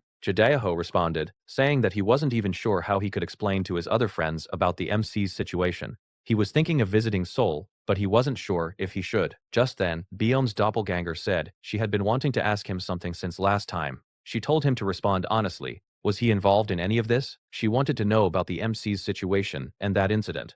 The question hung in the air between them, waiting for an answer that could change everything. After hearing Sunhwa's question, Jidaho asked her if she really didn't know. He told her to stop drinking. Then he asked if she was being serious right now. He reminded her that she should remember. He was with her all day on that day. What's more, they were in a completely different location from the MC. After the incident, he had overheard the conversation between the police and the teacher. They were saying that the MC had been drinking and got into a fight with someone. He was running away when he crashed into a car. Jidaho asked her what she thought, that he had driven the truck and hit the MC, or that he had told the MC to go out, get drunk, and fight. He emphasized again that he was with her all day. After hearing all this, Si Hanhwa, Biom's doppelganger, agreed, saying that it was enough. She believed him and would take his word for it. Jidaho responded that she was too much. He told her he had been wondering why she called him out, and she knew how he felt about all this. After that, he stood up to leave, saying that he would go first because today, looking at her face, he didn't like it. He told her to stay a bit longer and then go home safely. As he walked away, Si Hanhwa thought to herself that he was right. They were together all day, and she thought maybe she had misunderstood. She would love to believe him completely, but that day, when she had run into the MC again, she had suddenly remembered something. A memory of that day which had slipped her mind. On the day of the incident, she was shopping with Jidaho. He had been on his phone when he told her that he needed to take a call for a few minutes. After that, Sionhwa had heard him saying to someone that they should take another look carefully. From that day on, it had been giving her a weird feeling. That's why she wasn't completely sure. The scene shifted back to the MC. He was with Biom after taking care of the trash. Biom thanked him and told him that she was trying not to, but she was always in his debt for his help. After that, she told the MC that from now on, he didn't really have to help her. For some reason, she thought things had been quiet lately. But if Daehan found out that the MC was hanging out with her, she had no idea what would happen. She suggested that at least at school, they should keep their distance. As she was walking, the MC was wondering if it was because of their similar looks. Despite knowing it wasn't the right time, he had come out without realizing it to help her. The MC asked Biom if he could help her. She was confused and asked him, "Help with what?" The MC responded, saying that he wanted to help so that Daehan couldn't bully her anymore. After hearing that, she laughed and turned around, thanking him for saying that. She told the MC that maybe they should go inside the classroom because it was getting late. As they both entered their classroom, there was a commotion going on. The MC went to look and saw it was near their desks where everyone was gathered and watching something. After taking a look, the MC immediately took Bioma away from there, blocking her vision with his hand. He told her to stay out of the classroom for a minute. After that, the MC went back inside and asked his friends who had done this. There on the desk was a dead cat, completely cut open and bleeding. The MC's friend responded, saying that the third-year members had suddenly come in and kicked all the class students out. When they came back inside, it was like this. After hearing that, the MC laughed bitterly, saying that whether in Busan or Seoul, these futchers do the same childish things. The scene shifted somewhere else. Biom's brother was standing in front of Daehan, wondering why he had called him all of a sudden. Daehan asked him if things were good between him and his sister. Biom's brother responded that it was right. Ever since they met Daehan, his life and his sister's life had completely changed for the better. Daehan responded to him that unfortunately, things had gotten worse now. The brother was confused by this statement. Just then, a guy behind Bion's brother raised a stick, preparing to hit him from behind. The scene shifted to a convenience store where Bion was pleading with her boss, asking why he had suddenly fired her from work. He hadn't said a word until yesterday. What had happened to change things? The boss responded coldly, telling her to get lost. He would deposit the money she had earned until now into her account. Outside the store, Biom was wondering what had happened and why she kept getting entangled in everything. Just then, her phone rang. As she picked it up and heard the news on the other end, she was completely shocked. The scene shifted to the MC, who suddenly stopped walking. He said he had to get home before his brother left from work. If they had something specific to do, they could do it now. There were a bunch of guys following behind the MC. He turned toward the goons and told them that maybe he had an idea why they were following him and what they were trying to achieve. After that, the MC told them to get their work done immediately. He was ready for whatever they had planned. The next scene opened outside a hospital where a doctor was asking if Biom was the guardian of the boy they had just admitted. They were calling her to inform the parents, but Biom stood paralyzed after seeing her brother in that condition. The doctor explained that someone had reported finding him lying on the ground in that state, and he was rushed to the hospital. The doctor told her that the bruises and fractures were serious, but they were not life-threatening. Biom fell to her knees, crying. The scene shifted to Daehan, where a girl was telling him his phone was ringing. As he looked at the phone, he smiled, saying that he had to do all this just so she would call him first. The girl asked him if he wasn't going to pick up the call. He responded, saying no. She asked him why. He responded, saying that he wanted to make things even worse. Hwimoon, who was nearby, mocked him, saying how cruel that was, but he admitted it was actually more fun this way. Then he asked Daehan what had gotten into him all of a sudden, and what was he going to do about the MC. Daehan responded, saying that he had already sent a few people from the third year. Hwimoon asked him how many. Daehan responded, saying 4. Hwimoon confirmed that wouldn't be enough. But just after that, a guy came inside, one of the third years. He reported that his other members were in serious condition and had been sent to the hospital. The MC had knocked them all out, but he had knocked out the Mac. After hearing that, Hwimoon was shocked. He called the guy a liar, mocking him by saying he wasn't even strong enough to beat Hwimoon himself, but the guy showed them a picture of the MC on the ground, bleeding from his head. The scene shifted to show what had actually happened an hour ago. The MC was beating these guys when suddenly one of them from behind was about to strike the MC with a wooden stick, but the MC turned around and kicked him. After that, he beat the other guys, breaking the jaw of one of them. Only one guy was left, the one who would report back to Daehan, but the MC ignored him while kicking the other guys on the ground, saying mockingly that he couldn't see the last guy. Where was he? He should come hit him. As the last remaining guy was about to panic, the MC took blood from one of the fallen guys and rubbed it on his own head, making it seem like he was bleeding. After that, he called the last remaining guy over and told him to take a picture of him pretending to be knocked out. Then the MC told him that all of his men were out cold and had no idea what was going on. So he should go straight to Daehan and tell him exactly what the MC was about to say without changing a single word. After that, he told the guy to go and memorize everything he had told him. But as the guy was about to leave, the MC suddenly stopped him and punched him hard in the face, saying that he looked too fine to be convincing. After that, the guy left. As the MC was walking, he was wondering if Daehan had sent those men after him like before. And, if he had, what about Biom? He went to the convenience store where Biom worked. After reaching there, the boss told the MC that he had fired her. After hearing that, the MC was wondering what was going on. Daehan must be doing all of this. The MC asked the owner of the store again, saying that he was supposed to find Biom because one of their teachers had told him to. Now he had no idea what to do, and he asked the owner if he knew anything about her whereabouts. After getting some information, the MC was looking at a location on his phone. While reaching there, he thought it should be here, but he was shocked to see fire coming from a house.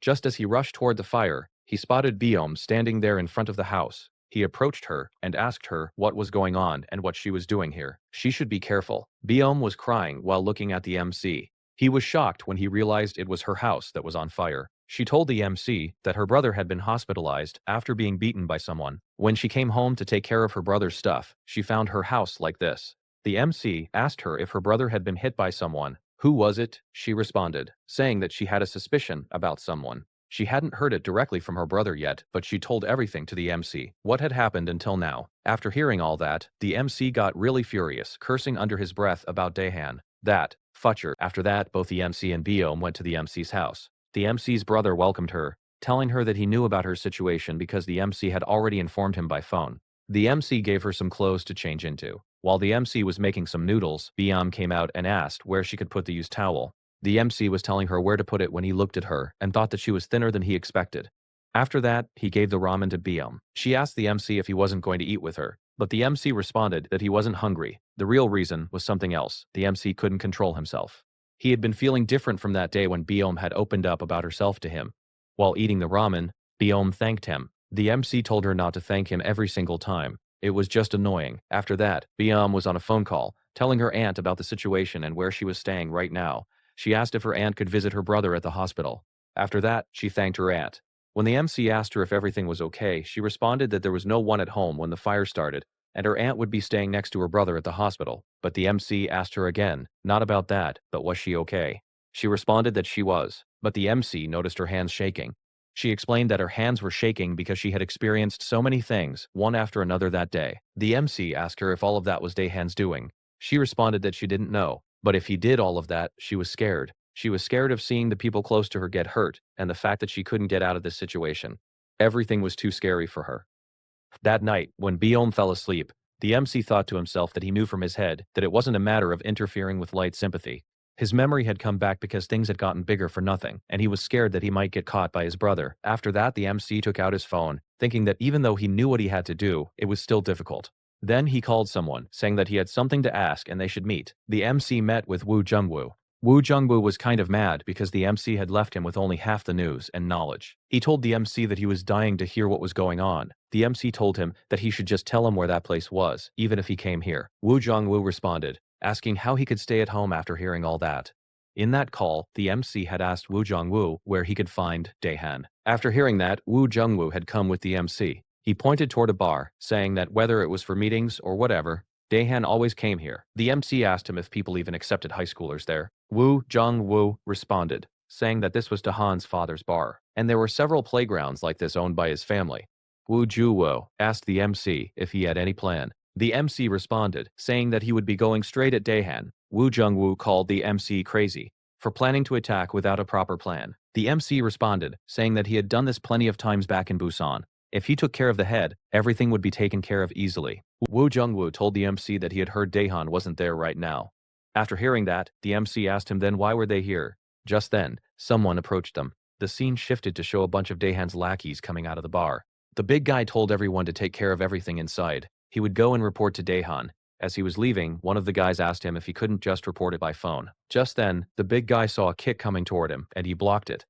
That was none other than the MC. Earlier, when the guy had approached both the MC and Woo Jungwoo, it turned out that guy was a senior who had graduated last year. Woo Jungwoo had given the MC information about him, saying that this guy had refused to join under Daehan, and then he was beaten for it.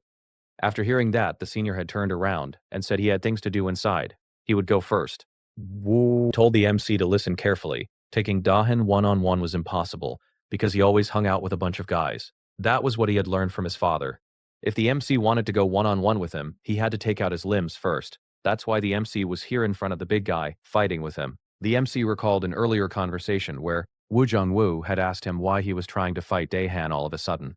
He had always stayed calm before. As the big guy headbutted the MC thought that he was doing this because it was hard to see Biom crying. All this time, it had been pissing him off. Daehan was the main reason for all of this, and he needed to be stopped. The MC thought to himself about his opponent. If Wimon was Daehan's recent recruit, this big guy, Shim Wongu, was different. He had been enrolled in school with Daehan from the beginning, and he was truly Daehan's hands and feet. He did everything for him, handling people, organizing all sorts of events, gang meetings, and dogfights. He was also Daehan's bodyguard, and Daehan had absolute trust in him. And he was strong too. Shim Wongu asked the MC about the earlier incident on the rooftop, when the MC had warned Daehan not to touch him.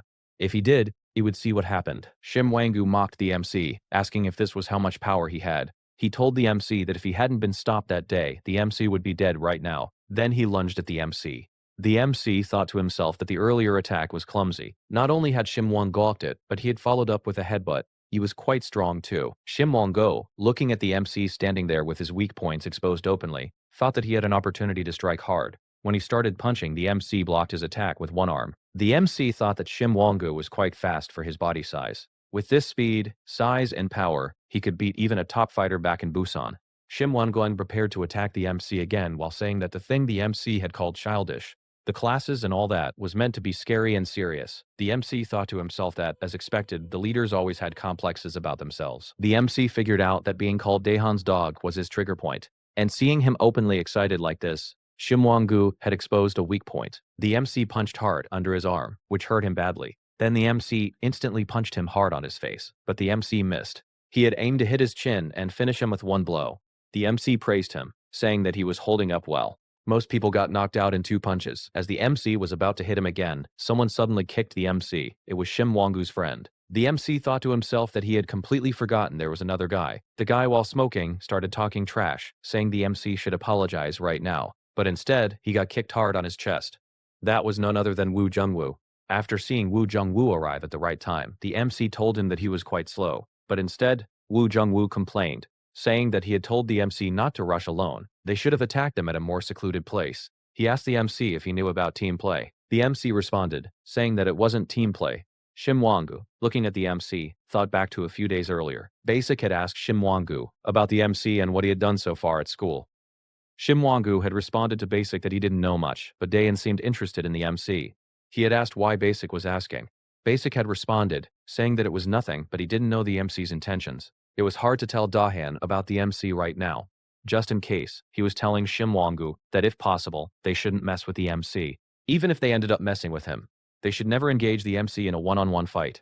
Back at the fight, the MC was ready to attack again. He punched Shimon Kospedic several times, kept hitting his weak arm, the one that had gotten damaged earlier while blocking the MC's kick. The MC started kicking and punching him with precision. The MC was quietly impressed by Shim Wang-gu too. He was fast and kept up the distance well, and still he was standing. As the MC rushed at Shim Wang-gu again, this time the MC was blocked. Shim Wang-gu grabbed both of the MC's hands and told him that if he was caught by him, no one had survived. They both fell to the ground. Shim Wang-gu told the MC that he might have come here after messing around in some rural corner of Busan, but the MC should be humbled here. There were a lot of monsters in Seoul which the MC had never seen in Busan. But the MC asked him, the monsters he was mentioning, was he one of them too? While the MC punched him, he asked if those monsters were at his level. Then he didn't think he had to stay humble at all. On the other side, Wu Jungwoo was handling Shim Wang-gu's friend. The guy was mocking Wu Jungwoo, asking why he had caused trouble after getting beaten and suspended. He should have just stayed quiet. Wu Jungwoo mocked him right back, saying that he had heard his specialty was fast punches, but he was damn slow. Jungwoo kicked the guy hard, telling him that back then he had been jumped by many people. He looked at the guy and asked him if he thought he was something special just because kids at school were bowing down to him. He told him that he was nothing more than Daehan's lapdog. After that, the guy fainted. Jungwoo looked behind to check on the MC. He was surprised to see that Wang was still standing. As the MC and Wang-gu continued fighting, the MC gave him punches one after another, but Wang-gu was still standing. The MC was genuinely impressed. Wang-gu had good endurance. Even after taking all those punches, he was still on his feet. In response, Wang-gu charged at the MC, saying that he hadn't gotten any weaker yet and he could still beat him. The MC blocked his punches and returned several of his own. Wang-gu was confused. How was the MC so strong? Even after suppressing him, he couldn't do anything. Wang-gu thought to himself that this was the first time he had faced someone this strong. As the MC was about to land another punch, Wang-gu spotted a glass bottle nearby. He instantly grabbed it and smashed it over the MC's head, making him bleed. But instead of falling down, the MC grabbed Wang-gu's arm and with one swift motion, threw him to the ground. Wang-gu hit the floor hard and fainted. After the fight, Jungwoo told the MC that Wang Ka's father worked under Daehan's father's company. The thing Daehan was best at was holding people's weaknesses. That might have been the reason Wang-gu couldn't back down, because of his father's position at Daehan's father's company. As the MC was thinking about this, Jungwoo told him that his phone was ringing. The MC responded that it wasn't his phone. They both looked toward Wang-gu's pocket. It was his phone ringing. On the other end, Daehan was calling, wondering why Wang-gu hadn't come back and hadn't even contacted him. Just then, Daehan heard a different voice on the other end of the line. Daehan asked Jungwoo why he was answering instead of Wang-gu. Jungwoo responded casually, saying that Wang-gu was sleeping right now and didn't want to be bothered.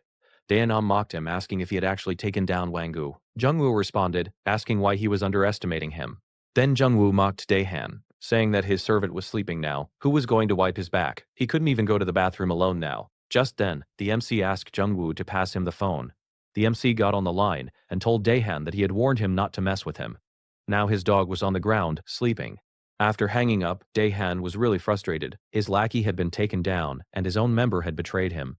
Just then, someone appeared. Daehan asked him why he was at home. The guy responded saying that their father had called him home. He also mentioned that he had overheard Daehan's conversation, and it sounded like something wasn't going well. Daehan laughed it off, saying it was nothing like that. His brother responded, saying it should be nothing, because it was the easiest job. Back in his days, he used to rule over Seoul High School. He told Daehan that if he couldn't even complete this simple task, he should forget about competing to become the successor. If things continued like this, living in this house would become difficult for him. He told Daehan to solve the situation before their father found out, if he didn't want to end up broke. After that, Daehan's brother left. Daehan took out his phone and contacted someone, telling them to gather everyone up right now. The scene shifted to the MC's house, where he was sleeping. He suddenly woke up after hearing Byum's voice. She was right there, looking directly at his face from up close, which completely caught him off guard. In that startled moment, his mind flashed to the doppelganger girl, Seonhwa, and he called out her name before he could stop himself. Byum confused and asked him who Seonhwa was. The next scene opened with the gathering of Daehan's alliance. Everyone was asking him what had happened and why he had called them all of a sudden. They wondered if another district had picked a fight with them. Daehan responded calmly, saying that the alcohol they drank and the cigarettes they smoked all the time, all of that came from someone's wallet. After hearing that, everyone was confused. They asked if he had called them all just to say this. Obviously, it was all his money. Daehan then told them that this association had been built by his brother when he used to rule over all of Seoul. So they all knew well how important Daehan was in this organization. Then a message appeared in the group chat. Everyone took out their phones. The message told them that Haitu Moon had been beaten, and after that, today Wangu had been beaten too. This shocked everyone. They couldn't believe that someone like Wangu had been defeated. Daehan told them that both of them had been defeated by only one guy. He sent everyone a picture. It was the MC. After that, Daehan told them that if they wanted to continue enjoying their current lifestyle and everything they had right now, they should bring the MC to him. The person who brought the MC to him would receive 50 million won in cash on the spot. After hearing that, everyone in the room lit up with excitement. They were all thinking about how they would catch the MC. But one of the guys who knew the MC's past wasn't so happy about that. The scene shifted to the MC. Both he and Byum were having breakfast together when Byum asked the MC about the name he had called out when he woke up. The MC tried to dodge the question, asking when he had said that. Then he casually said, it was probably just an old name he knew. After hearing that, Byum responded that it meant his memory was slowly coming back. Just then, she noticed a bruise on the MC's face and asked him what that scar was from. The MC quickly looked toward his brother and made an excuse, saying that he must have bumped into something while sleeping. While he had been about to sleep the night before, he had heard the sound of the door opening. He was now wondering if the MC's memories were actually coming back. While walking together, the MC asked Byum if she was all right. He told her she could stay home if she wasn't feeling well. She responded, asking why she should stay home. She was all right. She hadn't done anything wrong. The MC responded, saying that it wasn't about right or wrong. Just then, the MC noticed someone walking straight toward Byum. He pulled her toward him and directed her to walk on his side, telling her to stop walking dangerously while looking at her phone. Byum blushed and apologized, saying that she was looking for a part-time job.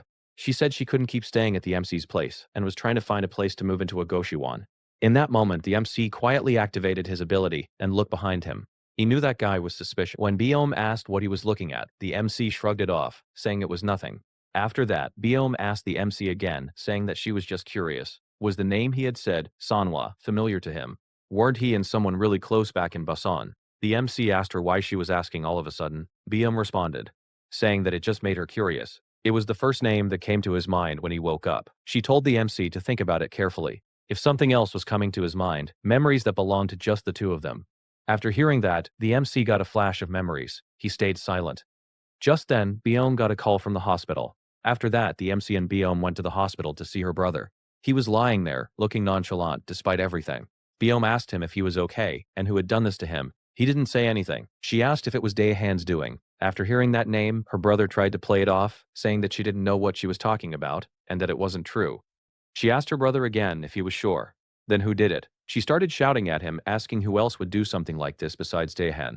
The nurse came in and tried to calm the situation. She then took Byum out of the room. The MC was left alone in the room with her brother. He asked him quietly who had done this to him. Her brother stayed silent for a moment. He looked at the MC, remembering when the MC had tried to help him before. After that, he asked the MC to promise that he wouldn't tell Byum about this. The scene shifted to Busan, where Jadeoho was entering a classroom. He asked a few girls if they had seen Sanhwa. They responded that they didn't know. She hadn't come to school today. The scene then shifted to show Sanhwa sitting alone inside a bus, heading somewhere, her expression unreadable, on the other side of town. Someone called out to Basic, asking why he was just standing there smoking. They should head out to catch the MC because Daehan had put 50 million won on his head. The guy shouted that at this rate students from other schools might catch the MC first, and they would lose the 50 million won. He suggested that they should take out the MC today since Basic had the most information about him. Basic told him to stay quiet for a while. He explained that he knew the MC very well. He had heard it was the same back in Busan. Whoever jumped in first got wrecked first. They should step back for now and watch what happened. The scene shifted to the MC, who was still walking together with Biom. He was thinking about her brother, reflecting on how even though it was obviously Daehan's doing, her brother still chose not to speak about it. The MC remembered the conversation between him and Biom's brother earlier. Just then, he sensed someone behind him. He looked back in an instant, but there was no one visible. Then he turned around and continued walking. Behind him, someone was standing on the corner, watching him carefully. The sneaky guy thought to himself that Daehan might be crazy for putting 50 million won on the MC. He had been observing the MC for a while and had seen nothing special. He was really excited to take that 50 million won. At the school, as the MC entered the room, his friends noticed him and Biom getting inside the classroom together. Just when the blonde friend was about to ask if they were dating, he got choked. The MC was trying to shut him up. To make matters worse, Hong-hee appeared at that moment, asking the MC if it was true. The MC took Hong-hee outside, where he told her it was all a misunderstanding. She asked him why the MC wasn't replying to her messages. She had been worried. After hearing about his situation during the school trip, when she went to look for him in the hospital, he wasn't there. She asked the MC if he was hurt anywhere, which he denied. Then she pulled out a pack of cigarettes, saying thank goodness the MC was all right. After seeing the cigarettes, the MC started unconsciously drooling. She pointed this out to him, saying he was acting weird. Disclaimer: smoking is injurious to your health. Kids, stay away from this. After lighting up her cigarette, the MC asked her if she was close to Dahan. She responded, saying that they were, but not anymore. She explained that actually, she had been closer to a second-year member who got demoted after getting beaten up by the MC. After that incident, he hadn't been hanging out with everyone like before. After hearing that, the MC questioned her, so she treated them as friends when things were going right and ditched them when things weren't going well. How was that? She was confused and was about to ask something, but the MC told her to never mind. He said good job anyway, because there was no point hanging around with guys like those anymore. Back in the classroom as the MC was taking his seat, Biom questioned him about talking with Hong-hee for a while. Then she suddenly noticed the smell of cigarettes on him. The MC shrugged it off, saying that it probably got stuck to his clothes because that girl had smoked earlier. But in his mind, he was wondering why he was even trying to hide the fact that he smoked. Maybe it was just because he didn't want to see Biom disappointed.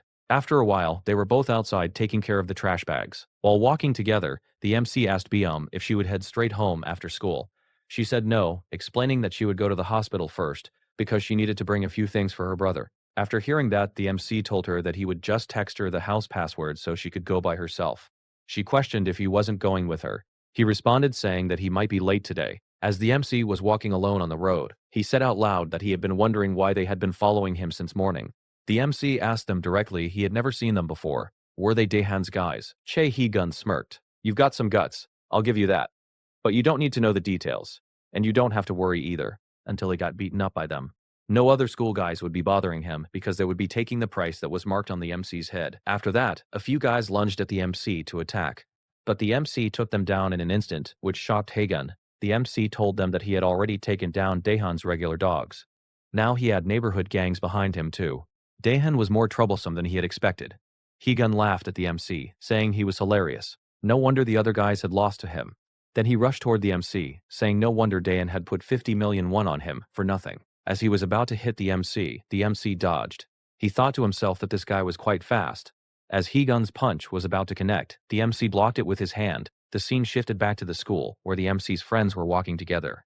One of them suddenly pointed at someone, saying that the girl over there looked exactly like Baeon.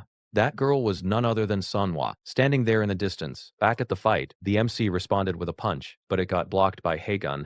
Haegun mocked the MC, saying that he had some moves. Then he kicked the MC, sending him back. He questioned the MC, saying that he had strength like an ox.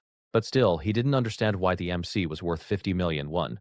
After hearing this, the MC asked him what he kept yapping about 50 million won since a while ago. Haegun responded to the MC, asking if he knew about the Gangpo Association. The MC denied knowing about it. Haegun explained to the MC that it was a group that had existed since Daehan older brother's time. To put it simply, it was a group of top dogs from each school in the Gangpo district, and Daehan had put a bounty on the MC's head. 50 million won. Then Haegun rushed forward again, holding his fist up and saying that he was still curious about why Daehan had put 50 million won on a nobody like the MC. While the MC kept dodging his punches, he realized that this guy was stronger than he looked.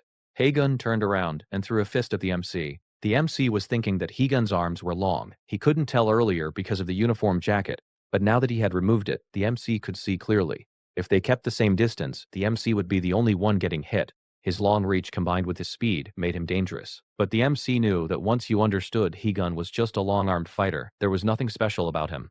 After that, the MC turned around and punched him under his arm. As the MC was about to finish him with another punch, Higun started laughing, saying that who said he was there for a one-on-one fight.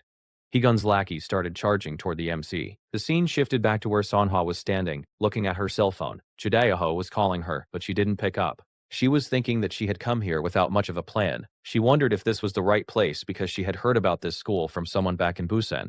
To confirm, she could just grab anyone and ask about the MC. If he went to this school, there was no way they wouldn't know him. Just then, Dongmin was passing by with his friends, talking about the MC. He was saying that Dahan had already marked the MC. He wondered if they should side with the MC, because he would soon be taking over the school. If they bowed properly, would the MC let them join under him? Seonha suddenly asked them if they were talking about Jo Hoon. They were all confused because she looked exactly like Biom. After hearing that name, Seonha wondered who this Biom person was. She explained that it sounded like they were talking about Jo Hoon earlier. Could they call the MC out for her? She told them to just say that Seonha was looking for him, but they responded, saying that they weren't talking about Jo Hoon. They were talking about Jo Hoon. They were talking about Jo Hoon. Ikwan, frustrated, asked her why she was talking to them like this. Seonhwa asked them if they didn't know Jo Hoon. They denied it, saying they didn't. Just then, it clicked for her. She remembered what the MC's brother had been talking about, that the guy they knew no longer existed anymore. After that, she asked them where that Jo In guy was now.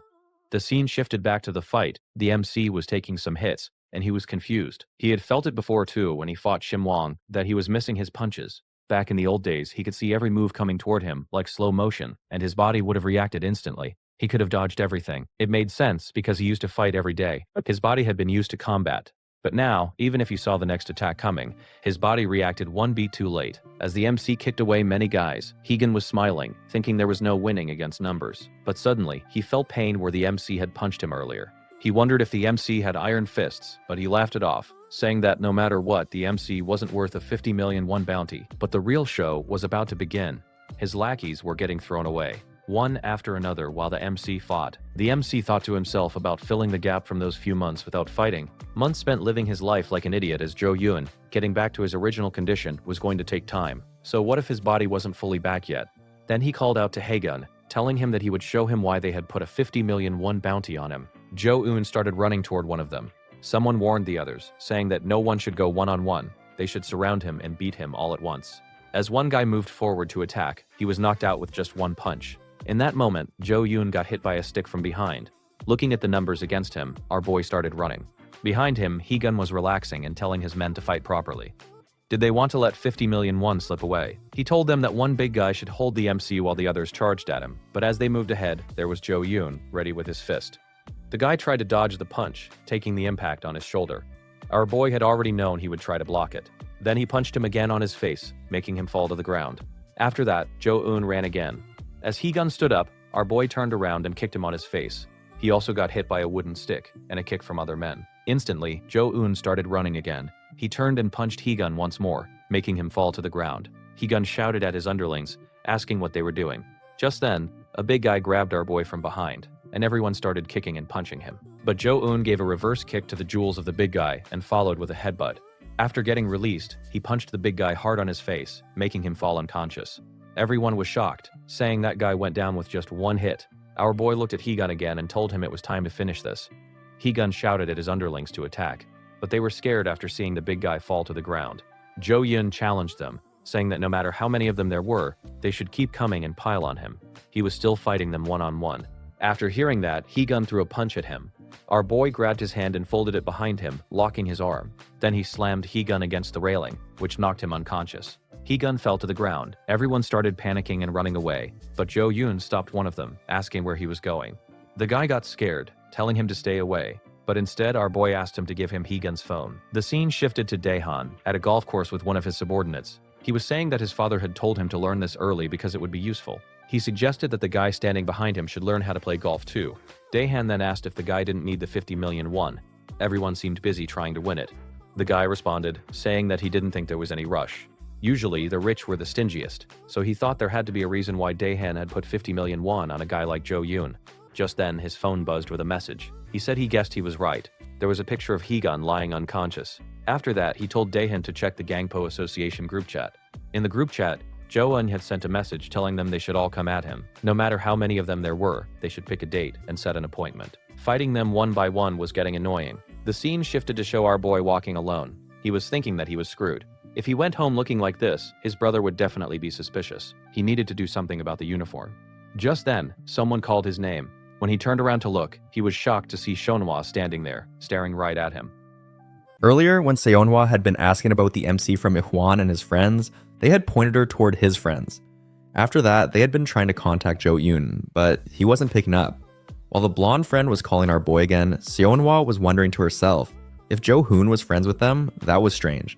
Back in Busan, Jo-hoon wouldn't even share a word with losers like these. Finally, our boy picked up the call. His friends were asking where he was right now. Someone was looking for him. After that, they sent him the location. Seonhwa thought back to Busan. The only people who could talk to Jo-hoon like this were close friends. While they were heading to the location, the blonde guy asked Seonhwa what her relationship was with Jo-eun. She responded saying that she was just a friend from Busan. After that, his friends started saying that she looked just like Baeom.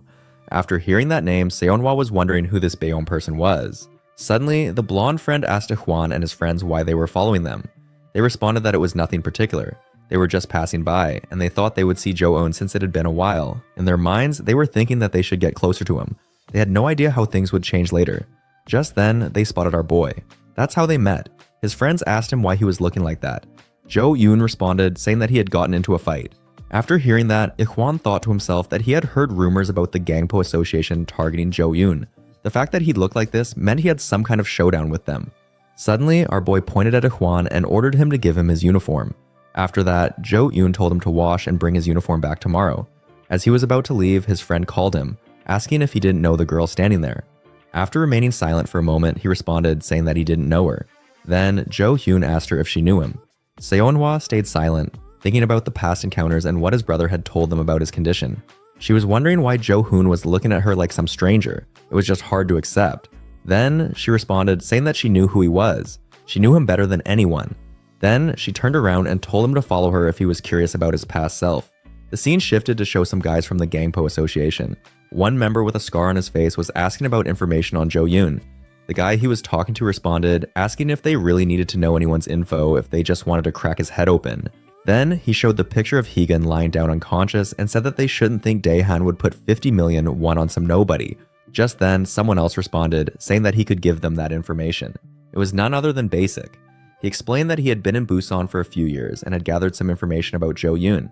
He told them he would give them the info, but he wanted half the bounty. The guy with the scar on his face responded, saying they should hear it first, then he would decide. The scene shifted back to our boy, who was asking Seonhwa why she had brought him to a place like this. She responded, saying that it was because he used to love eating snack food here. But our boy responded, saying that he didn't really like this kind of stuff. After hearing that, she asked him, "So you remember this? I thought you didn't remember anything." Jo-hyun tried to cover up, saying that he remembered small things like that. She responded, saying that she was the one who used to buy him snacks here. Even though you didn't like snacks, you used to come with me all the time. Our boy asked her. Seeing that she had come all this way to find him, it looked like they were very close. She responded, saying, yes, they were very close. She explained that he had liked her a lot, and she had liked him a lot too. After hearing those words, Jo-hyun stayed silent for a moment. Then, he asked her, then she must know what actually happened on that accident day. After that, both of them changed locations. Seonhwa started telling our boy that if he truly had no memory of that day, then he probably wouldn't remember this either. The day he had the accident was the day before his birthday. She wanted to tell him what actually happened on that day. The scene shifted to the past, showing the school rooftop where Jo-hoon was standing with Jidaeho and Seonhwa. Two students came by, apologizing to them. Jidaeho told them to lift their heads and start talking. He asked what had actually happened. It looked like they had gotten beaten by Daesung Technical High and embarrassed their school's reputation. Just then, Jo-hoon told them to speak with their own mouths about why they had gotten beaten. They started explaining that they had known a girl since middle school and didn't know she had a boyfriend. They had just messaged her to grab a drink and hang out, and her boyfriend had misunderstood. They were beaten by students from a different school. After hearing this, Jo-hoon responded, saying that the story he heard was completely different. What he had heard was that they tried to get a girl from Daesung High drunk to take advantage of her. They got beaten up, and then they used their school's name, saying no one could touch them no matter what they did to that girl. After that, Jo-hoon started beating them, saying he was out there cracking other school leaders' heads just so these pieces of trash could act however they wanted. As he was beating them, Jidaeho stopped him, saying that was enough. They had gotten the message. It was enough now. After that, Jidaeho told them to get out of there. As they left, Jidaeho told Jo-hoon that he always got really sensitive around this time of year whenever his birthday got close. But Jo-hoon responded, saying that after learning how to smoke, he regretted it a lot. But did they know the first time he thought smoking was cool? It was when he saw the look on his father's face turning pale when his father caught him smoking. He asked both of them, did they think a guy like him would actually like his birthday?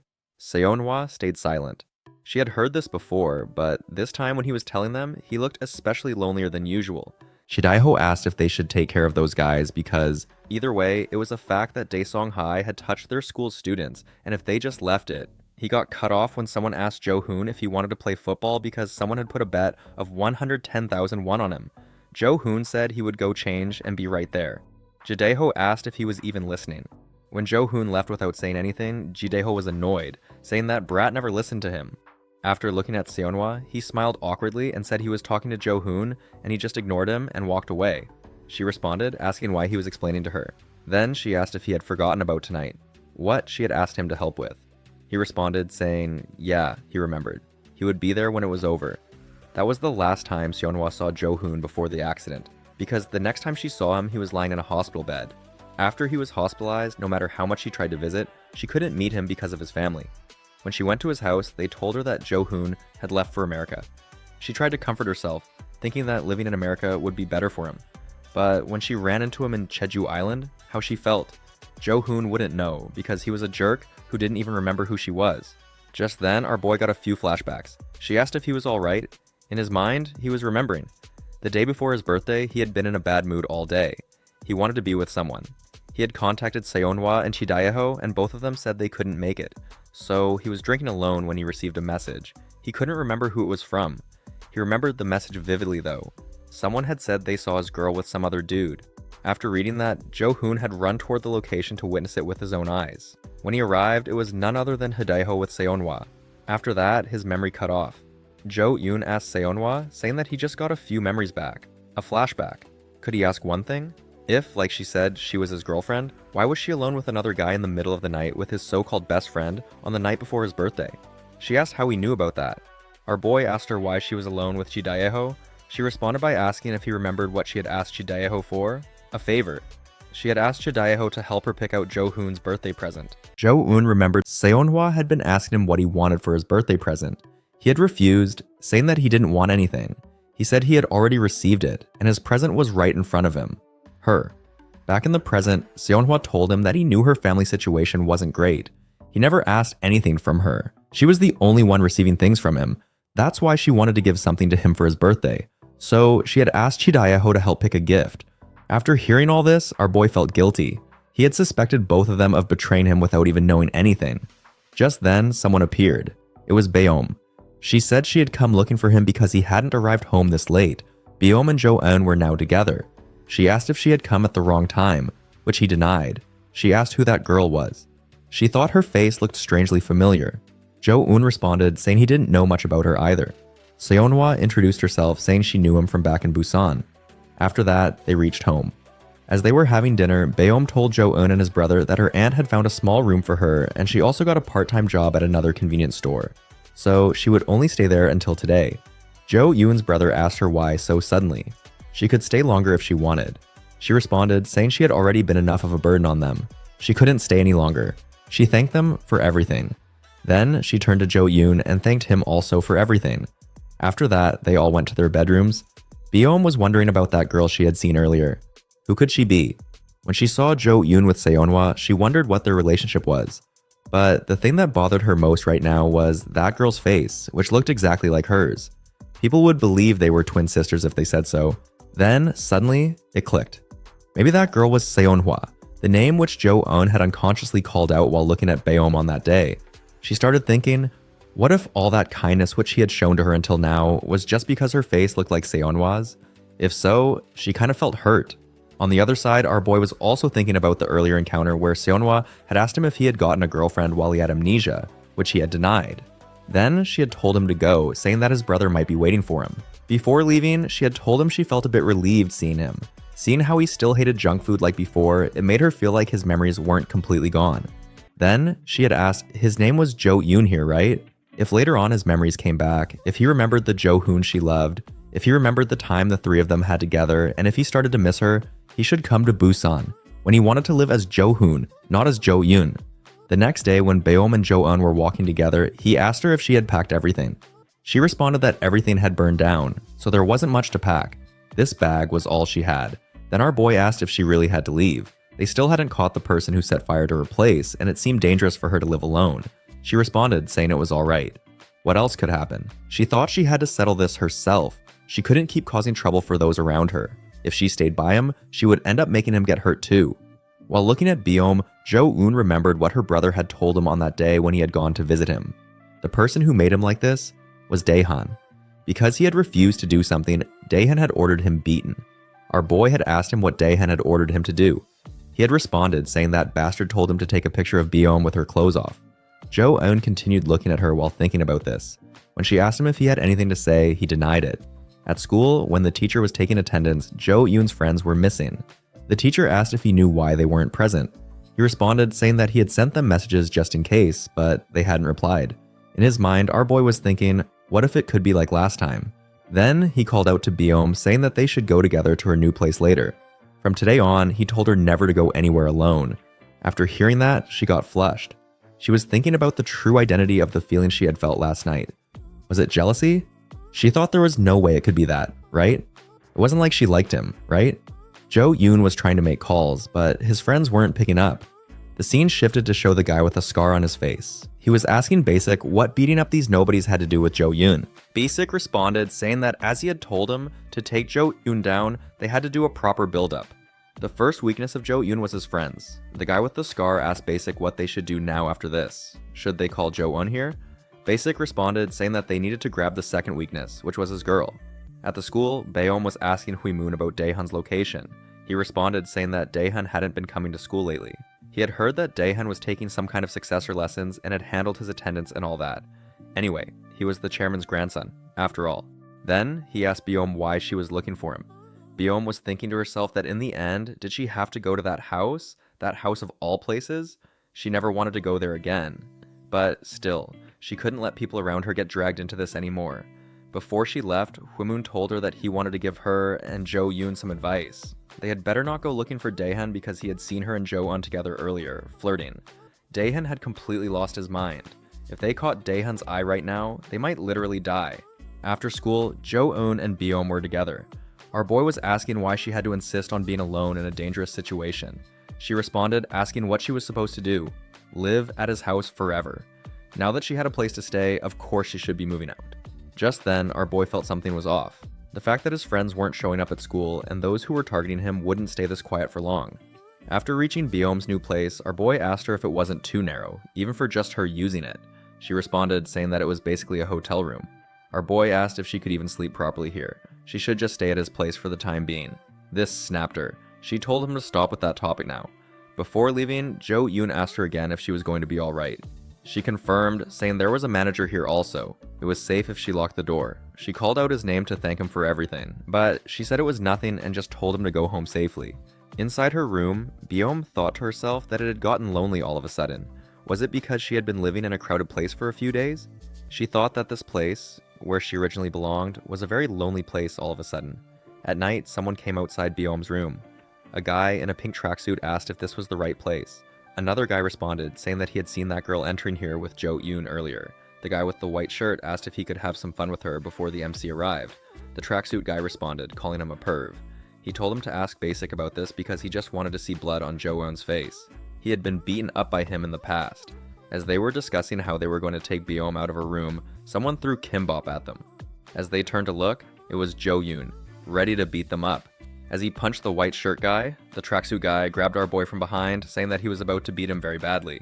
But he got punched in his face instead. After that, he got kicked hard. The scene shifted to show Jo-eun's friends, all beaten up. The guys there were discussing why those two couldn't even catch a girl properly. One of them was trying to contact the others. He was wondering why they weren't picking up his calls. Just then, someone came. As Basic was about to scold his men for being late, his body went cold after seeing Jo-shun standing behind them. After seeing his friends there, our boy made an offer. They should give him his friends back, and he would give their guys back. And if they traded right now, he would let all of them live. The guy with the scar started laughing, saying that Jo-eun was funny. Our boy responded, saying that the interesting part hadn't even started yet. They told our boy to cut that crap. Did he think they would make a deal? After hearing that, Jo-eun asked if that meant they didn't care if their guy's head got cracked open. Basic responded coldly, saying that then his head would be cracked open the exact same way. Just then, our boy activated his ability. He asked Basic if he had seen him before in Busan. This panicked Basic. He started asking what Jo-eun was talking about. Our boy responded, saying that he had definitely seen him somewhere before. Then, he pointed to the guy who had been beaten up by him earlier and had peed his pants. After hearing that, Basic was embarrassed while the guy next to him started making fun of him. Our boy now got serious, telling them to hand over his friends. Otherwise, they would end up just like before. Just then, the guy with the scar responded, asking what if he didn't want to. They would crush Jo-eun's friends to death. Then, he challenged our boy. Let's just stomp each other to death then. He mocked Jo-eun, saying that he couldn't do it. He told him he was impressed since there was 50 million won on his head. All of them rushed toward our boy at once. Jo-eun dodged the first guy while saying that if he had come out like this from the start, things would have been easier. Then he said, let's just beat the hell out of each other and whoever won takes their friends and leaves. The scar guy started laughing, saying this was the only way where the price tag made sense. Now this was more like a 50 million won guy. As he kicked one of Jo-eun's friends, it distracted our boy. The scar guy called to Jo-eun, asking if he was still going to continue this fight. While kicking his friend again, he said he didn't mind continuing. After watching his friend getting beaten up, our boy knelt down and started taking their beatings. As he was getting beaten up, he thought back to Busan.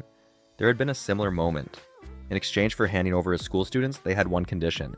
Jo-hoon had to take a beating quietly and leave. Then, they would let his school students go free. While all eyes were focused on Jo-hoon like that, there had been Jidaiho, who hit them from behind. Now, back in the present, as Jo-eun was taking the beating, the scar guy called out to Basic, asking if the MC was a softie, doing this just to save his two nobody friends. Just then, someone was playing the role of Jidaiho. It was none other than Woo Jung-woo, who came from behind. He quickly punched them and secured the MC's friends. When everyone got distracted, our boy saw an opportunity and started kicking and punching everyone. Soon, he reached Basic and punched him hard. Woo Jung-woo asked Jo-eun if he had a nice nap. Our boy asked why he was late. Jung-woo responded that when they were distracted beating him, he came late because he enjoyed watching Jo-eun get beaten up. Now both of them were standing together. The scar guy laughed, saying he thought Jo-eun was a lone wolf, but he had lackeys too. After hearing the word lackey, this pissed off Jung-woo.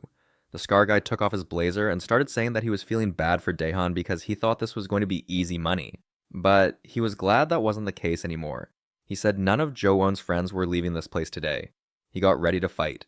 The scene shifted to Busan, where Hidayako was looking for Seonhwa. He got a call from her number and picked up, asking where she was. She didn't even come to school, and why wasn't she picking up his calls? But on the other side, there was someone else speaking. They asked if he was an acquaintance of the patient. They responded saying this was Seoul Hospital, and they were calling because his number was the most recent missed call on the patient's phone. Hidayho's face went pale as he listened to what they had to say. As Jae-sung was preparing to fight, Basic got his consciousness back. Jae-sung told Basic to take care of Youngwoo. Basic prepared to fight Youngwoo. He made fun of him by calling him a chihuahua because Daehan used to mock him with that name. He said the only reason he hadn't picked a fight with Youngwoo until now was because he had left him alone out of pity. This angered Youngwoo. Just as they were both about to clash, our boy interrupted, saying to be careful Basic might piss himself. This pissed off Basic, and he lunged at Jo-eun for an attack. Our boy did nothing and stayed still because he knew Youngwoo was already in midair for a kick, which made Basic fall back. Our boy watched Youngwoo getting fired up and thought to himself that the only thing which made Youngwoo this fired up was Daehan's name. After that, Jo-eun turned to look for Jae-sung, but he was already behind our boy, ready to attack.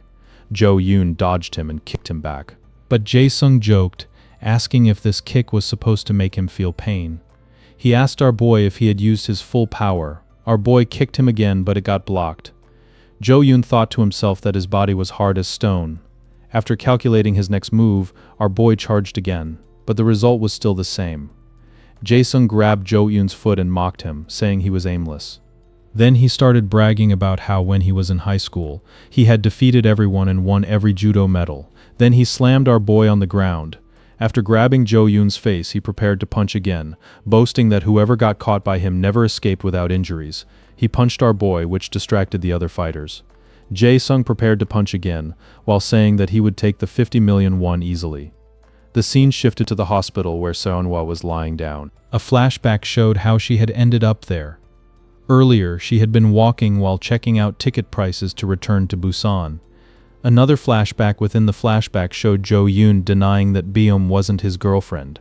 But Seonhwa couldn't process it correctly because in the past, Jo Hoon wasn't this generous about letting any girl live at his house except her. She thought maybe Jo Yoon's soul made him act kind toward Beom unconsciously because she kind of resembled Seonhwa. Her thoughts were interrupted by someone before she could do anything. That guy struck her on her head with a steel pipe. Seonhwa fell down.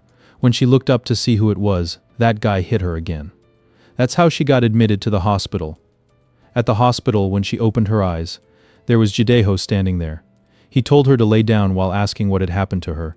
She asked him where she was right now. Jaedae told her she was in a hospital in Seoul. He asked her why she wasn't picking up his calls, why she was in Seoul, and how she ended up in the hospital. He questioned her if she had come here to meet Jo Hoon. Seonhwa responded that they had met earlier, but Jo Hoon couldn't remember anything about them. Jaedae told her why was he even shocked. Jo Hoon's older brother had already told them that he had lost all his past memories. His brother had told them it was better if Jo Hoon didn't get involved in the past again. That's why Jaedae didn't come here looking for him, because he didn't want to see him hurt again. Seonhwa responded that he was right, but she wanted to check with her own eyes if Jo Hoon truly didn't remember them. After that, Jaedae asked her who had attacked her. The scene shifted back to the fight. Jae-sung was holding his nose, bleeding. He was confused about how he got hit. He had clearly pinned down Jo Eun, and even struck first, but he was the one left with blood. Jungwoo was equally shocked that our boy had converted his disadvantage into an advantage. He had blocked Jae-sung's punch and punched him back on his nose. Jae-sung questioned our boy, asking if he had lured him into getting caught on purpose. Jo-en responded that he talked too much. That's the reason he hated guys who came from elite sports backgrounds. They always calculated everything like computers. Then our boy asked him if he was going to continue, or maybe in Seoul, this was considered a finished fight.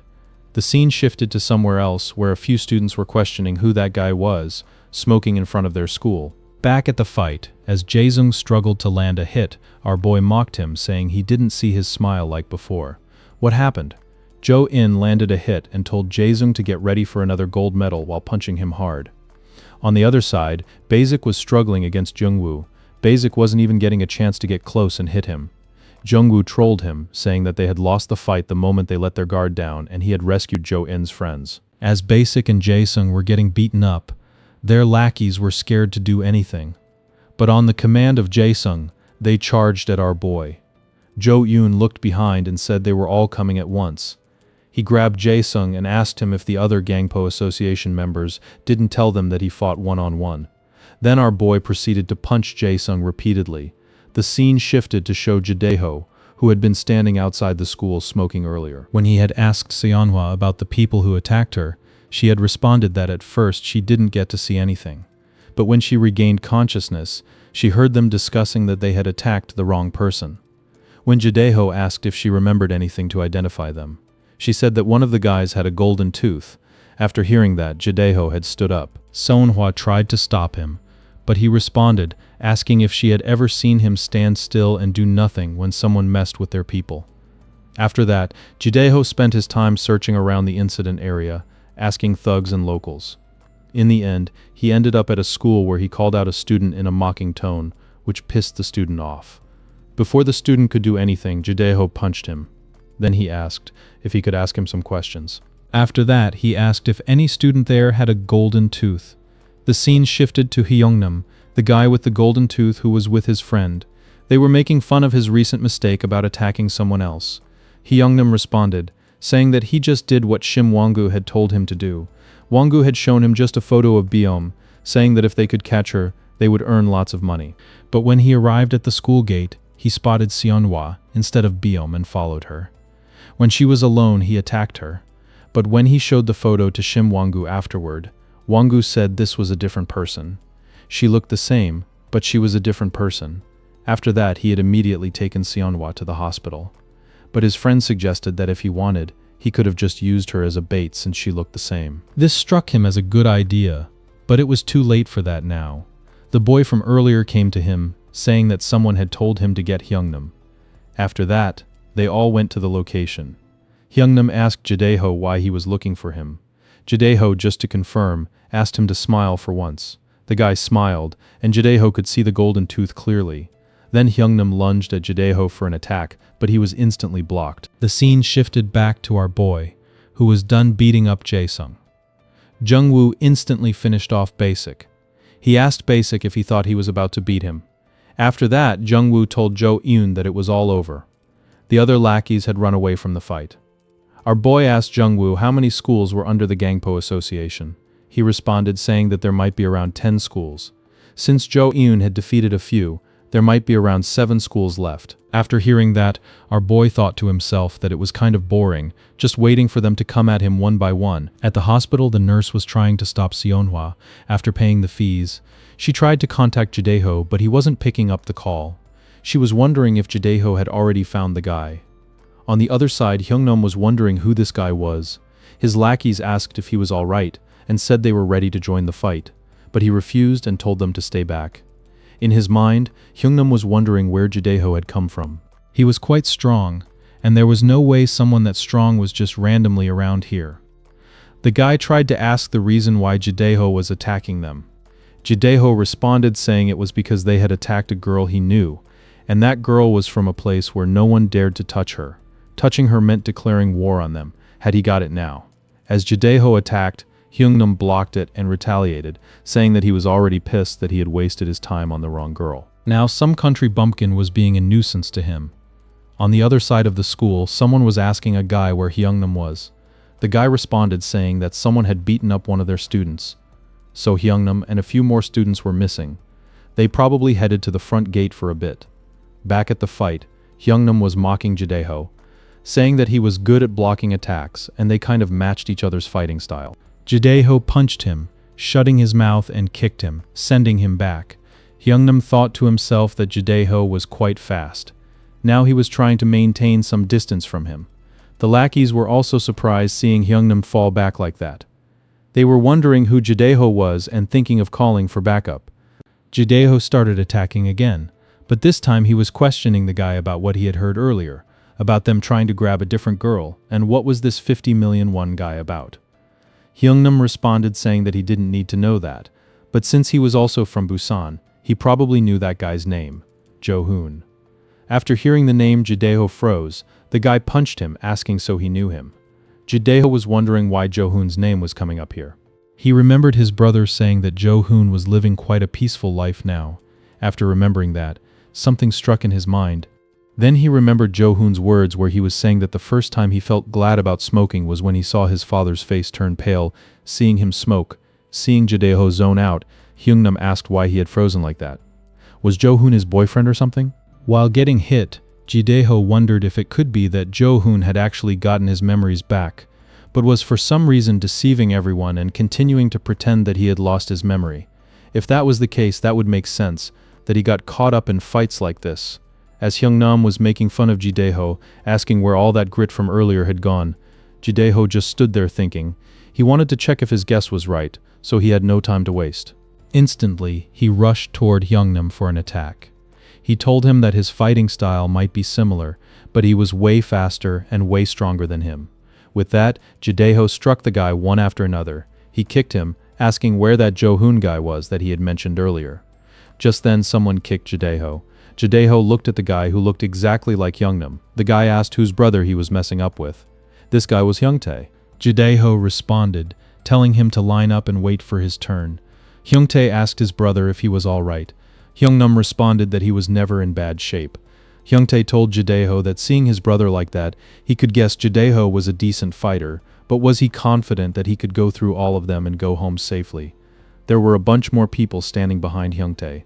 Hyungtae told Jideho that he didn't want to sweat, so if he took the beating quietly, he would let him go on his 2 feet. Just then, someone spoke up from behind, asking if soul guys fought with their mouths. When Jideho looked behind, they were none other than his friends from Busan.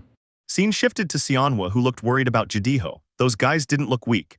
If this had happened in the past, Jo-hoon would have gone with him. After thinking about it, she contacted someone. Back at the location, Jideho's friends had arrived. They were accusing him of having fun all alone. Hyuntae and his lackeys were confused about who they were and started making fun of them. Jideho was asking his friends how they knew he was here. Then the blonde friend pointed behind them, saying, "Here she comes." Seonhwa arrived, complaining about him leaving her behind. Jidiho's friends told him that Seonhwa had gone through a lot while finding where he went. She had called them, saying that Jidiho was about to get his ass kicked by some soul boys. Then Seonhwa pointed at Hyunam, saying that was the guy. He was already looking beaten up a lot. Jidiho said he had given him a little service earlier. Then the blonde guy pointed out that they had brought their whole school and made fun of Jidiho, saying he would have really gotten beaten up. He asked if since Jidiho had already taken revenge, wasn't it over now? But the guy with the red jacket, Youngdu, responded, saying that it wasn't over.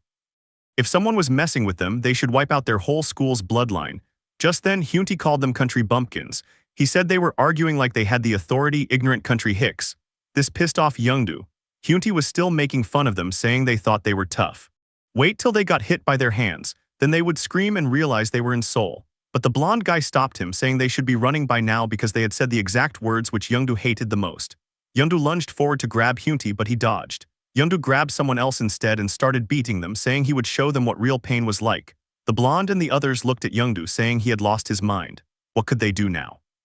The other guy named Hyun Kibum lunged forward, saying that they had come all the way here spending their money, so they should also have some fun. The blonde guy, known as Kyung Teal, also got an idea that they should squeeze their trip money from them. Then Jidiho joined in, asking Hyunti to speak up about Jo Hoon and the 50 million won he knew about. After some time, all of them were neutralized by the Busan guys. Teal asked where Jidiho was. Kibum pointed, saying he was also done over there. Jidiho was done squeezing out the information. Now he knew that a guy named Dehin and his association were after Jo Yoon, and that Jo Yoon's girl looked exactly like Seonhwa. That's why they got confused. Jidiho thought to himself that judging by the situation, the Jo Yoon guy was Jo Hoon. He had to confirm if Jo Hoon had gained his memories back or if it was just a misunderstanding. Teal asked what he was thinking about, but Jidiho just said it was nothing special. He ended the fight with one last punch. After that, Jidiho told them that if it was all over, they should go. They questioned what he meant by going. Jidiho said weren't they going back to Busan? But they responded asking what he thought they came all the way here for, just some boring fight. They came to find Jo Hoon. They told Jidiho that they had gotten to know from Yuna that he and Seonhwa had already met Jo Hoon at Jeju Island, and they were here to find him too, weren't they? They said they wouldn't question why they had tried to hide this from them, but since they were here, they were going to meet Jo Hoon now. The scene shifted to show Dehin. Someone was apologizing to him, but he said to forget it. It wasn't like it was his fault. It was Wangu, and he said he had some news. But Dehin told him he already knew that Yisung and Bisik had teamed up, yet they still got wrecked. Dehin said he should have taken care of Jo Yoon sooner. It was his fault for leaving him free. After hearing that, Wangu said that it wasn't about that. The news he had was about Yudong Hai. Dehin asked what about them. Wangu responded that they got beaten by some guys from Busan. The same day at night in a bar, many people were murmuring that whoever had gone against Jo Yoon so far had been taken down one after another. Someone said not just that, he had heard that Yudong Hai also got wrecked too, but it wasn't by Jo Yoon. It was some Busan guys out of the blue. Someone else said they were all slow, as they knew Jo Yoon was from Busan. So what did that mean? Wasn't it obvious that Jo Yoon and his lackeys were here to take over Gangpo? After hearing all that, Dehin got pissed and slammed his hand on the table. Then he asked what they were all here for. He guessed they didn't want to join his company after all. They were scared because of some bumpkin guys. Why should he trust them and pay salaries? The whole situation made him realize it was his mistake for leaving things up to these idiots. Then he told them to gather every single member of the association. They were going to war with those bastards. It was Busan versus Gangpo. The scene shifted to the MC's house. His brother was questioning what had happened to his face. At first, our boy denied anything was wrong. Then he said he got mugged by some thugs yesterday. That was it. His brother asked him who they were. After hearing that, Jo Yoon smirked and responded, saying that he was actually acting like he cared about him. This confused his brother. Jo Yoon said to him that he should have cared back then instead of now. Then Jo Yoon left the house, leaving doubt in his brother's mind. The scene showed Bayam. She was on her way while thinking about the incident. She hoped nothing was going to happen today. When she opened the door, she was scared to see someone standing there with a dark face. She started punching, thinking it was someone else. Our boy told her to calm down, it was him. On the way, our boy joked that her hands were tiny, but her punches hurt so much. She apologized, saying she thought Jo Yoon was Dehin's lackey. But our boy told her that wouldn't happen because he was going to walk her home every day. She blushed while thinking about what she should do. Ever since she realized what she felt toward that girl named Seonhwa was actually jealousy, being alone with Jo Yoon was kind of awkward. Our boy asked her why she looked red. Did she catch a cold?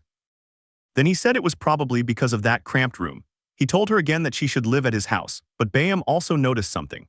As our boy was saying that she wouldn't have to struggle anymore because everything was going to be settled soon, she noticed scars on his face. She asked him what those scars were. Was he fighting with Dehin's gang? Jo Yoon denied it. After that, Bayam bought some bandages and started applying them to the scars. After that, she told our boy that he seemed kind of different. Before, he was kind of gentle and easygoing. Only sometimes when he got angry did he look like a different person. But the current him, if she had to put it one way, she felt like he was becoming that angry version of himself slowly. She said that sometimes he felt strange to her, like he wasn't someone she knew. Our boy just said, "Is that so?" Bayam said that's why he needed to study hard like before. Bayam thought that maybe she shouldn't have said that, but our boy asked her what if he had gotten back his memories and the past him wasn't that of the good student she thought he was, but a total delinquent like Dehan, the type of person she hated the most. What would she do then? This confused Bayam completely. She asked what he meant by that. Jo-yoon just smirked and told her that she said he had changed, so he was just saying, "She should forget it, they should hurry." After some moment of silence, she told our boy, did he think that she was some idiot who couldn't even tell the difference between a delinquent and a good student? She said the moment he entered a strange school, even at the risk of becoming an outcast himself, he didn't look away from a friend being bullied. He fought against the bullies and helped a friend in trouble. Where in the world was there a delinquent like that? She told our boy that there was no way his past was like that because she had seen all the sides of him. After that, there was silence. Bayam started walking, telling our boy to hurry if he didn't want to be late. At the school, H-woman was saying that he was bored. There wasn't anything exciting. His friend asked him if he should ask some girls to go out for drinks. But H-woman rejected it, saying he should just go. He also mentioned that he had heard Woo Youngwoo and Jo Yoon took down Bisik and his gang. He thought that sounded really fun. When was the last time there was a real fight? His friend asked then why didn't he join the bounty hunt. He responded, saying that Dehan had told them to stay out of this ever since they got beaten up by Jo Yoon. Just then, Youngwoo entered, saying that he was a good dog obeying his master's orders. This made H-woman angry and he lunged at Youngwoo. H-woman asked Youngwoo why he was here. Youngwoo responded, saying that he heard H-woman was bored as hell, so he was offering to do something fun together. The scene shifted to our boy. They were just outside the school when Jo Yoon spotted someone. They were his friends from Busan, standing outside his school. Our boy was wondering why they were here. He told Bayam to go in first. Just then his friends spotted him and Youngdoo rushed over and hugged him, asking what he was doing here. After that, Bayam went to the classroom. Youngnam asked where Jo Yoon was. She responded that they had come together, but he had run into his friends. He asked if Jo Yoon even had friends besides them. She responded, saying that they seemed like his hometown friends. She started recalling Jo Yoon's words, what he had said to her earlier about himself, about how he could be a completely different person. This made her think. Youngnam said that Jo Yoon must have been hurt a bit too. As he was about to say more, the other friend stopped him, saying that Jo Yoon had told them to keep it secret. Bayam started noticing the bandages on their faces. She asked both of them how they and Jo Yoon had gotten injuries on their faces. Back outside, Jo Yoon's friends were shocked to hear him telling them that he didn't remember them. Jideho spoke up, saying that's why he had tried to hide this from them because they would get shocked. He said the Jo Hoon they knew didn't exist anymore. Youngdoo got mad and told our boy to stop joking. How could he forget them and the time they spent together? How could he forget them? As they asked, Jideho was observing our boy quietly. Jo Yoon thought to himself that there was no way he wouldn't remember. How could he forget them? In his life where he had no one, they were his friends. A flashback showed Jo Hoon's childhood. Our boy was trying to convince his mom that they should go back to Korea. He promised that he would study hard and would do whatever they said. But his mother shouted at him, saying that if he were capable of doing well, he should have done it from the start. Jo Hoon thought that unlike his brother, who was a model student, he had spent all his time playing soccer instead of studying. He was always a headache for his parents. Even when discipline didn't work, his parents decided that Jo Hoon had no room for improvement, so they sent him away to America. A foreign Asian kid who couldn't even speak a word of English, there were no kind American friends for him. Making friends was the last thing on his mind. Due to racism, his life in America was just constant bullying. That's when he realized how not to get bullied. If he just beat the hell out of them and stomped them into the ground until they were absolutely terrified, then nobody could touch him. After that, even if someone was looking at our boy like they were mocking him, he made sure they could never even look at him again. The news of the son of a certain national university professor in Busan causing trouble daily spread instantly in the small Korean community. His respectable educator parents, afraid of those rumors, sent him back to Busan. Jo Hoon thought that this was the Korea he missed so much. But in the few years he was away, this place had become unfamiliar too. Kids his age in Korea weren't any different from Americans. A few students took our boy somewhere and told him to bring 50,000 won from now on daily since his parents were rich. But our boy just started beating them, saying they were the same no matter where he went. After beating them, Jo Hoon thought that the only annoying thing about Korea compared to America was that if you beat one annoying guy, he brought another one. So Jo Hoon beat him and the guy the next one brought as well. Every guy who came next, he kept beating them again and again. Before Jo Hoon knew it, no one in the neighborhood messed with him anymore. But one day, our boy met Jideho. At a quiet place, our boy asked Jidiho who he was here for. Jidiho grabbed his friend and said it was for this guy who Jo-hoon had turned into a total mess. Teal laughed, saying that today Jo-hoon was getting the beating of his life because Jidiho was the boss of Busan. Our boy just joked, saying that if he remembered correctly, the one who beat him was him. Jo-hoon said he meant they came in truckloads every day, he couldn't even tell who was who. But Jidiho responded, saying he didn't care if Jo-hoon remembered or not. Today, he was going to make him look exactly like his friend. Looking at Jidiho, Jo-hoon thought that he was different from the other guys so far. As Jidiho attacked and our boy blocked it, Jo-hoon knew that was a feint jab and the real one following it would be a right hook. He dodged the punch and punched Jidiho hard. Jidiho also kicked Jo-hoon. As both of them retaliated, Jidiho told him that he had been hearing that he had been beating everyone lately and he guessed that wasn't just rumors. Jo-hoon asked Jidiho what his name was. He responded saying Jidiho. Jo-hoon told him that was quite a weird name. After that, Jidiho rushed forward saying that from today this name would haunt him. But Jo-hoon responded saying that he would regret his decision for coming here. As they both continued hitting each other, after a while Teal was worried. He told them to stop already. They were giving blow after blow. Jidiho asked Jo-hoon if he put metal in his hands. Just then Teal told them to stop. But Jidiho said if he hit Jo-hoon a little more he would win. Why was Teal trying to stop him? But our boy asked Jidiho why he was going this far. Whether that guy got beaten by him or not, it had nothing to do with Jidiho. Jidiho responded saying that he was his friend. He asked the question back to Jo-hoon, if his friends got beaten up by someone would he sit still doing nothing? Our boy responded that he didn't know and punched Jidiho. Then he said it was because he didn't have any friends. After taking the punch, Jidiho realized that Jo-hoon wasn't even using his full strength. Jo-hoon finished Jidiho with a kick. After falling to the ground, Jidiho murmured to himself, what a freaking monster.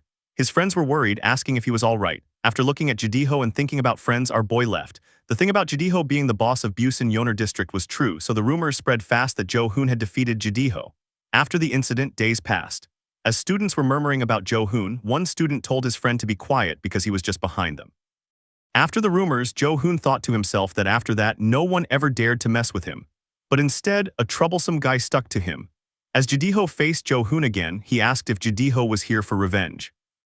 But Jidiho put his hand around Jo-hoon's shoulders and said let's go and have some ramen at his place. This confused our boy, why at his place, and what was wrong with him, did he hit his head or something? Then Jidiho again asked him, alright let's eat it at his place then, but Jo-hoon asked him why he was acting like this. Jidiho responded saying that Jo-hoon said he didn't have any friends, right, then he would be his friend. But our boy told him to get lost because he didn't want that crap, unless he wanted to be beaten again. Instead of getting angry, Jidiho told Jo-hoon that when someone offered to be friends, he should just accept. After that, one day some guys ganged up on Jo-hoon. He said that he was bored lately, no one was coming after him. The delinquent responded saying that whether he had defeated Jidiho or not, there was no winning against numbers. As they were mocking Jo-hoon, asking if he was scared now, our boy dropped his bag and prepared to fight. He said what was the worst that could happen besides dying. He told them to come at him. As the fight was about to start, someone rushed in and kicked the delinquent. The other lackey asked who he was, butting in. Jidiho responded saying that they were messing with his friend. Jo-hoon asked Jidiho why he was there. Jidiho questioned him, asking what he meant. He had come to help him. Jo-hoon asked him again why did he come for him specifically. Jidiho responded simply saying that as he had said before they were friends now, he couldn't just stand by watching his friend get beaten. Just then one of the thugs lunged at them. Without even looking, Jidiho sent him flying with a single punch. After hearing someone call him his friend, something stirred inside our boy. Then Jo-hoon rushed in and started beating the thugs, telling Jidiho to just stay out of his way. But that didn't last long. Both of them ended up fighting side by side. The thugs had no idea how to handle them together. Jidiho asked Jo-hoon if he felt any better after seeing him show up. But just then, a thug was coming from behind Jidiho. Jo-hoon rushed over and dropped him before he could strike, telling Jidiho he had just saved his ass. After that, they stood over the last of the fallen thugs together. Jidiho invited Jo-hoon to have ramen at his place afterward. At Jidiho's place, as they were eating, Jidiho casually brought out a bottle of soju. Jo-hoon raised an eyebrow, asking what kind of student drank soju. Jidiho told him to stop acting like a model student and just try it. He said that guys had to down a glass together to really get close, if he knew what he meant. He then asked Jo-hoon if he had ever drunk before. Jo-hoon responded without hesitation, saying of course he had, and started drinking. That was how Jo-hoon made his very first friend. And without realizing it, he learned how to drink properly for the first time that night. Later, when Jidiho lit up a cigarette, Jo-hoon asked if it was actually any good.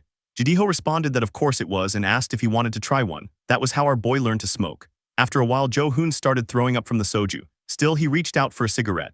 Smoking quietly, he thought about everything that had happened and the fact that he had actually made a friend. He started laughing to himself, quietly at first, then harder. From that day on, they were inseparable through fights, late-night drinks, and everything in between.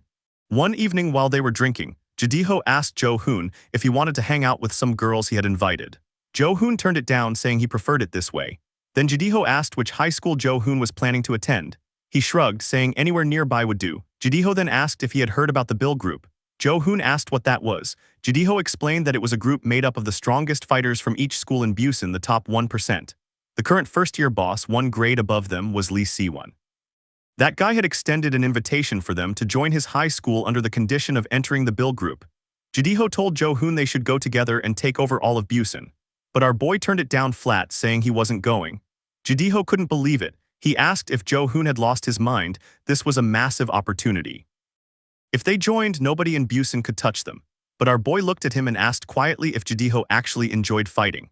Jadiho didn't quite know how to answer that, pointing out that Jo-hoon was the one who fought the most out of anyone. Our boy ignored that and said he was going to nearby Horong High. If Jadiho wanted to join that group, he could do it alone. Jadiho murmured under his breath that he wasn't going either if Jo-hoon wasn't joining. After hearing that, our boy smirked and suggested that maybe they should just join those girls instead. Jadiho immediately rejected the idea. Our boy laughed and teased him, asking why he was rejecting them. Wasn't he always the one desperate about girls? Back in the present, Jo-yoon thought about everything quietly. After that, they had entered Horong High together and met the rest of their friends. He thought about his own story coming from America like unwanted baggage pushed from one place to another, belonging nowhere. These were the people who had come to him on their own. Nobody had forced it. But now he couldn't fully trust any of them. Somewhere among them could be the person who had betrayed him. The fact that he was even suspecting his own friends sat heavy in his chest and made him deeply sad. Meanwhile, Jadiho stood watching Jo-yoon in silence, turning one question over and over in his mind. Was this really Jo-yoon standing in front of him, or was it Jo-hoon quietly pretending to be someone else? His friends were asking if he seriously didn't remember anything. Jo-yoon responded, saying that he didn't. If there was anything he remembered vaguely, it was that when he collapsed after being hit, at that exact moment of the accident, there were people trying to check whether he was dead or not. After hearing that, Yeondu got furious and punched the wall. He said he would crush every single one of them. He asked his friends if they were just going to head back to Busan and let it slide. Just then, Teal said that ignorant bastard. Did they even know who had done that to Jo-hoon? After hearing himself called ignorant, Yeondu turned and asked if Teal was done running his mouth. Just then, Kibum cut in, saying that in the whole of Busan, the ones who would pull that kind of move were going to be the Bill Group. After hearing that name, they all got enraged. Someone said he might be right because ever since Jo-hoon had rejected joining them, they had been constantly clashing. Until Jo-hoon stomped all over their leader's head, those guys were the ones clinging to them the most relentlessly. And especially the current boss of the Bill Group, Lee Si-won. He completely hated Jo-hoon's guts. When Jo-yoon heard that name again, something struck him. He was thinking about what kind of guys they were. Then he remembered that when he had rejected joining the group, they were the guys he had fought with most persistently throughout high school. Our boy thought to himself that it was definitely possible they were the ones behind this. Just then, Jadiho noticed that expression on Jo-yoon's face. He remembered that Jo-hoon used to make that exact face whenever he was pissed. Jadiho wanted to test something. He called out the name Jo-hoon. Then he asked Jo-yoon if he should call him Yoon instead. He said he heard that he had met Seonhwa recently, and as he was about to mention that she had been attacked, someone interrupted them. A bunch of thugs appeared, saying that it was great they were all together. They didn't have to hunt them down one by one. Just then, Jo-yoon's phone rang. It was his friend from school. He told Jo-yoon that there were a bunch of thugs looking for him at school. Jo-yoon immediately asked if Bayam was safe. His friend responded, saying that they hadn't reached Bayam yet. They might just be after Jo-yoon. Then the thugs hit his friend, ending the call. Jo-yoon got furious. He started attacking everyone around him, telling them to move out of the way if they didn't want to die. As Jo-yoon pushed through them and started running toward the school, the thugs began chasing him. But his Busan friends grabbed the ones behind, making it clear they weren't letting anyone through. At the school, Jo-yoon's brother had stepped outside and stopped the thugs, asking what they were doing.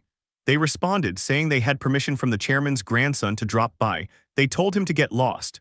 Jo-yoon's brother told them to leave or he would call the police.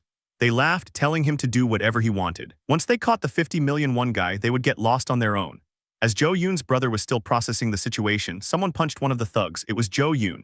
After seeing him like this, his brother wondered whether the thugs were actually after Jo-yoon. Our boy spotted Bayam sitting untouched inside and felt a wave of relief. He closed the door behind him and turned to the thugs.